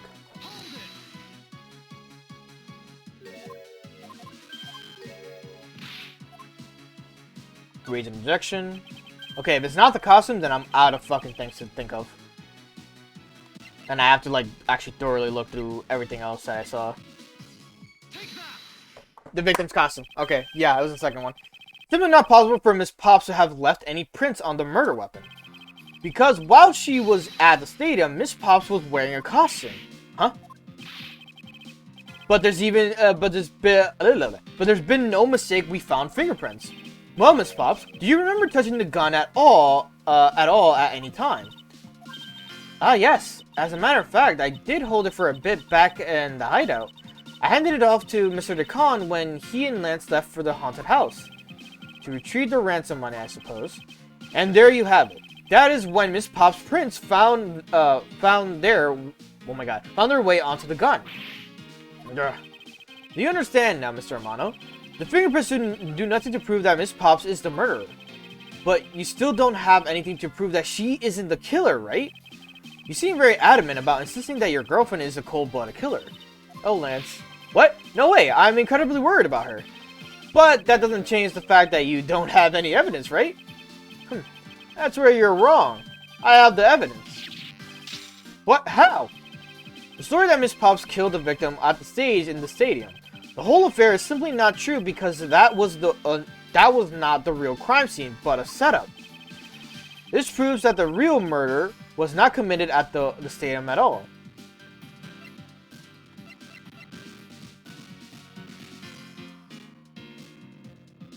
What?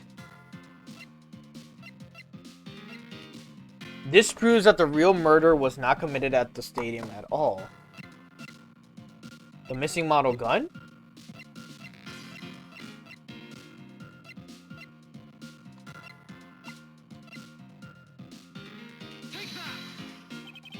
This piece of evidence proves that the real crime scene is not, in fact, the stadium. Mr. Prosecutor, I have to rate the piece of law. Oh my god. 0. At least it's 68.8 out of 10. Must remain calm and think clearly. If the murder did not happen at the stadium, in a scenario where the victim was up at the stage and Miss Pops was down below, there must be something that invalidates it. This proves that the real murder was not committed at the stadium at the time.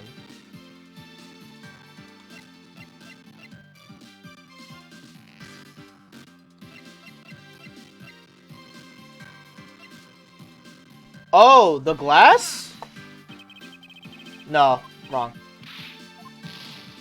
Alright. Give me a second here.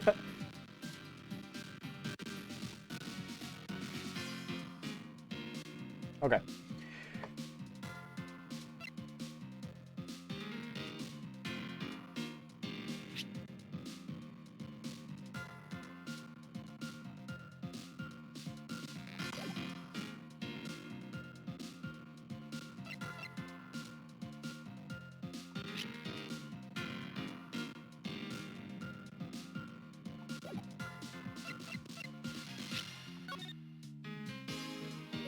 I need to look at the thing on the bottom.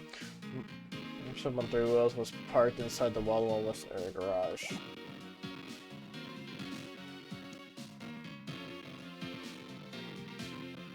Because we're still missing one of the vehicles, right? Or this proves that the real murder was not committed at the stadium at all. Something that proves that it was not committed at the stadium. Gay Waterland pamphlet.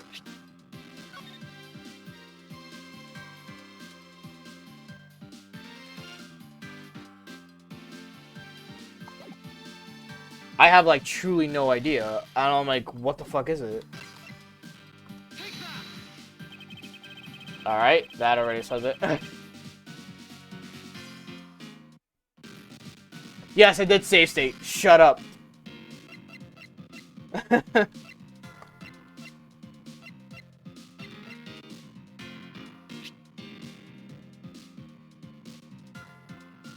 Oh, because the thing was point blank, right? The fucking shot, the gunpowder on it. Let's take another good look at the costume the victim was wearing. Then I believe you will see why I insist he was not shot at the stadium. This is the part of the costume that proves it. Trying to get like a good pinpoint. The burn around this bullet hole was made when the victim was shot at point blank range. Ah, so then you mean the murder Miss Oldback saw at the stadium was really was. Yes, she saw two people, but they were separated by distance. If the victim was indeed shot from below the stage, there shouldn't be a gunpowder burn. Huh, look at you, Mr. Smarty Pants Prosecutor.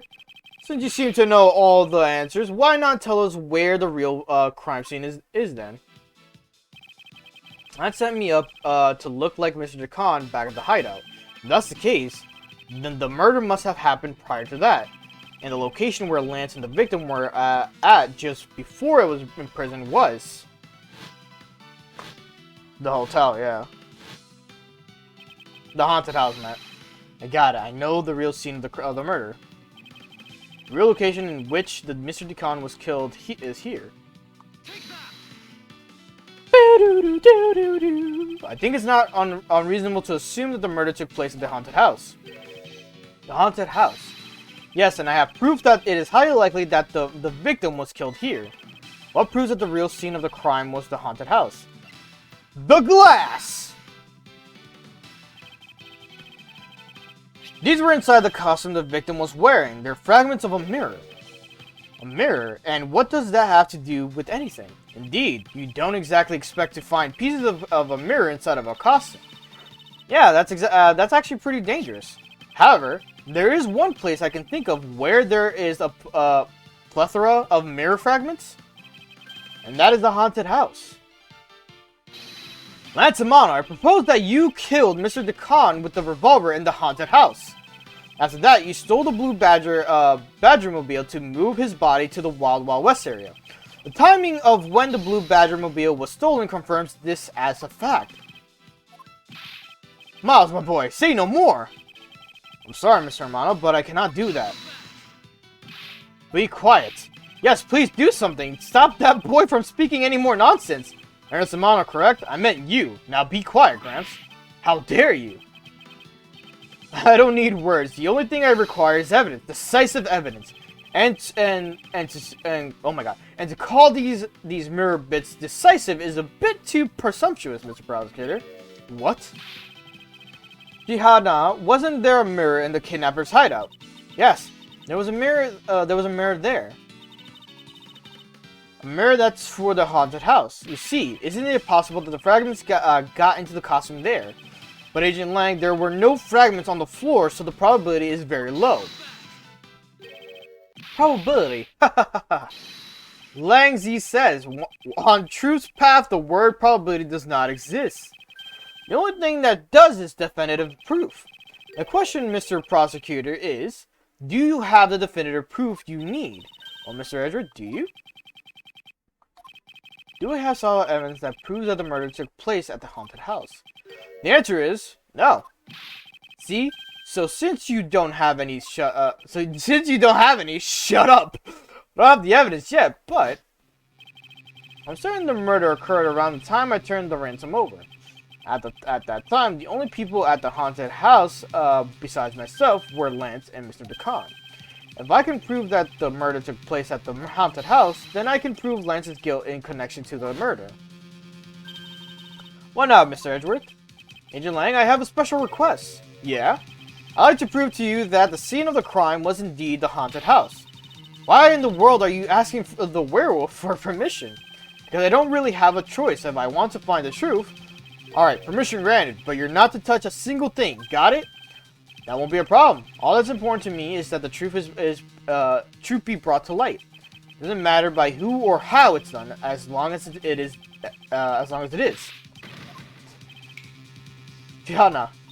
Shihana. No, she. Actually, I don't know how to pronounce the IH part. Shihna? I'm here. Put in the paperwork for the authorization immediately. Understood. I'll go get the Gatewater Group's approval. Who was that? Now.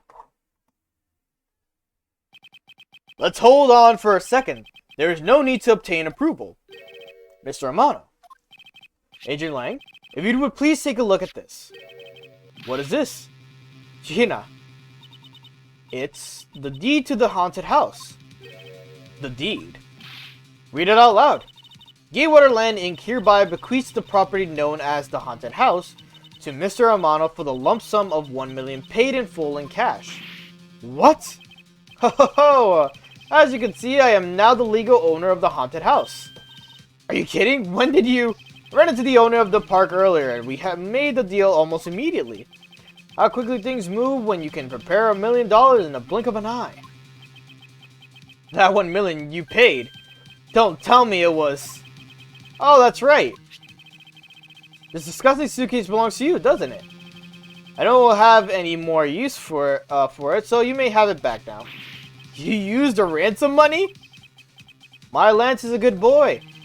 He even apologized for the kidnapping a bit earlier. So I do believe that I will forgive him. After all, he did return the ransom money.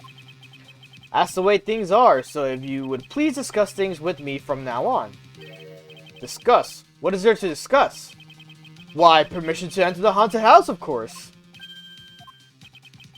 While we were busy listening to Lance's story, Mr. Amano was out there preempting us. Permission to search the haunted house is denied. End of discussion. Agent Lang, I want you to arrest that girl. And Miles, you should hurry on home now, my boy, before I really lose my temper. Mr. Amano definitely has the deck stacked in his favor here. What should I do? If I leave like this, the truth will be lost forever. Yeah, one more part. Yeah, there are 4 parts. The third part was just all over here the entire time. Alright, the final part that I gotta complete for this whole chapter. And this whole thing. Which I am gonna do right now.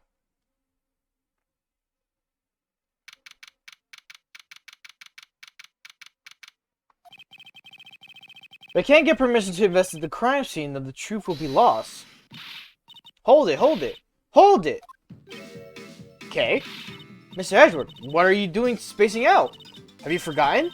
There's only one thing you should do at a time like this. What is that? If people are in a bind, the hero of justice appears to save the day. Look, you just leave it to me. I am Kei Faraday, the second of the great Yatagarasu. But I thought you were a thief, not a hero.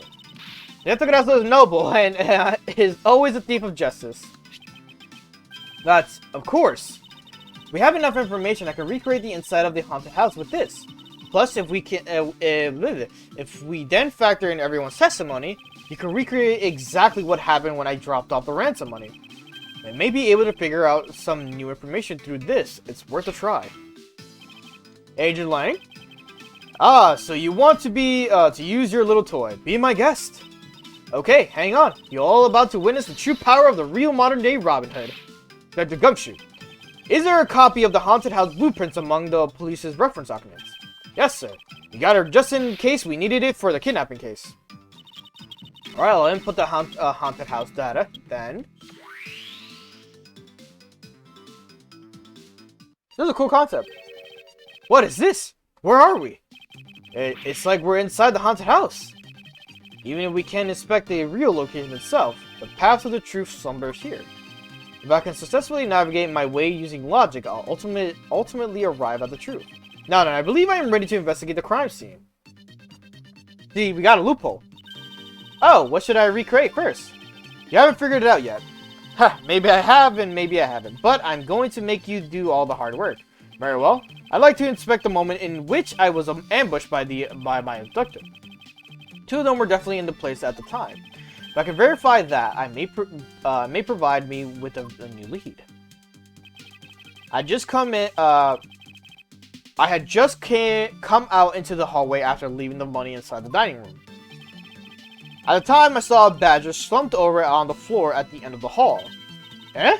What was a badger doing all the way down there?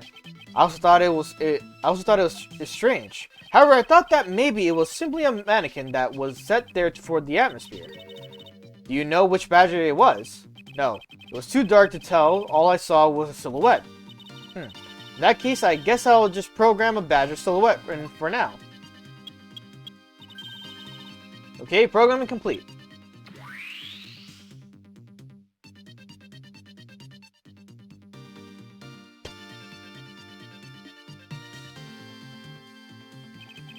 Then I started walking towards the exit.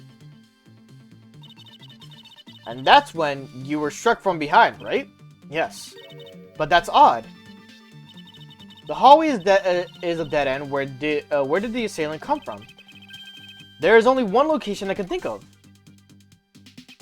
I believe my assailant was lying in wait here. In the badger. I have no health still, fuck. The doll I saw wasn't really a doll, it was in fact a costume kidnapper. Oh, so he used the costume as a perfect camouflage to blend in with the rest of the house. Precisely. He waited until I had made the drop-off and was about to leave. Then, just as he saw me take a step towards the exit, he stood and launched his attack. I can think of no better hiding place than this. Hey, not bad. I'm beginning to think I should steal this tactic for myself. Just don't use it to do anything criminal, okay? Just walking towards me. Oh, is that where they got the sword from? Well, Lance? What? What are you asking me for? As one of the kidnappers, I figured I should give you the chance to confess first. I was one of the kidnappers, but I don't know anything.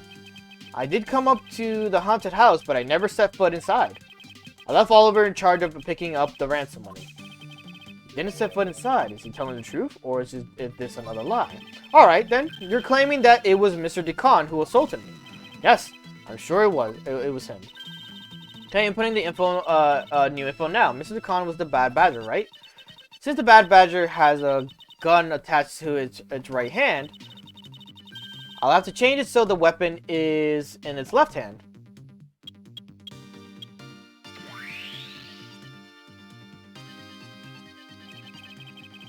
Now to verify the facts of this recreation. Oh, fuck. Okay. Let me do a quick save right now. That way, in case of anything. Because I am literally low on health.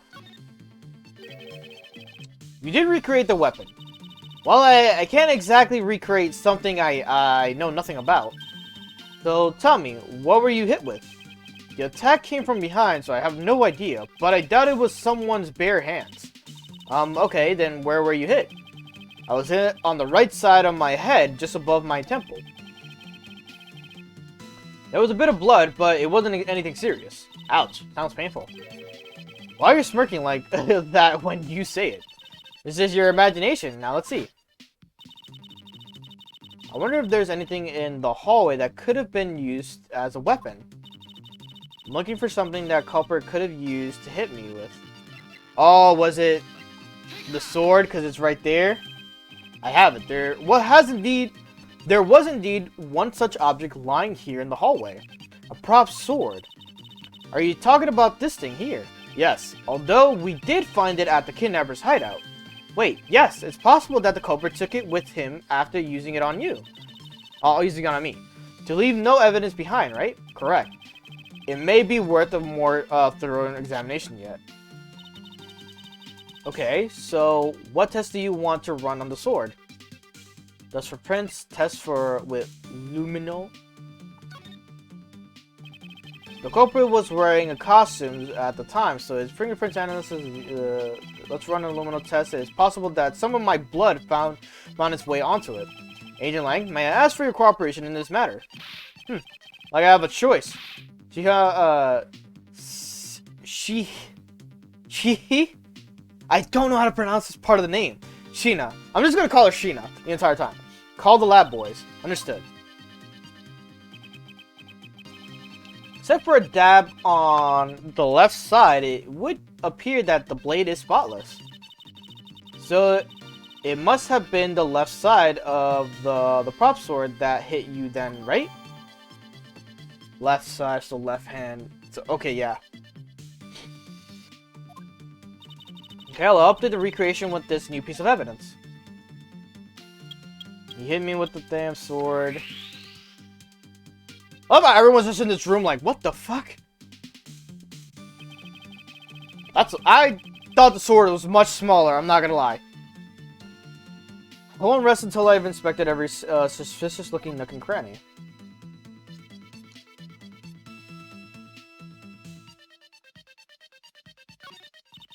You know, the Bad Badger is pretty bad looking when you see him up close.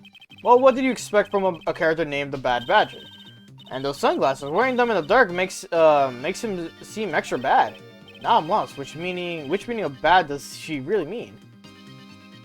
Okay. Okay, they're separated. And the next instance, this badger will swing his left arm complete with weapon in hand. He has to club me with the left side of the prop sword. So I recreate the moment of impact. I want to see the pain expression on her face.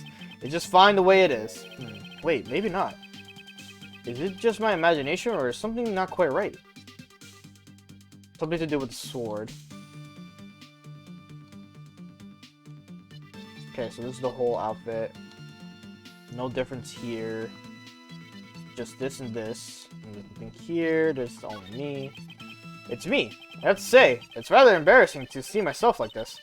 Oh, so what were you thinking about at the time? I don't recall, but I would guess that I was thinking about the kidnapping. Really? Because I don't think so at all. Your face practically screams, I'm about to be conked over the head. If I had known that at the time, do you think I would have let myself be hit? You have a point. Mirror. Okay, so this is the only thing I have to deduce. Problem with this, though, is the factor, what the fuck am I deducing it on?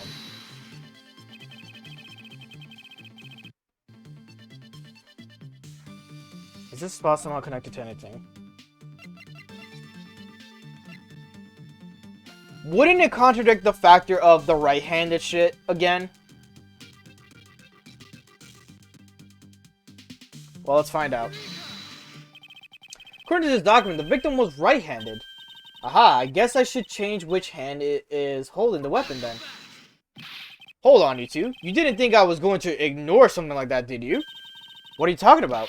Look, no interrupting when I'm about to have a little fun. Ha, even if you change your recreation, you'd only be wasting your time. It's not possible for that thing to hold something in its right hand, you know?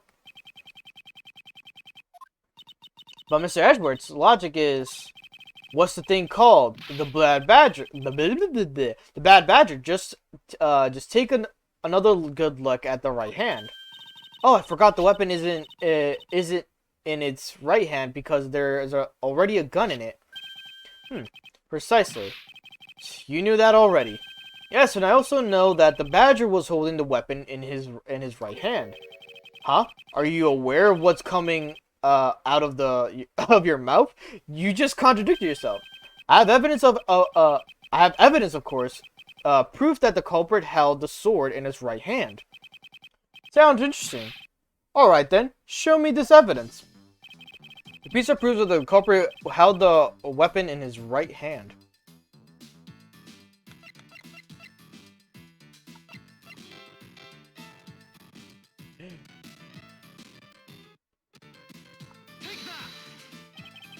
I'd like to point to you this piece of evidence. What that kind of proof is this supposed to be, Mr. Prosecutor? Can it be that you don't know your left from right? No. Okay.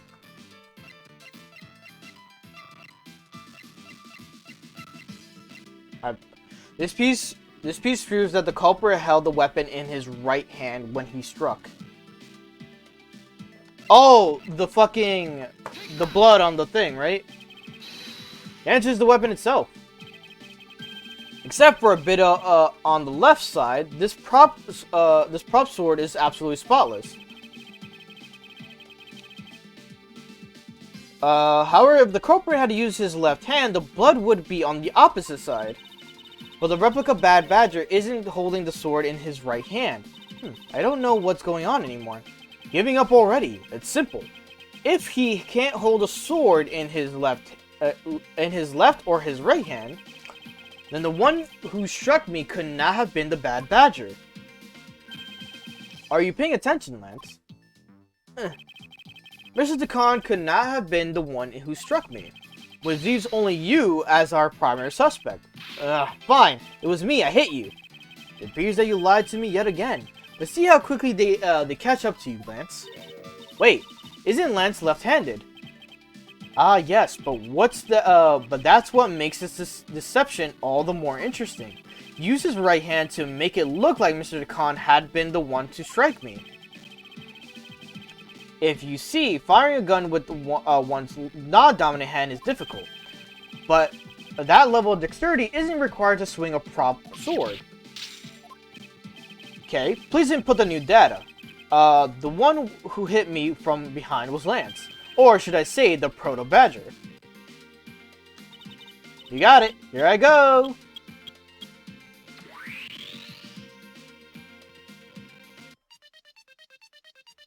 That's even horrifying. Now, we have a faithful recreation of the situation around the attack on me. Alright, all we have to do is examine this new recreation and...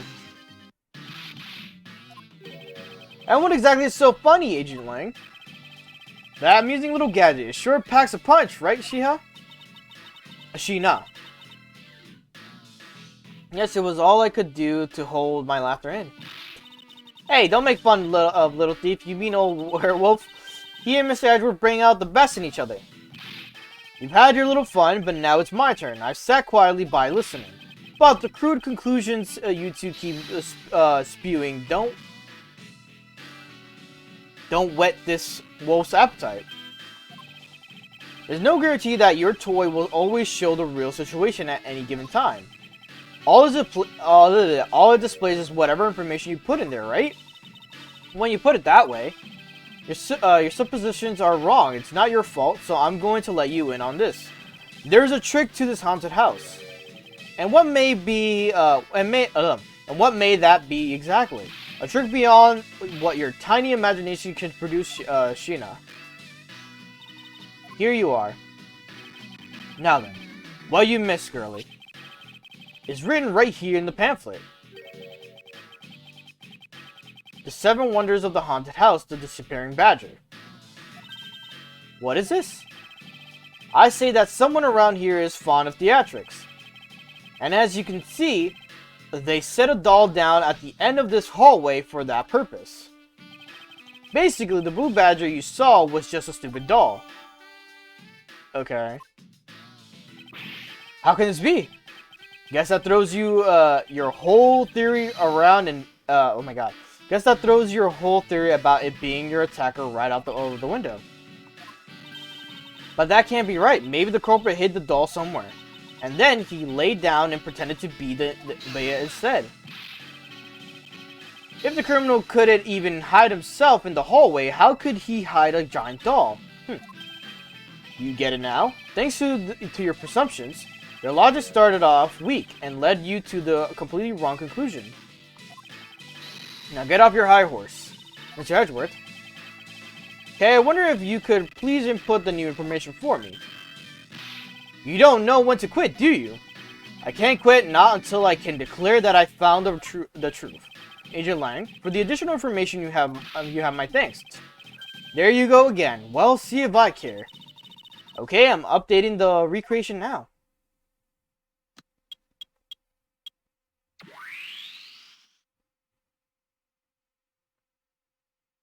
What about the doll?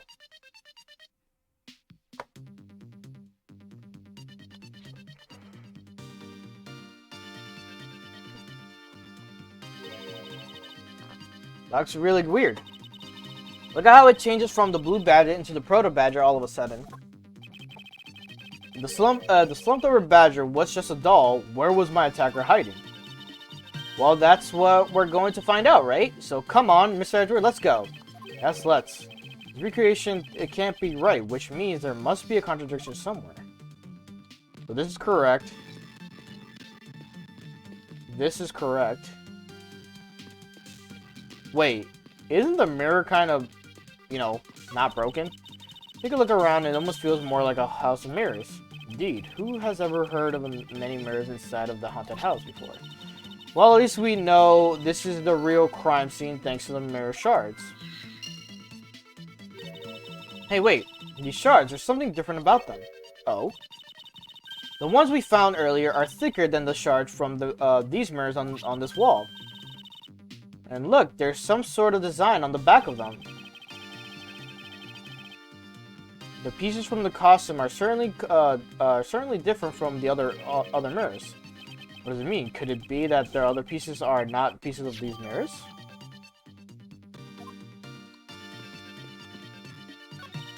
This is where the Proto Badger shows up in our recreation. Yes, now the question is, where did he come from?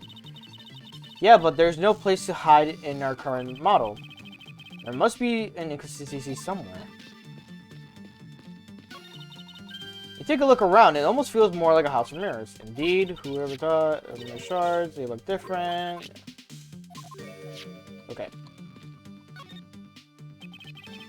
Won't rest until I've inspected every suspicious looking nook and cranny.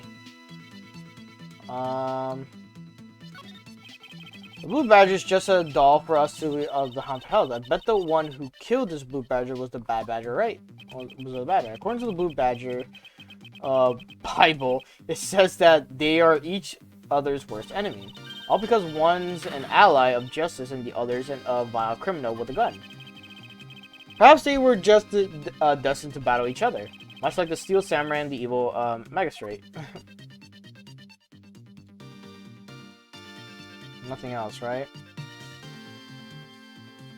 So there's something that could be deduced here. But I have the mirror shards, that's all I have. Let me see something. Different from the mirrors on the walls, very thick and has a design on the back.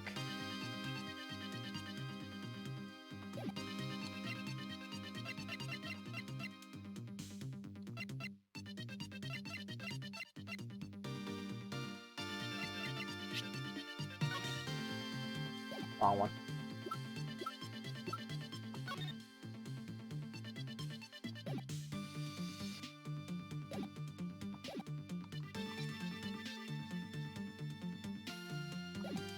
Maybe I don't have the thing yet. That's where you got the sword.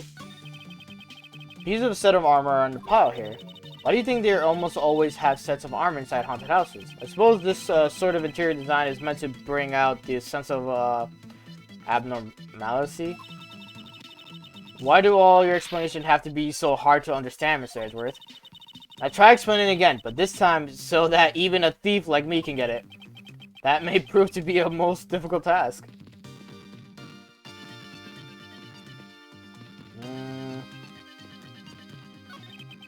Replica of myself. You're totally oblivious to that behind you, huh?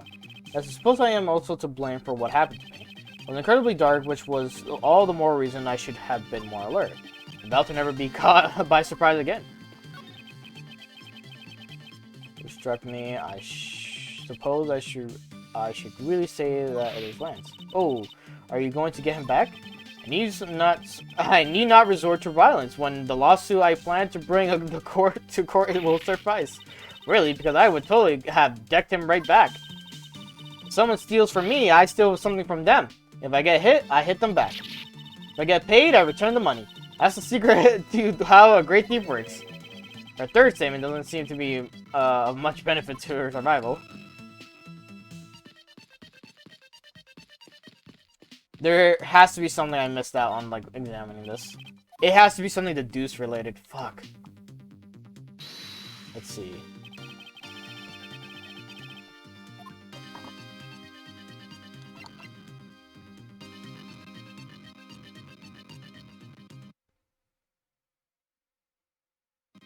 Okay, that was a little bit scary.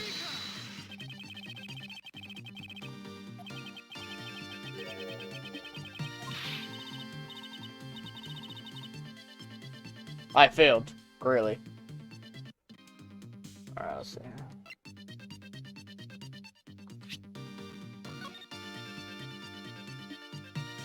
The seven wonders of the haunted house. The disappearing badger.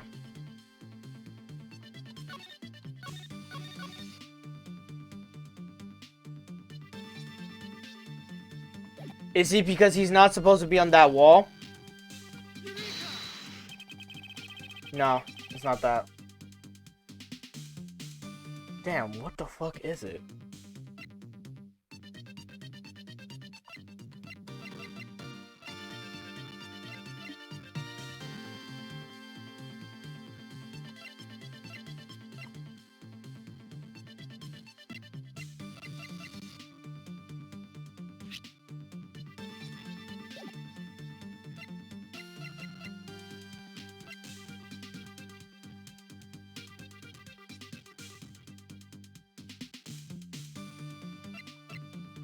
It's like the hard part about like Phoenix Wright games, just figuring out shit together.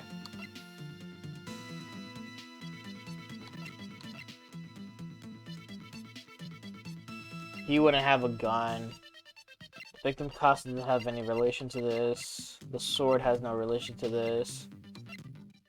The costumes don't have relation to this. The badger Bible.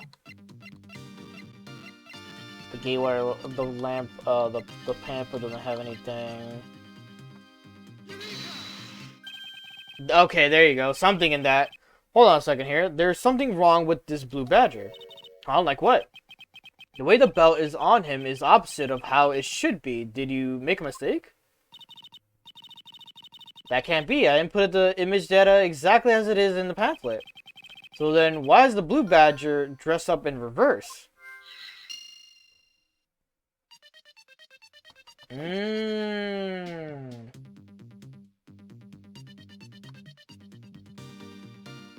Let me see something right here.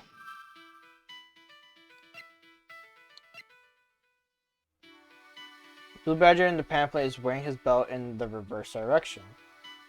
Is it?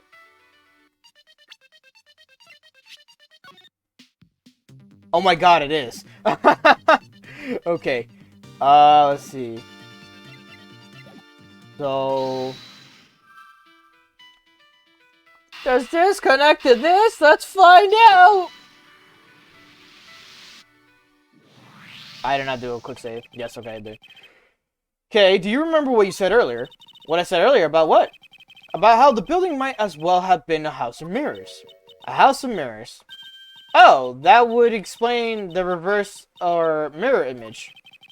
Yes, the blue badger might be nothing more than a reflected image of the real one, of a real one. Then, was the blue badger you saw just a reflection? When I looked down this hall, I thought it was perfectly straight. Oh, what the fuck? However, if there was a mirror, oh, then it would actually form an L shape, right? Precisely, I was deceived. The hallway was almost pitch black, and there was a beam in the way that obstructed my view of the other hallway. Wait, but why build this place like that? It sounds pretty pointless to me. Okay, this house is just another attraction at an amusement park.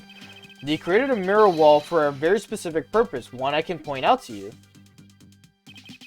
It was the reason when they built the mirror wall. Just in case I'm wrong.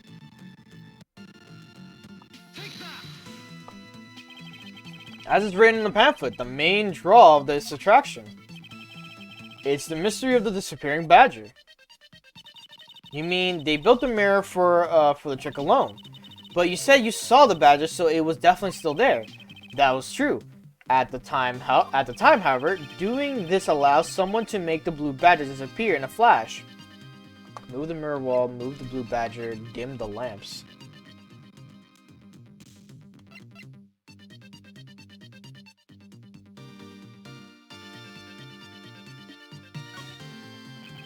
To remove a reflected image, simply move the mirror. Oh, what the fuck? First, the mirror was constructed so that it could be moved. Then beyond where the where the mirror was, the empty hallway had to be created. Also, when they wanted people to see the blue badger, they would open the mirror, and when they wanted to hide it, they simply had to close it again. This explains why the other side of these fragments have a design on them. And if the pattern is the same as the other walls in this hallway, then when the mirror is closed, it would blend in with the rest of the walls. This is the mirror trick that this haunted house employs. And this also proves the existence of a hiding place for the culprit. Huh? How so? Think about it, Kay. There was a place that was outside of my field of vision. The culprit kept out of sight by hiding. Here? There was a very large blind spot, one I could not see beyond, and it was here. If my assailant hid on the other side of the movable wall, then you wouldn't be able to see him. He didn't even need to do anything to the blue badger doll. Exactly, all he had to do was wait for me on the other side of the mirror. Wait, hold on. I just thought of something. Yes? Well, shouldn't the mirror wall be broken right now in reality? Since we have a few shards of it, we can't probably assume it is. Yes, it most definitely is broken. The question is, when was it broken? Since we found these inside the victim's costume, that would mean that the victim was there when the mirror was broken. Wait, that sound.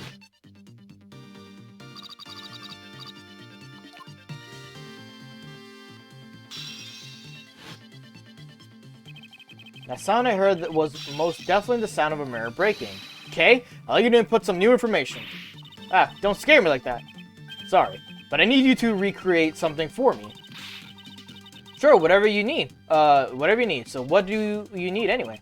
You could first recreate this hallway just before I entered the dining room. You got it.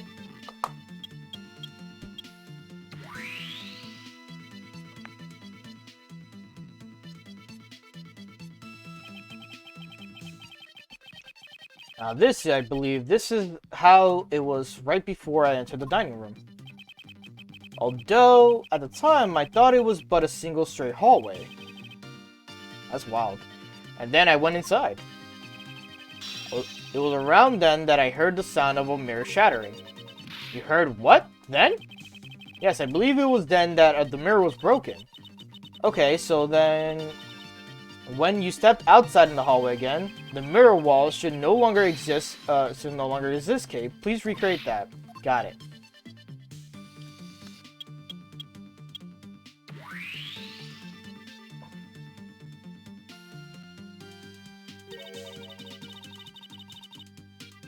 Wait, but with the mirror gone, the culprit lost his hiding spot. So where did he go in his proto-badger suit, Mr. Edgeworth? That's easy enough. With the mirror gone, he simply hid himself in the branch hallway. I think this about wraps it up. Looks like we finally solved everything. No, not yet. An even larger contradiction has now reared its head. Huh? Perhaps you did not notice. But this recreation contains a very troubling inconsistency. The inconsistency between what I saw and the recreation lies...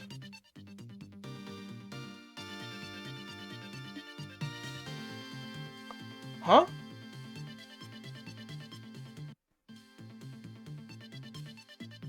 He exits the room. Oh, where the assailant is. Right? Because he still saw it as he turned right. Here. Huh? Are you sure that contradicts what you saw? Ah, well, that's something. Even if it looked like into me. But even trying to have a tough time. Hey, wait, you didn't mean what you said. No. Okay. Is it the other badger? Here. Nope.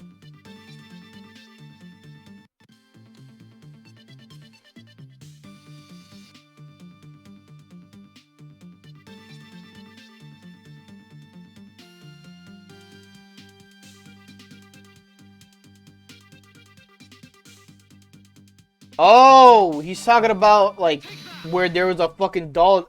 Oh, what? Hold up. Okay, take a good look at the end of the hall. Oh, there's no blue badger there. Exactly, the blue badger that I saw in reality is not here. This is the final point of this long chain of logic, the last remaining contradiction.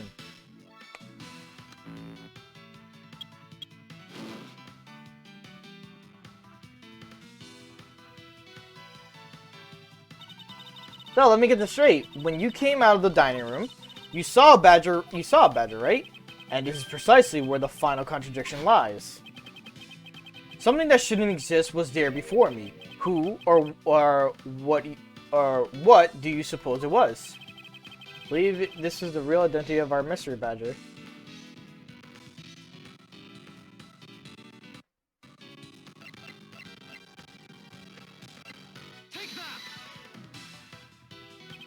The badger I saw was in actuality the dead victim's body. What? Agent Lang, the entirety of my complete logic is my final decisive piece of evidence. The murder happened in the hallway of the haunted house at the time of the drop-off, and you can consider the moment I heard the mirror breaking to be the real time of death for Mr. Khan. No. Maybe it was due to their fighting, or perhaps it was the life-shattering bullet. But no matter what the cause was, the hallway mirror wall was broken. Ha! You were in the house at the time, right? Are you telling me that you missed the sound of a gunshot? There were a variety of sound effects playing at the time, all for the theatrics, I assume. The gunshot must have blended right in. Yeah. Now then, I'd like you to recall something for me. Who was it that was with the victim at the haunted house? Who was the one who had the opportunity to rob the victim of his gun and use it on him? It was you, Lance Amano. Oh no, he broke the cuffs. I'm sorry.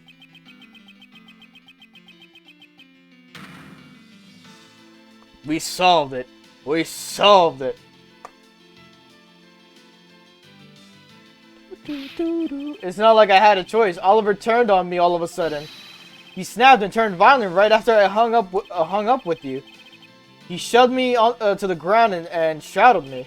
I fought back as hard as I could and grabbed his gun and I shot him. The bullet must have went through his body and shattered the mirror. If I hadn't taken his gun and shot him first, I would have been the one who you found. He's a hardened criminal. He escaped from jail. See, that's justifies self-defense. My boy was only trying to protect himself. That remains to be seen, and will have to be resolved in court. Agent Lang, I leave the rest to you. As if you were the one who's in charge around here. You guys arrest these two and get them out of my sight. Wait, I had nothing to do with the murder. The only person who you should be arresting is Lance. Dad! Sorry, but you're not slipping away that easily, Mr. Ernest Amano. You tampered with the evidence so that you could cover for your son. What a great dad you are, willing to risk it all. Truly touching. Ugh. By the way, do you know why I'm really here? How could I possibly know the answer to such an asinine question? You wound me. I came all this way from across the sea just to see you. You know? You came to see me? I'm back? Hey, you missed out on a lot. Just gonna let you know right ahead. What's this supposed to mean? I have a few things to ask you, Mr. Amano. About a case from 10 years ago. Case from 10 years ago. Oh, what's the name that you use here for that case? Shana. It's known as the KG8 incident. The KG8 incident. Oh, so you remember it. Good. Then you'll recall that the trigger in the case was the Amano Group's scandal.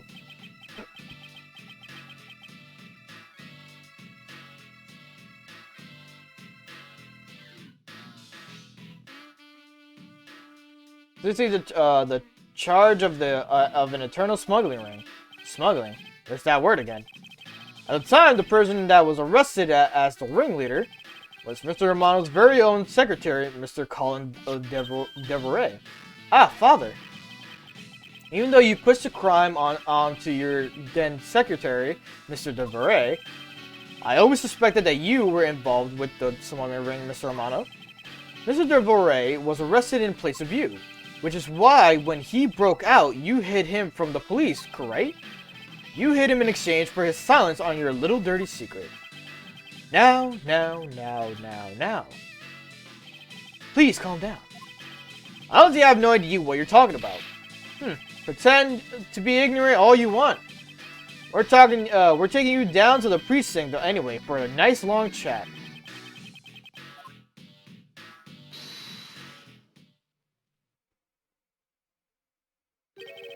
What the? Who the heck was that? I'll take him down to the precinct if you don't mind. And who the heck are you? I'm Jackus Portsmouth. Weren't you fucking... Did you get sent to jail? What the fuck is happening? And I'm the prosecutor in charge of this case. Oh, Jackus, thank goodness you're here. Don't jerk me around. This is an Interpol case, so keep your paws off of my suspect. Sorry, but I can't comply. I've got the backing of the prosecutor's office. See, in this country, we prosecutors work with the police to bring cases to court. So if you could please cooperate with me here, that'd be great. Now, how about a handshake to seal the deal? Sorry, but I hate prosecutors, the whole lot of you. Guys, arrest the 2 suspects. Sir. Oh, I almost forgot. Prosecutor Miles Edgeworth, is it? I'd like to thank you. Thank me? Yeah, for working so hard to fulfill my goal. Hey, is that any way to thank someone? And what the heck is that supposed to mean? You were so relentless with Lance that you forced Ernest to tamper with the evidence. Thanks to that, I finally had a legitimate reason to arrest him. So how does it feel to bite the hand that feeds you? The hand that feeds me? I'm not sure I follow. Huh. There's no use pretending with me. You're the one, right? You're the corrupt prosecutor that's working for Mr. Amano and the smuggling ring, right? No, I would never do such a thing. What the heck? Our intel's never wrong. In your prosecutor's office, there's definitely someone working with the ring. Ah, so Agent Lang suspected my relation to Mr. Amano. That must be the real reason behind his antagonistic attitude. I cannot choose to believe that you say I'm lying when you said, yeah, I bully everyone. You chose to bully someone in a wheelchair. Literally, this conversation happened yesterday. On top of that, your mentor was Manfred von Kammer, right? There were non-stop rumors flying around about forged evidence with that guy. You're not twisting the truth behind those closed courtroom doors, too, are you? I'm so not a... I have video evidence of you saying you're a bully, and you also stating the fact that you bully everyone equally. When I questioned you, so you would bully a kid in a wheelchair, and you said, yes, because I bully everyone equally, even myself. No shot. The courtroom is a place where the truth is revealed. Well, don't worry, it's not only you. The whole lot of you can't be trusted. A prosecutor who never lost in 40 years, every defendant must be found guilty. Fueled by those ideas, it is a wonder that courts produce nothing but falsities and lies. It would seem that his disdain extends beyond just me. Prosecutors, the courts, why is this man so angry with us all? Rest assured, the next time we meet, I won't be so forgiving. So don't you forget it.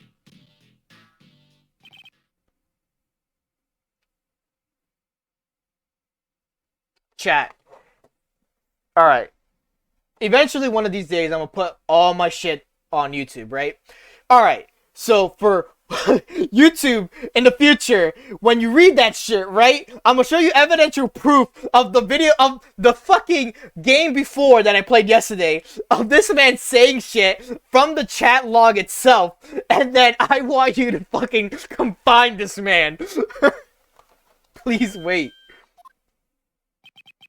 Agent Shiha, or Shina. Why does Agent Lang hate all prosecutors so? Lang is the head of the long-honored House of Lang in Jiangfa. The heads of all police-related divisions in that country were of Lang blood. Were? What do you mean by that? Aren't they still? They were revered, but that was long ago. They don't hold that sort of sway anymore. And it was all because of the courts. How can that be? A prosecutor once withheld and tampered with the evidence one of the Lang detectives found. The evidence purity was tarnished and cost the Lang family its honor and trust. But not all prosecutors are like that. Even so, Lang will never respect the court again, or any prosecutor. So Agent Lang is a man who hates all courts and is unwilling to forgive prosecutors. Man, what a piece of work that guy is. Come on, Jim, we'd better catch up. Wait. Is this supposed to be before me coming back to the flight? Oh my god, this timeline is so off the fucking chain. We got to deliver that thing to the old man after all.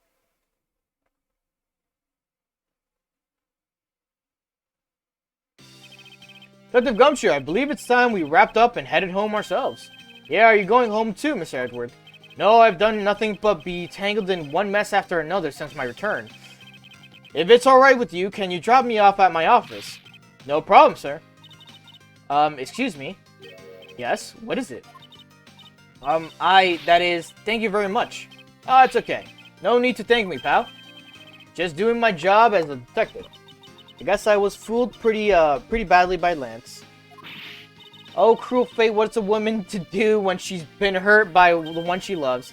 And to think I never realized my father was right there. I never said anything to him. I knew it. I'm a failure. There she goes again, talking to herself. Miss Pops, I wonder if you know why your father participated in the kidnapping. No, I have no idea. Your father died while he was trying to stop Lance, which means that from the beginning, he had no interest in the staged self-abduction. Wait, then why did he? I believe it was because of your presence, Miss Pops. Me? Lance realized that the two of you were related, which is why he used you as a hostage to coerce Mr. Devore into cooperating. Father. As a felon, he could not tell you of his real relation to you. However, as a Mono family butler, at the very least, he was able to watch over you. It was all he could do, but that was the shape of his overflowing love for you. Go on, speak your mind. That is... Thank you very much. You're welcome. Although, there's no need to thank me. No, Lord, stop. I mean, this man's so much older than you.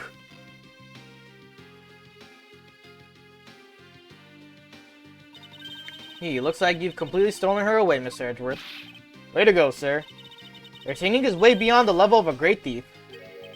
What are you going on about now? Wow, your deducing skills may be sound, but you have no street smarts. That's Mr. Edgeworth for you. Yeah, I mean, he still hasn't figured out who I am at all. If you haven't remembered in all this time, I guess I'm just going to have to say it. This isn't the first time we've met, you know? What do you mean, pal? Mr. Edgeworth, how do you know this girl? Looks like you totally forgot me, too, Gummy. Gummy?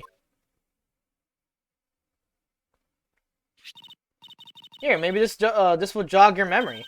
I promised I'd return this to you one day, remember? That's...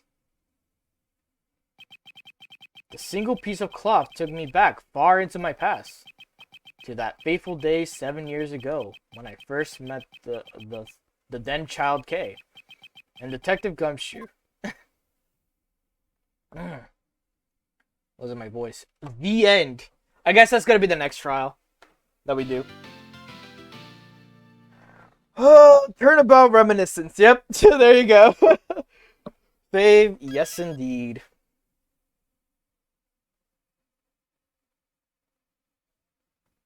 Man, what a trial that was. The way how it just kind of fucking went everywhere. Well, yeah. This is a good stopping point for Phoenix or Ace Attorney. A fucking cliffhanger. This is a good stopping point for Ace Attorney. Next week we'll continue for sure. Let's see. Let's go full screen for a bit. What's happening with the schedule this week? Let's see. Thursday we're back on Final Fantasy IX. Friday we're continuing the process of elimination, and then next week definitely continue the Ace Attorney investigations. Cause boy, does this shit get interesting as fuck. I'll be more active. You just miss out on a whole lot of plot. Is what you fucking miss out on. That's why we got the VODs, to keep us from forgetting. But other than that, I think I'm gonna call it a stream. Sly, I appreciate you. Anyone who's dropped by, I appreciate them. So on and so forth. Other than that, yeah, I already gave my schedule.